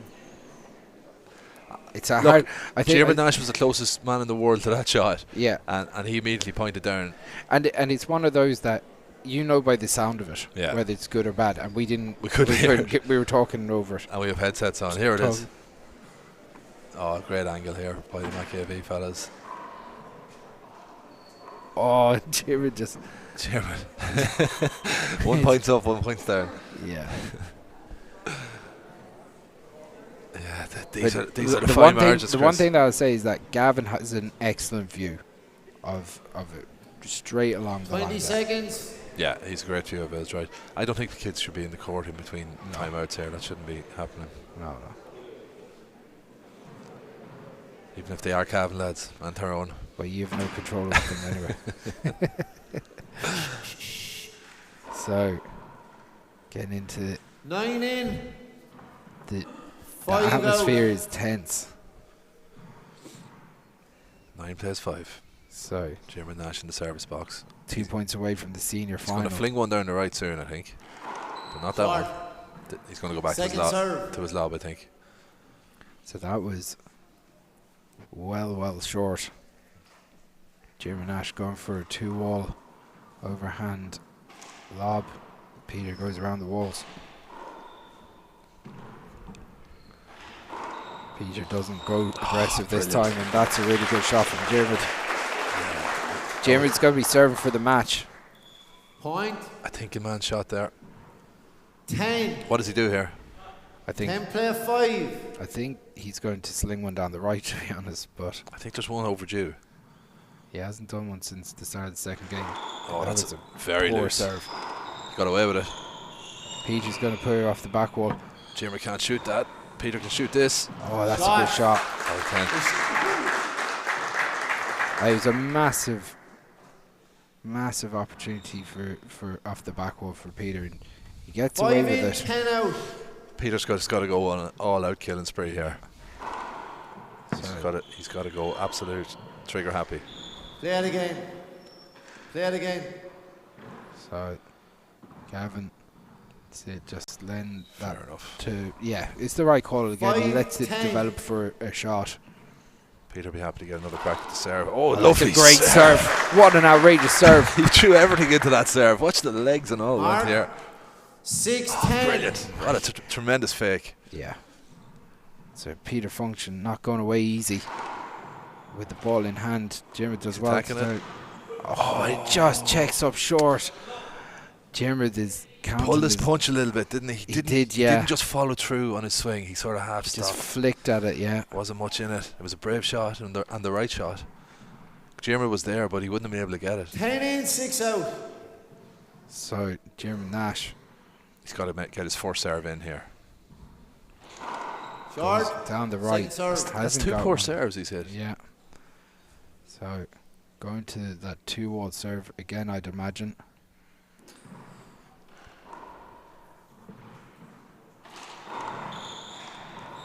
Digs that one out. Peter shooting this. Oh, what a shot from Peter Function. What an unbelievable. From downtown. Like, Great shot. And now big shot Peter. Peter. It's one of the shots of the game. He's had 3 or 4 mice, if we call him that. Short ball. Second serve. That was massive. It was so emphatic that it sent out the message to Jerem. He's not gone away I'm yet. still alive here. I'm still fighting for this. It does mean that Jerem has to. What a shot from Jerem! It means it made Jerem go, "Do you know what? I've got to take my opportunities when they get them instead of waiting for Peter to miss one." So I think Jerem changed his mind at the last second there as well. He spotted Peter hanging back in his service position. Now this is his 3rd serve. He's got to hit a good one. that one wasn't great. Checked up. Wasn't great. He's gone back to the ceiling. Yeah, he'd be happy enough so far. Once he's in a rally on the ceiling, Nash will be happy because he'll be confident he'll get a chance. So tense stuff. A lot of pressure. That's overhit. Here it is. An opportunity. Jerem puts it away, and he's back in the All-Ireland Senior Finals. An incredible match from both Peter Function and Jerem Nash. Congratulations to Jerem. We're going to have a quick chat with him now in a second, and we'll be back with the second of the men's singles semi-finals. Robbie McCarthy and David Walsh. Don't go anywhere.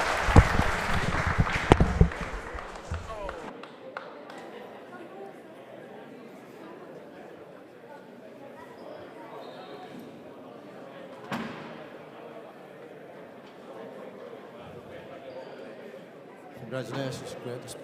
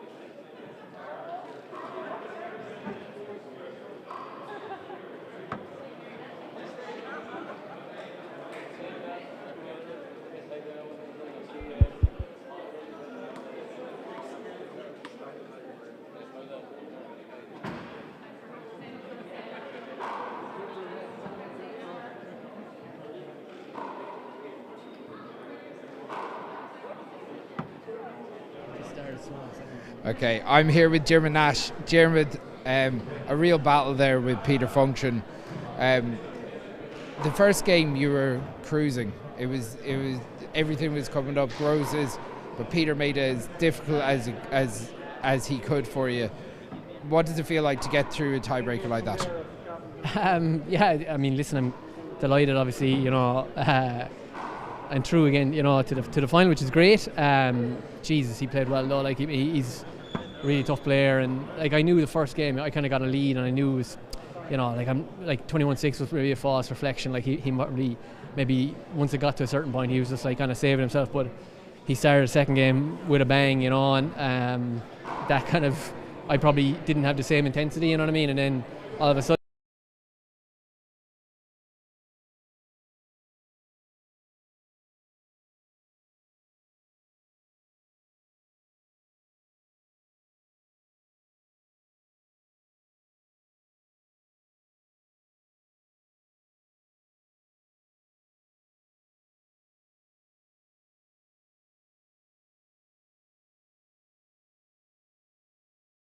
A win, and if you miss it, you miss it, So. Last week when we were talking, you made quite an astute point about making sure that tiebreaker you start fast, go aggressive, and that's the way you could see you were consciously thinking of that. And even when Peter was having good moments, you were able to control the game from there.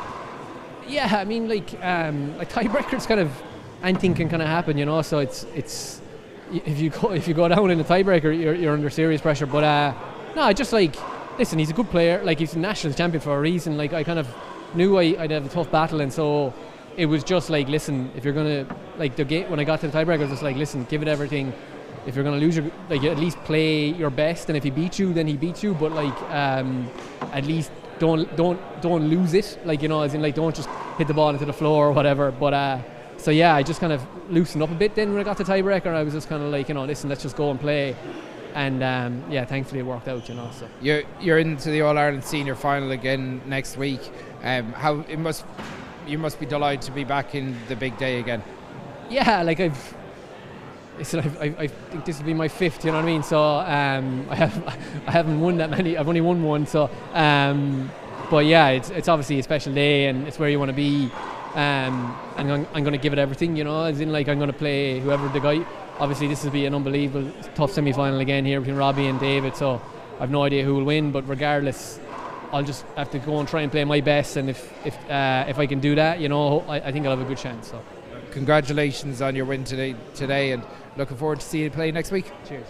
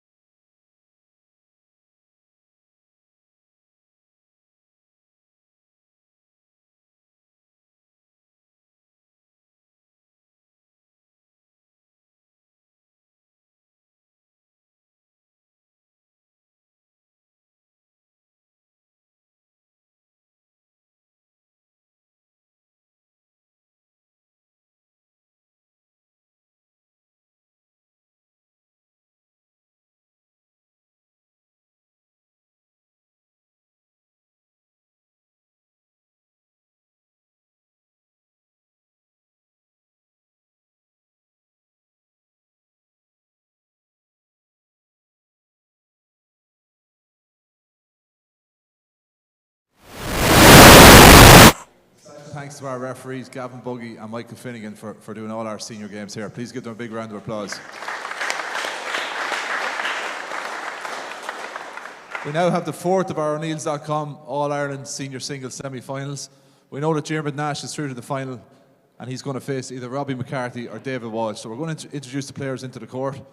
First up, from the Mallow Club in County Cork, David Walsh.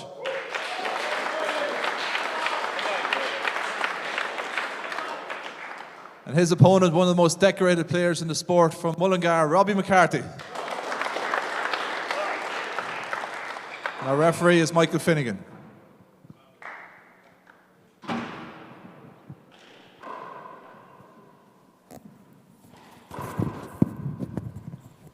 So here, at the last game of the day here in Crow Park, and it's a doozy. We've got Robbie McCarthy and David Walsh. All right, lads. The quarterfinal at the World Championships in 0-0. 18 months ago. David Walsh came through in a tiebreak and an absolute epic that day. David goes for that fly kill early. Got a message in on the chat from Ray Ure. Ray Ure's father, Tom Ure, they're saying that late night games in Dublin are good for mid-afternoon games in the United States for him. So good big shout out to Tom Ure, who at the World Championships refereed a lot of matches. And congrats to Ray on winning. Well, at that World Championships, the Pro Stop a couple of weeks Chrissy, ago. we saw David Walsh beating Robbie McCarthy in a sensational upset in the quarter-final. I was just about to say he started on the same footing here very sharply, but a hand error there. Yeah. It's 0-2. Short. 0-2. A 20 past 10 start in Dublin is a rarity here for these championships. Definitely does change things up a bit. Well, this is two power hitters here as well. Oh, big time. What a shot from Robbie. Robbie lets into it. Striking range and flans it down the right. That's sensational. 1-2. So Robbie drives that one down the left. David does well. Ooh, not much room to maneuver there. These two won't give each other much space, that's for sure. Two big men. Yeah. Oh, nice. Robbie does so well to get a hand on that. Oh, what a shot. Paddle kills into the corner. Absolutely perfect. Nicely done. This will be a different type of game between Robbie and David to what we just saw. David has about 12 years on Robbie, I would say. What's the ref going to do? Play that again, lads. Replay. I'm not 100% sure. 2-2. Well, we know for sure that Paul Fitzpatrick won't disagree with the ref anyway. Second serve. We know that Chris Gallagher could be commentating on his own for the rest of this match. Stop. Right, needs a corner's bit of open. crack. Oh, it's a great shot.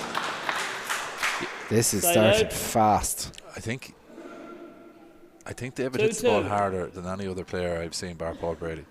I was watching him down, up close, privileged to be at courtside and watch these two great players warming up there, and David hits the ball and a merciful smack, and there's another. That is exceptional from David. Just leaves it down and flattens the ball. Not giving Robbie even a chance to get onto it. Robbie's so quick, he anticipates so quickly what you're going to do, but I think David's the one player that he hits the ball so unorthodox. This is an absolute. This is a chill fest. Holy Christ!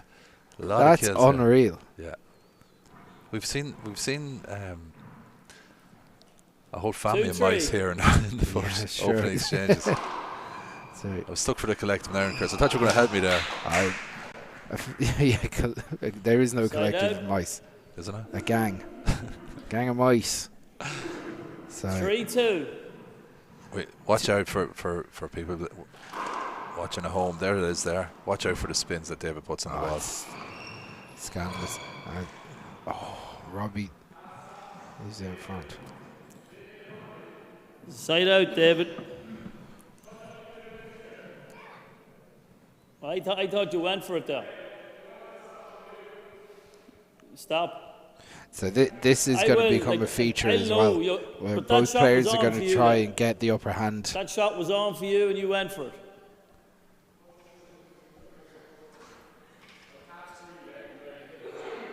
Yeah, but you have to stop. Not catch it, but you're going to hold up. You know what I mean? Yeah. But if you go for it, I'm not going to give you the play over. You know, it's side out. I sometimes think we'd be better off just saying, if there's a cover, you call a replay. Yeah. 2-3. It's so open to interpretation when you're giving people the shot. Serve. But I agree. 3-3. But I think you should give them the shot, because if he's covered and it's going to be a replay, but it's the one thing that causes a lot of rancor with referees and players, as we saw there. Like, what happens if you half-heartedly hit the shot? Yeah, I think the advantage has to go to the striking player, which means that if it goes into the floor, it's at minimum a replay. But if you kill it in one shot, then the rally's over. It's only one shot. Yeah, I understand that. Absolutely. I just think that it's. You're right. It's quite a simple thing that we're complicating for the reason for which I'm not 100% sure. If there's a cover, it's a replay. To me, that's couldn't be clearer. If there's a cover, so here's the two scenarios. One is you cover me, it's a replay.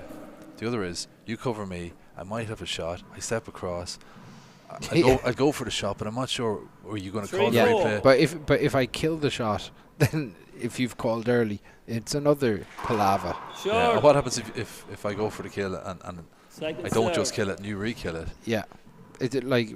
I think it's just my personal opinion. What I understand why refs are reffing it this way. I think cover ball, replay. Everyone knows where to stand. Yeah. So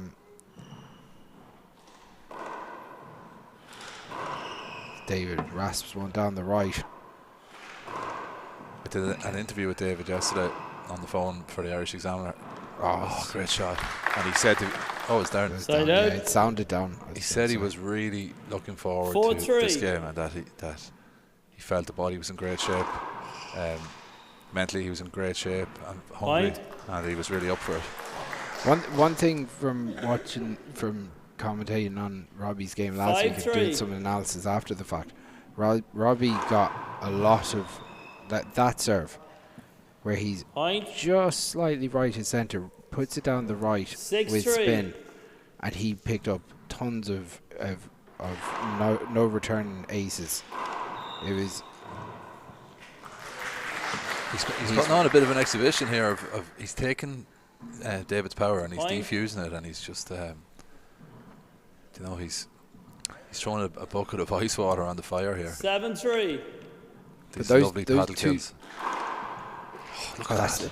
That's three ace serves in the last 4 rallies. All down the right? All down the right. Yeah. Time out. 8-3. And Robbie, as I said before, has retired more times than Evander Holyfield. Like he had one of the shortest lived retirements in the history of handball, and there's a few players in handball who've come in and out of retirement. A fair few of them. I can think of one player who retired every year for about 7 or 8 years, but Robbie did retire after the most recent All-Ireland Senior Singles Championship, which was last summer in the Big Alley.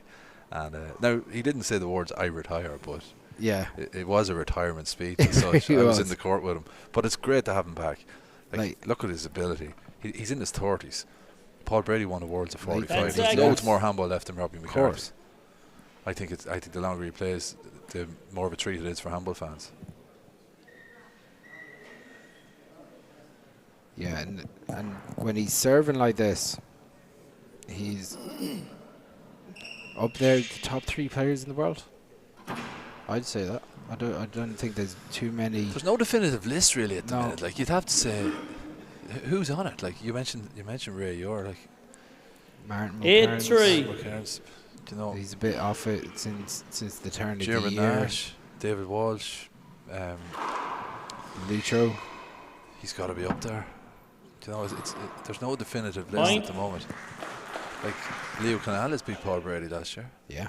Now, albeit 9-3. Paul's body was breaking down at that stage after the All Irelands, but do you know what? We might make last orders yet, Chris, the way Robbie McCarthy's going about his business.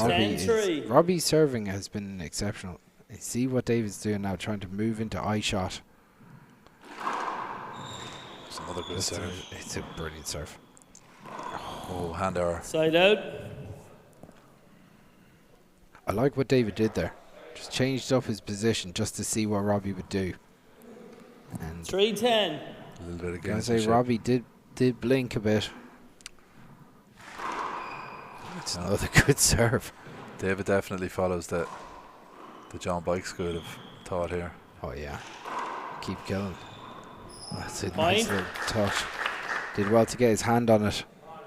Interesting little exchange there. 4-10. Robbie gives him a little pat in the chest to say good shot. David just ignored it. Yeah. You know, there's alpha move there. Like both lads are trying to battling for supremacy in every sense in there. David has shown that his power can trouble Robbie and his spins, but Robbie, I think Robbie is slightly more polished. David's still a little bit raw in some shots, isn't he? He tends to be a bit loose on some shots. Yeah, I think Robbie's very refined.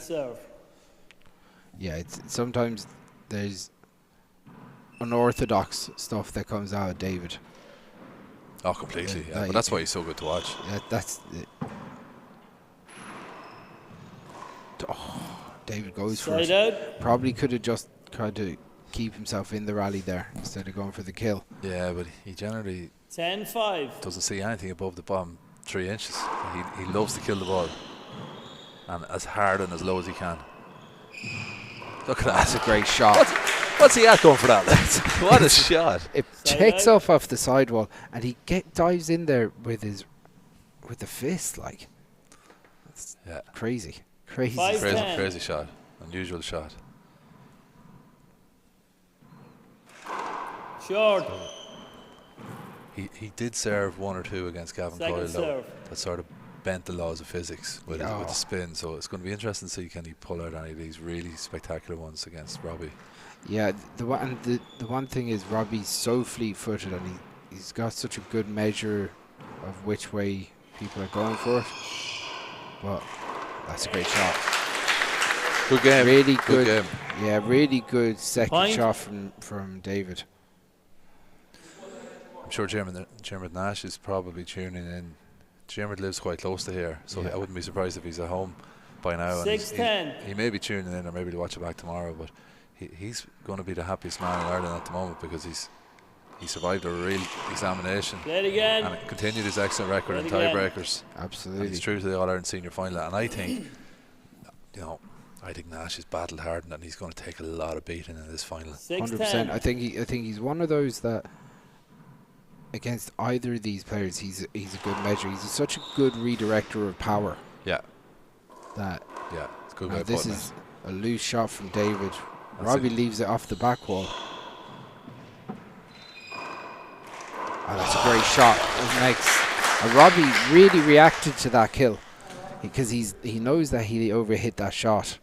You don't see Robbie react too often, to lose shots like that. But David goes for a power serve. Robbie, if there's a weakness in Robbie's game, it's this. It's exactly that. It's his left hand. Watch Robbie's left closely, and I mean he's a player that has every shot in his repertoire, but he has a habit of sometimes being lazy on his left hand shots. 8-10. And if you watch out for it now as this match progresses. David hits that one without spin, straightens up. As Robbie goes to the ceiling, goes for the kill, hops it back. Nice. With a bit of reserve. Are there any messages on the stream, Chris? I'd love to know what's happening in the outside world since we came into this arena. Empires have risen and fallen in the time we've been sitting here. There's actually big numbers on the thing. Per couple of questions in, Michael Munnelly did text me to say that he's very much enjoying the handball on Saturday night. Is it still Saturday night? It is. It is just about. Okay. By the time we finish, we'll be able to watch the F1 in Melbourne. Point. So there's that. It's a great serve. I'd say people could have gone to the F1 in Melbourne and be back. You identified that early, that serve down the right. He's hitting it really well. He's hitting it really well. To be honest, I'd say about 8. He hit about, like, McGinty is a very talented young handballer. He wasn't even putting a hand on it last week. 13-8. So he's just. Yeah. So Robbie getting the mop in just as he's about to serve. The referee had actually called the score, so he could have actually told him to get on with it, but he didn't. Again, yeah, as I was saying, both players trying to get one up on each other here and get a bit of control into the match.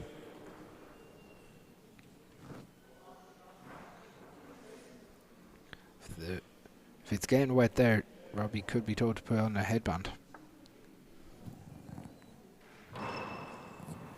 I could say that, you can say that, the referee is always right, like.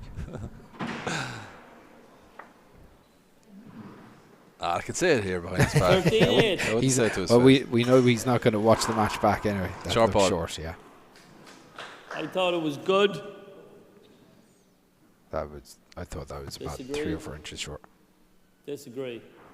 One short.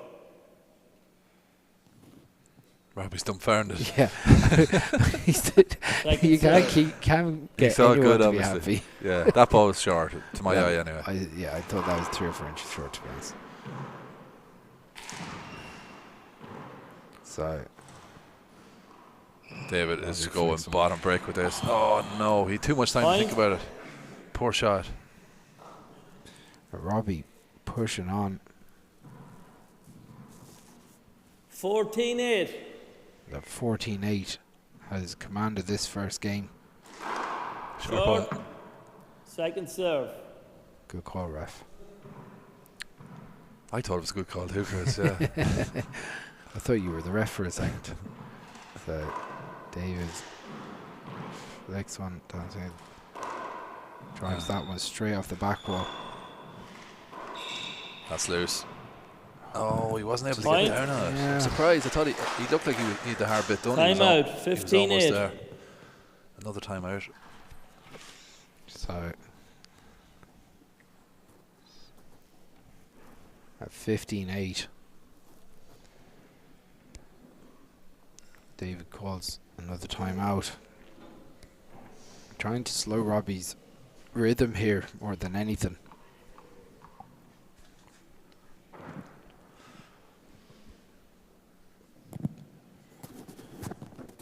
I gotta say, the pace of this match is testing. It's testing, and as we said, David has maybe 12 years on Robbie. Robbie's 38, I think now. David's about 26. Yeah. So, you know, in a big game like this, in a game played at that sort of intensity, it'll be interesting 10 to seconds.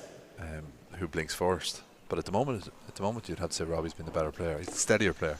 His serves being in is the biggest difference so far. I think the couple of crack serves and the couple of ace serves that he's had down the right, they account to maybe 4. Okay, score is 15-8. Out of the 7 points, that's the difference. So there it is down the right again. Oh, good shot by Robbie. Great shot. Such good control. And a regular, normal human being that plays handball would, I'd almost say 8 times out of 10 overhit that shot. Yeah. You know, put off the back wall, put themselves under pressure from some, but Robbie's just superhuman there. That's a great shot as well. Robbie in complete control. Hammering David down low down the right on that serve. Yeah. He's absolutely such a difference. Hammering that serve, and David's just struggling to do anything with it. Here the Cork crowd 17-8. trying to lift it for David here. Nice. That's a great serve. David does well to put a hand on it. Robbie goes around the corner. Was that down? It was. Oh, yeah. Wasn't Side bad. out. Though it skipped in alright, but hard to. 8-17. David Walsh going to a lob. Yeah. He's right to mix it up. He's got to try something. But I don't think he's going to be able to ignore that bottom board for very long. No, it won't.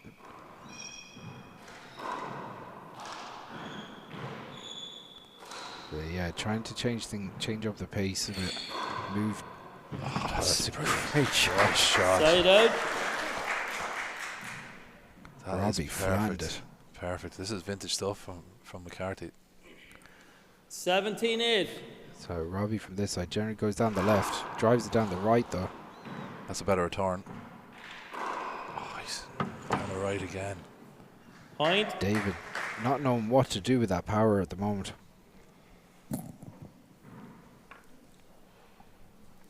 18-8.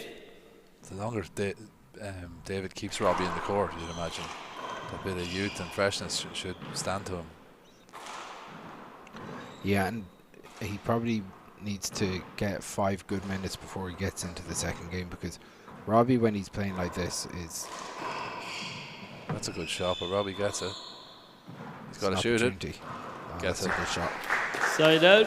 I think I wouldn't advise him to lob the ball to Robbie McCarthy. I would, if I was Walsh, I think I'd stand in the middle of the court and hit low hard serves and use his spin. 8-18. Put it like this: if you're facing David Walsh, would you rather he was lobbing or rather he was hitting that I don't low? want to face him at all. Now, look at the spin there. Oh my God. Definitely the lob toss. I don't want to see either, but that spin serve is scandalous. Yeah. It's like having a Ferrari and only using it to tip pick down to up the milk. shop for milk Nine, and bread. Yeah. You know, it's a sin, really. You got to take it out. Yeah, you have to drive to Monaco. What a serve. Oh my God. That is scandalous. Look at this for a hop. It just... like, I don't think I've ever seen Robbie's like flummox like that with the serve like that. That reminds me of... there's another one. Robbie gets his hand on it. Play it again. Play it again. No, the call was well in before. Yeah. Robbie's. The referee was right, Chris. Well, what Robbie's sickened about there is that David has the ball in hand again. Yeah. You see, the thing with a spin like that as well is it's embarrassing to be caught with it. Well, it shouldn't be, but it is. Like, the thing is, if he hits one straight with power, you're expecting it to spin now. Yeah. He spun it the other way there, but Robbie adjusted. Read it like... Robbie's going to bury this. No. Two of them leaving balls off the back wall. Good shot. Side out. Yeah, just... That's terrific handball, it must be said. But it's a pity that the schedule here has gone on so late. It's 10:45 p.m. for any overseas viewers. So Robbie with a drive down the right. David almost getting to that. Robbie's ability to just take all the pace off the ball and just about 19-10. paddle it up there is again opportunity for. There's a couple more examples, Chris, of what I'm talking about. Robbie hits 2 shots with his left hand there, and both were pretty poor. Yeah. That one was good, all right. Like, Robbie would back right up into the left side wall as well, sooner than... Massive hand error from David. Sooner than use the left. Robbie. Is that a timeout? Timeout. Timeout from David, is it? Game ball 10. Robbie. Unusual. So Robbie taking his time. As he said, it's an unusual one to see at this stage of the game. Taking it, especially after such a bad miss. Maybe he's trying to make David think about that a little bit longer. Yeah, maybe, yeah. But it's surely you think after a bad miss, you'd want to get on the ball and strike it. You know, I don't know. We see Ty Carroll there in Killian's corner. In David's corner. That's Killian's brother, Ty, who's a very good player in his own right. Yeah, good senior. Had an excellent World 10 Championships when he seconds. played here as well.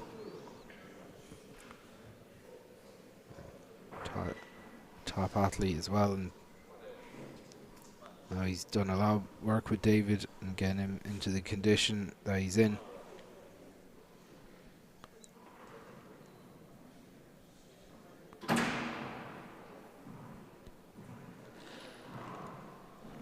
So at game ball, serving 10. Robbie with a commanding lead.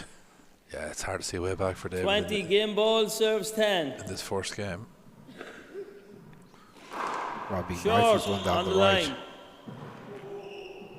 I call it short. Looks short One from agree, here. 2 agrees. 1 short.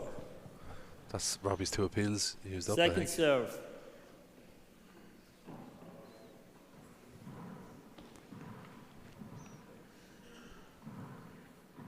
Should there be a limit on appeals? It's I never in my life heard anyone say in Irish First game. handball. That was the first game over. Robbie wins at 21-10. I never heard anyone in Irish handball saying players are appealing too much. I don't think it was a big issue, but like two appeals.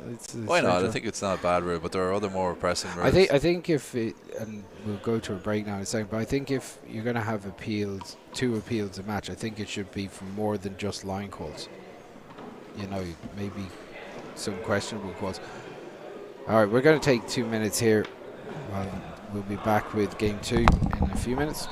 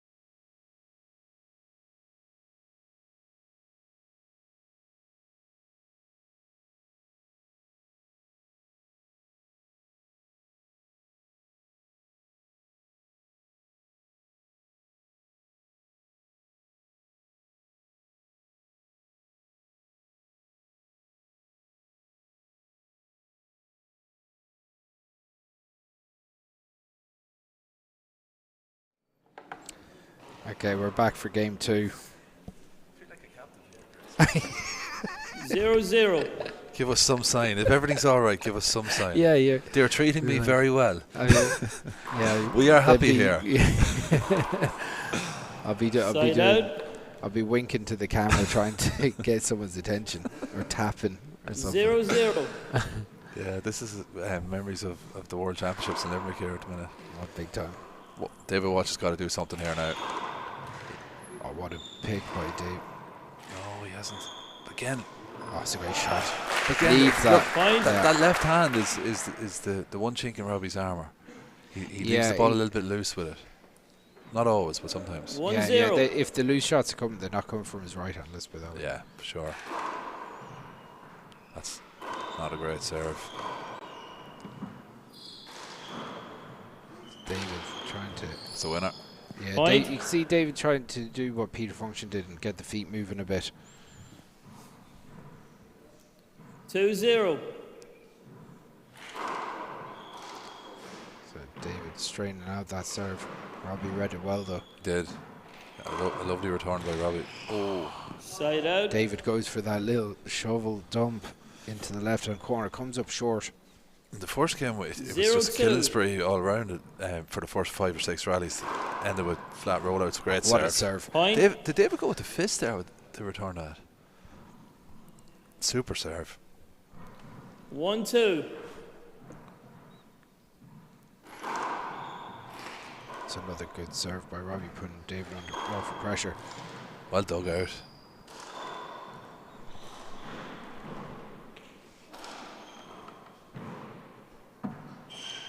That's a good shot. David puts it away. Side out. David will be comfortable enough. Content enough with his start in the second game. 2-1. Couple of kills. 2-1. His confidence up. Yeah, he's got it. Oh, it's a great serve. Super serve. Fine. Look at Super this. serve. Oh, bend it like Beckham. Brilliant. 3-1. 3-1. David Walsh not going away. One short. Got lucky. He almost hit himself with Yeah. the ball there. He did. Wouldn't have been the Second first. serve. What does he go to now, Chris? Does he serve?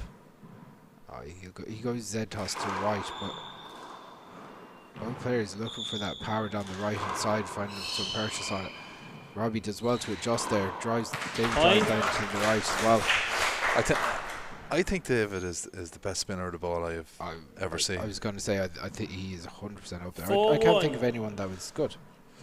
There's a lot of crafty Masters players who are brilliant at it. Dominic Sure. Sheridan and Cavan is amazing, and obviously you had Swerve and Mervyn from Armagh. Merv Second McCann. serve. Merv the Swerve. Merv the Swerve, but David does it with such power. Charlie Shanks is probably Charlie the was last brilliant. one that was a real top player who really put the wrinkle on it. They can all do it. Yeah. Like Paul Brady can do it. They can all spin the ball. I think most of the intermediate can spin the ball, but some of the kicks 5-1. that David puts on it is different level. Yeah, I think he just generates such power that it's raw power. Yeah, his technique is exceptional as well. That's a great Good shot from Robbie. Side out.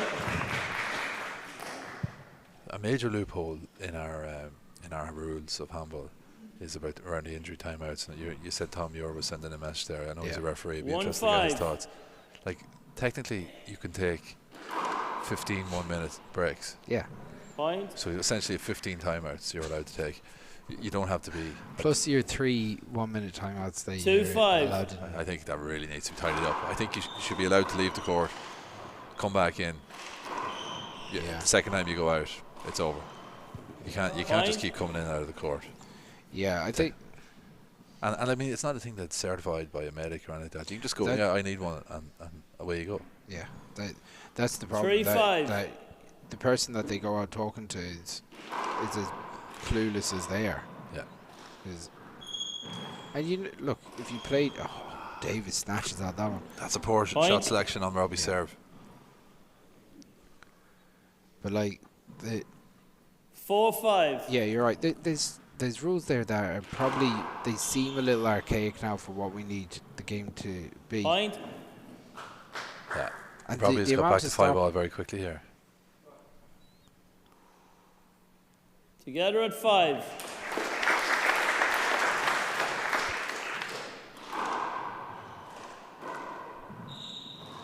I gotta say, one thing we've been lucky with, the game hasn't been littered with towel timeouts or anything like that. I think the reason for that is that everyone knows it's late and you keep going. Like it goes to show 6-5. the whole drying the floor with a towel thing is nothing to do with drying the floor with a towel. Yeah, it should be stamped out. That's a great serve again by from referees. Robbie is after responding really well, having been trailing by a couple of points. Time out 7-5.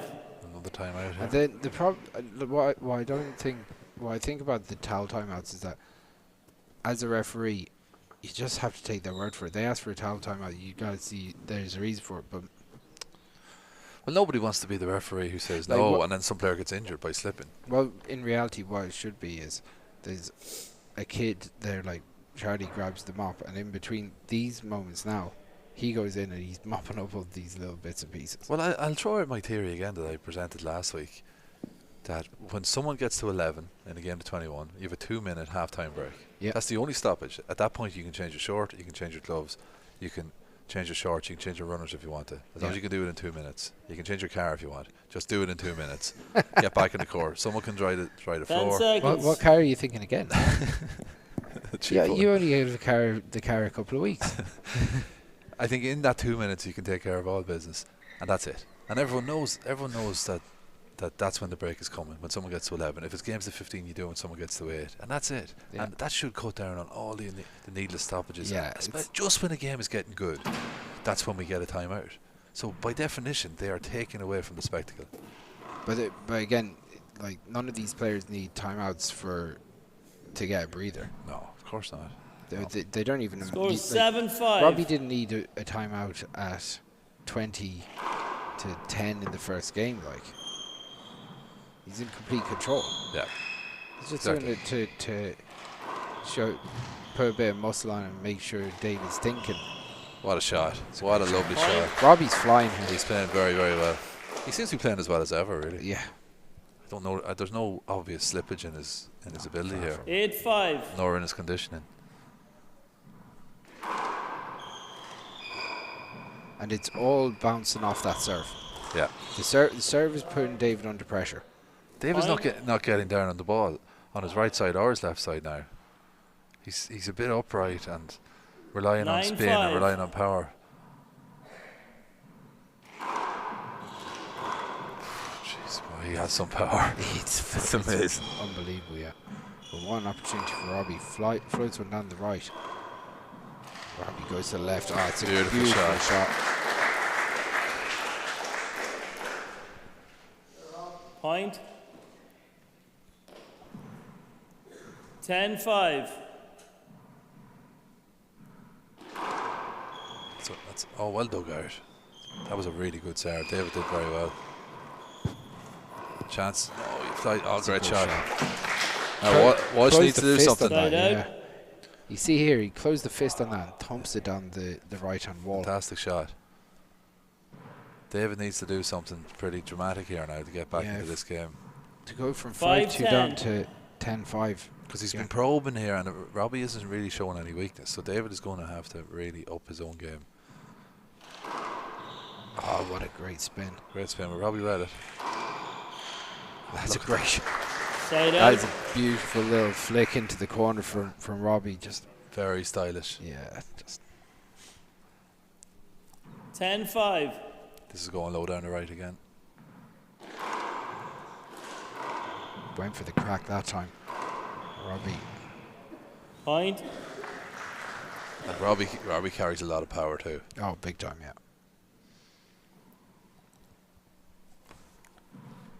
11-5. What's the latest missive from the nerve centre there, Chris? I think everyone's just glued to watching it instead of... probably have the volume turned down. I don't blame them. Point. We've had a few. Oh, here we go. Ryan McLaughlin reckons it's electric stuff. This is what Saturday nights are made for. You should be here, mate. 12-5. Smags 1, 2, 3 goes longest 2 minutes of my life. Can't wait to get the guys back out there. He was obviously enjoying the first game. Not a phone. Ryan McLaughlin reckons there's not a phone in sight. Just enjoying the moment. It's great that people are living in the moment again. Yeah, look, we're back in the moment here. How did he type it though? 13-5. If he didn't have if there wasn't a phone inside. Yeah. He's putting his opinion into the internet, and that's all that matters.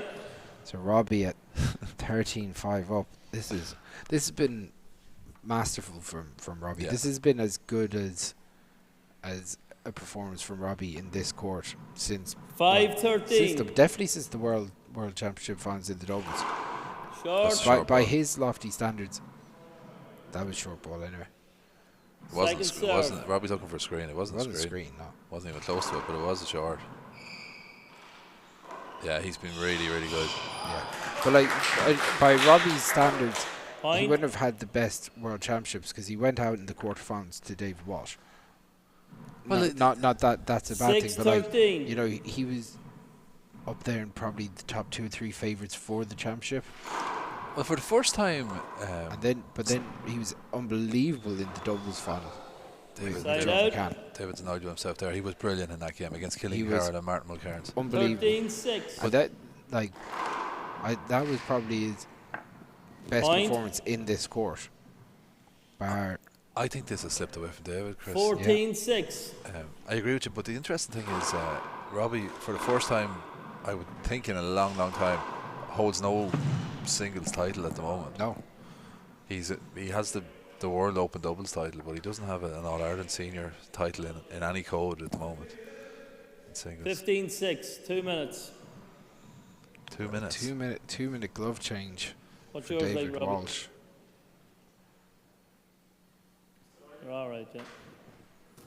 But this is what I mean. Yeah. That 2 minutes half-time break. Like, it's 2 minutes just to change gloves. Now, I know I'm slightly guilty of banging the same drum here, Chris, but in what planet does it take 2 minutes to change your gloves? Like, are you telling me that gloves can't be changed quicker than 2 minutes? Of course. It's look how slowly David is doing, and he's right. Like, yeah, I'm not criticising David. But no, he's using the system to why it's got in the rules. He's not even taking off his liners here at the moment. No, he's just kind of readjusting them. So he probably will change his gloves, all right. But the liners are already wet. Like, yeah, it doesn't take 2 minutes to change your gloves. But like, David's on the ropes now, like firmly on the ropes. He needs to get to minimum 11 in the next sequence. Yeah, he has to win the serve and get the next 5 or 6 points to stay in the match. This is him firmly on the ropes. Yeah, absolutely. 15-6 down in the game down. This is curtains. So I don't blame him for using using the rules to his advantage to keep his 2 timeouts,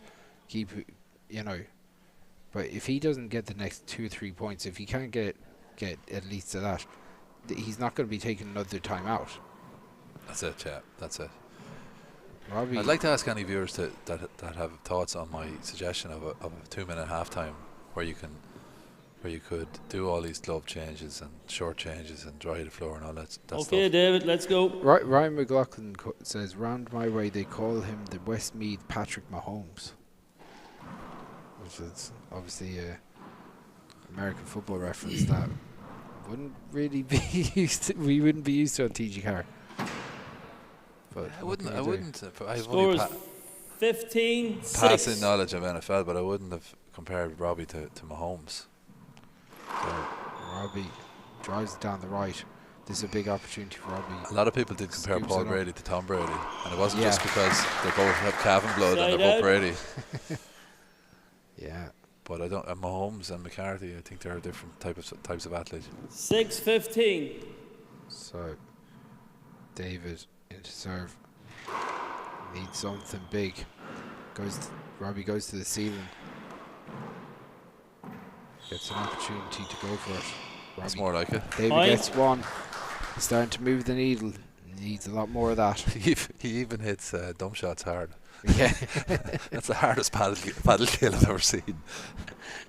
True. 7-15. He hit his paddle kill harder than I hit my power serve. Second serve. He likes to hit a rasper, all right.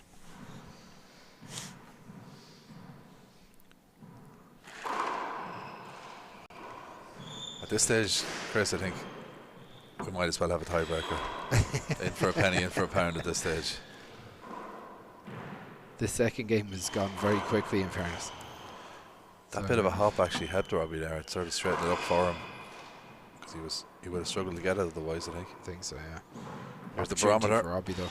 Oh, that's scandalous. That's outrageous from Robbie McCarthy. He just absolutely nailed it. Yeah. 15-7. 15-7. So for all that, David only made back 1 point. Second serve.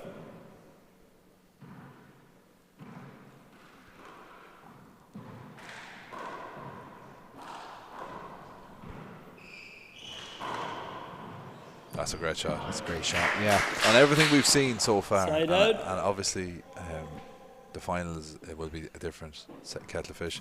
But on everything we've seen so far, Robbie McCarthy, 7-15. best active handballer in the country. By a distance right now. It would have to be said. Like, Screen serve. David is going to have to go back to these hop tosses. hypersonic 2 serves. hops because he needs 2 or 3. He does, and they're in his locker. He's going to he's going to have to go to them. So David trying to take his time. No, that's a poor serve. Yeah, like it didn't hop. He's trying to force that serve down the left, and I think his serve down the right has been more effective. 15-7. So Robbie, what a shot!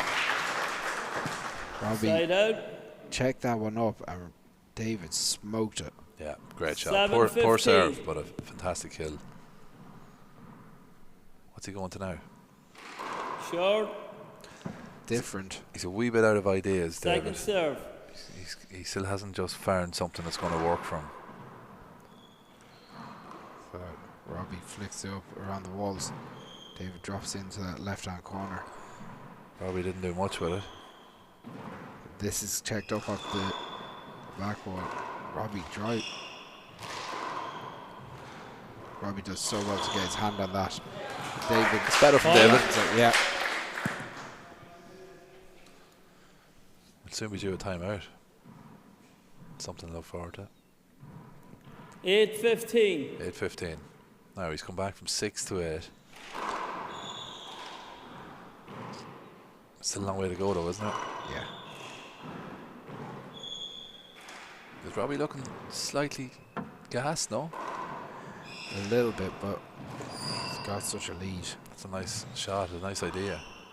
Opportunity for Robbie. Float shot. David's going to dig it out. No, he's not. Side out. It's almost like David actually tried to get too much on that. Timeout. 15-8. So Robbie takes a timeout. I'd even accept 3 per match, but 3 timeouts per player per game. Someone needs to make this stop. Someone shout stop on this. Now we look around the arena. Look, what's everyone doing? Looking at their phones. Yeah. They're here to watch handball, but we're not giving them handball. We're giving them stoppages. I just really feel strongly about that. Maybe we should start doing mid-timeout interviews. Yeah. Well, you know, we'd get 10 per match, isn't it? We'd have plenty of content. Yeah. 10 Sorry, seconds. No, we'd have. Just someone else has to do it. 16 per match we'd have, actually. Yeah, we could interview half of the audience. No, I meant with the players, not with the audience. Oh, sorry. Okay. Oh yeah, well, that's intriguing. Yeah, why not? Try something new. I could see that happening in America, you know, because there's a culture in America where the reporters can go into the locker rooms and. Sarah Walsh, I'm guessing this is David's sister because David is the only winner. We can't argue that at the moment. Robbie is ahead, but David won't give up. I think it took him 1 minute 43 seconds to change his clothes. Okay, lads. Score is 15-8. So we've been here so long. 1 minute 43. I'm starting to think that the old theory about time being just a construct is sort of true. Like it's becoming quite interminable. It's linear, isn't it? Short. Short Second ball. serve.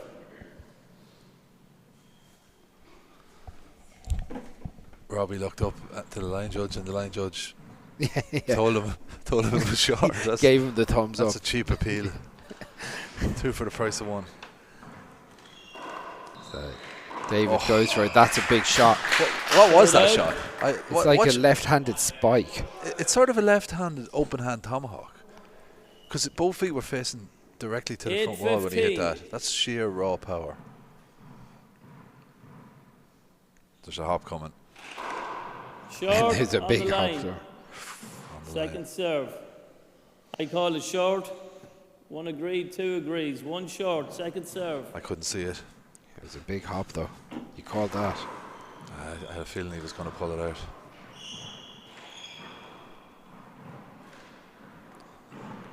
So David flicks that up to the ceiling. Opportunity for Robbie. He likes to go down the line. Play it again. Strange sequence that. David kind of rushed in to fly the ball. I think it was accidental. 8-15. Yeah, but spinner all right. Well read by Robbie on both of those counts of fairness. Very, very nicely done. The Fraser years, I think you said he's defusing Robbie. Was that what you said? Yeah, Robbie's defusing. Yeah, with David. He's just neutralising his power. Neutralising his power. He's using those paddle kills. He's reading him. He's reading his serves, and he's getting a good serve in himself. His back wall game's been very good today too. Yeah. 16-8.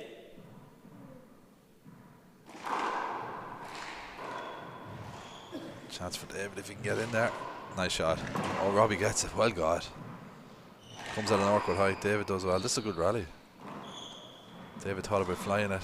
I don't know what that shot was. Strange shot, and put himself under massive pressure. And Robbie is moving ever closer. It was a low percentage shot by David, in fairness, but David is the master of unorthodox shots. He's just 17-8.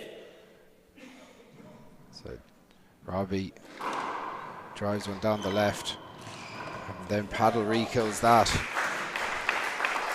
At this stage, he's looking long odds on a McCarthy v Nash final, a fixture we've seen a few times.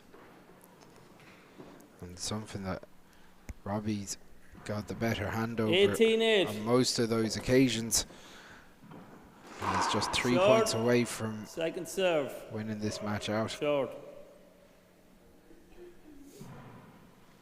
David needs a bit of a miracle, and it needs to be a miracle that starts fast.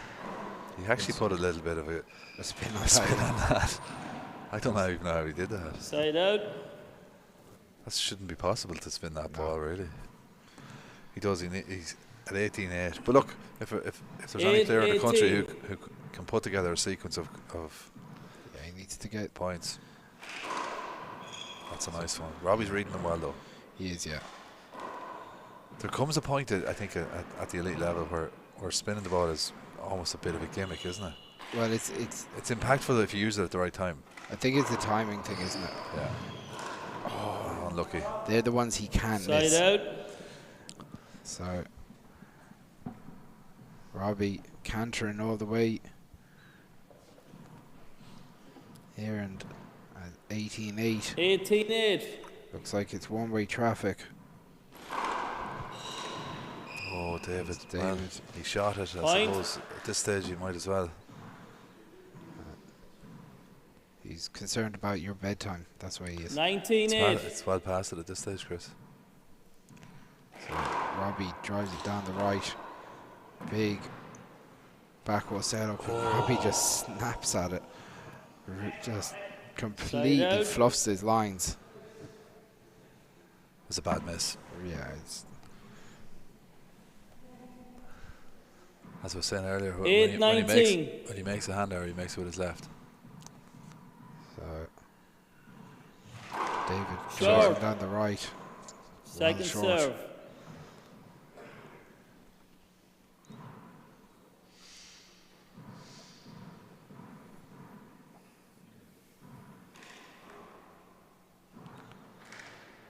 Gets a bit of a kick off the sidewall. David rasps her around the walls. Shot. Well dug out. Very good. Robbie with one down the right. Oh, lovely. What a shot. He read it so well. He's moving so early. Lovely little touch in the right corner. David trying to hang on in there. 9-19.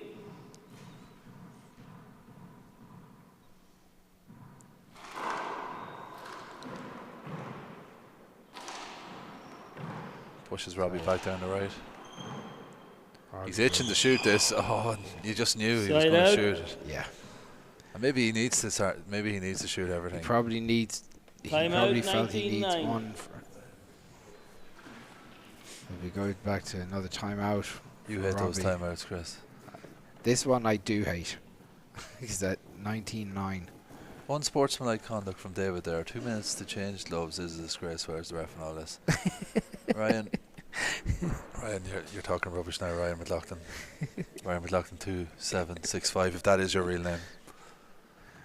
Yeah, that's a strange comment. The referees.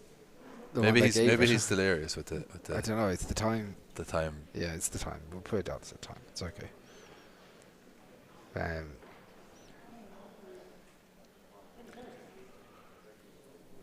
SB Shooter says, I agree, sir, that David Walsh is 10 seconds. David is only winner. David is the only winner.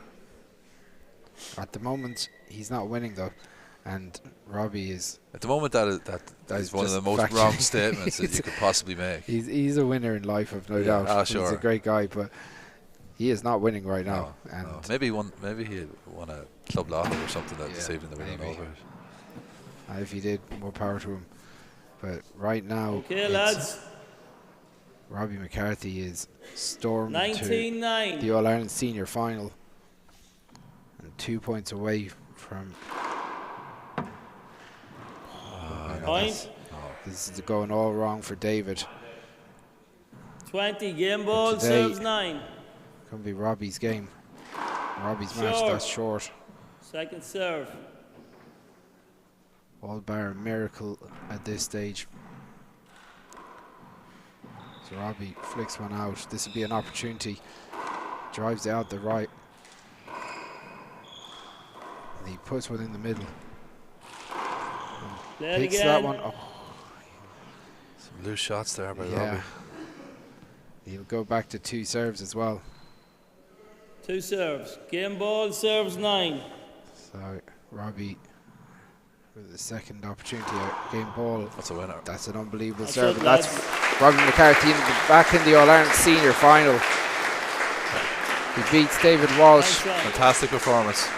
And I'll be going down and have a quick chat with him before we wrap up this stream. See you later, guys. Yeah.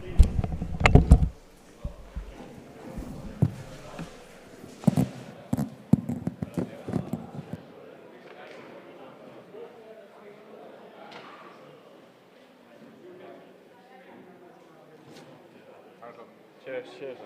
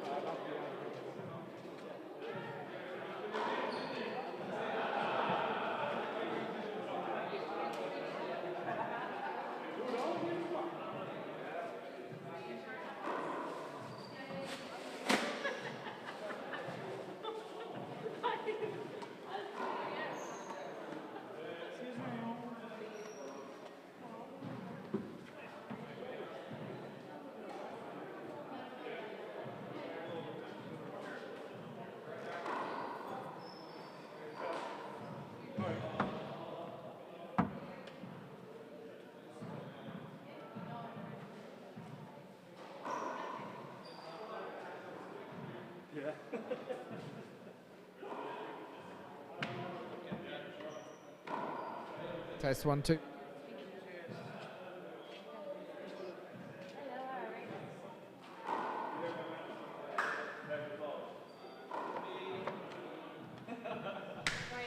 Robbie, an incredible performance. Definitely one of the best performances you've had in this court, up there with the Open Doubles final where you were supreme that day. But what does it feel like after putting in a performance like that? It feels good to play well. I usually come up here and I kind of stumble then when I'm playing someone on my own level. I think you even passed the comment last week. When I'm comfortable, I'm flying. But it's about when I'm not comfortable, it's about putting the foot down and still be doing the same thing. So, yeah, Dave, it's a real big test. Obviously, he didn't get going as well as he normally gets going today, but I thought I played reasonably well, and I kind of kept going for my shots either way, whether we were neck and neck or whether we were whether he was putting me under pressure or whether it was comfortable. I was still going for them, which I have to at my age, obviously, now at this stage. So yeah, I'm reasonably happy and look forward to having a crack off D maybe next Saturday, I think. Yeah. Your serving, it was exceptional. They said it last week. You're rifling it down the right. It was spinning left and right. Very hard for David to decide what he was going to do with it. Like, it gave you such a good, strong platform to go and take shots after that. Yeah. Naturally enough, I watched a lot of people over the years serving well and shooting well, and I had to change a lot because I'm used to. I usually like running around for 2.5 hours, but that day isn't there anymore. Obviously, with the age and a couple of niggles here and there. So yeah, it just has to. If I'm going to lose, I'm going to lose shooting, and if I'm going to win, I'm going to win shooting. That's be all and end all of it for me at the moment. Yeah. Very familiar foe in next Saturday's All-Ireland Senior Final in Jerem. You've had many battles over the year, and like next weekend, I've got no doubt it's going to be another epic encounter. Yeah, well, I was hoping it wouldn't be, but he likes the running game and I don't, so it's going to be a mixture. But yeah, listen, Dermot's a nice guy. Me and him get on very well. We've trained a lot together. We've played like one game a week for the last couple of weeks, so I don't know who we're going to play this week, but yeah, I look forward to having a crack off him. Obviously, he's a couple of years younger. He's seeded one, so I probably it'll be nice to have a crack off him. I'm not going to be playing any mind games or anything else like that. Just I'm going to have a crack at him. That's it. Well, look, congratulations on a supreme performance today, and best of luck next weekend. Thanks very much. Really appreciate that. Awesome, mate. Well done.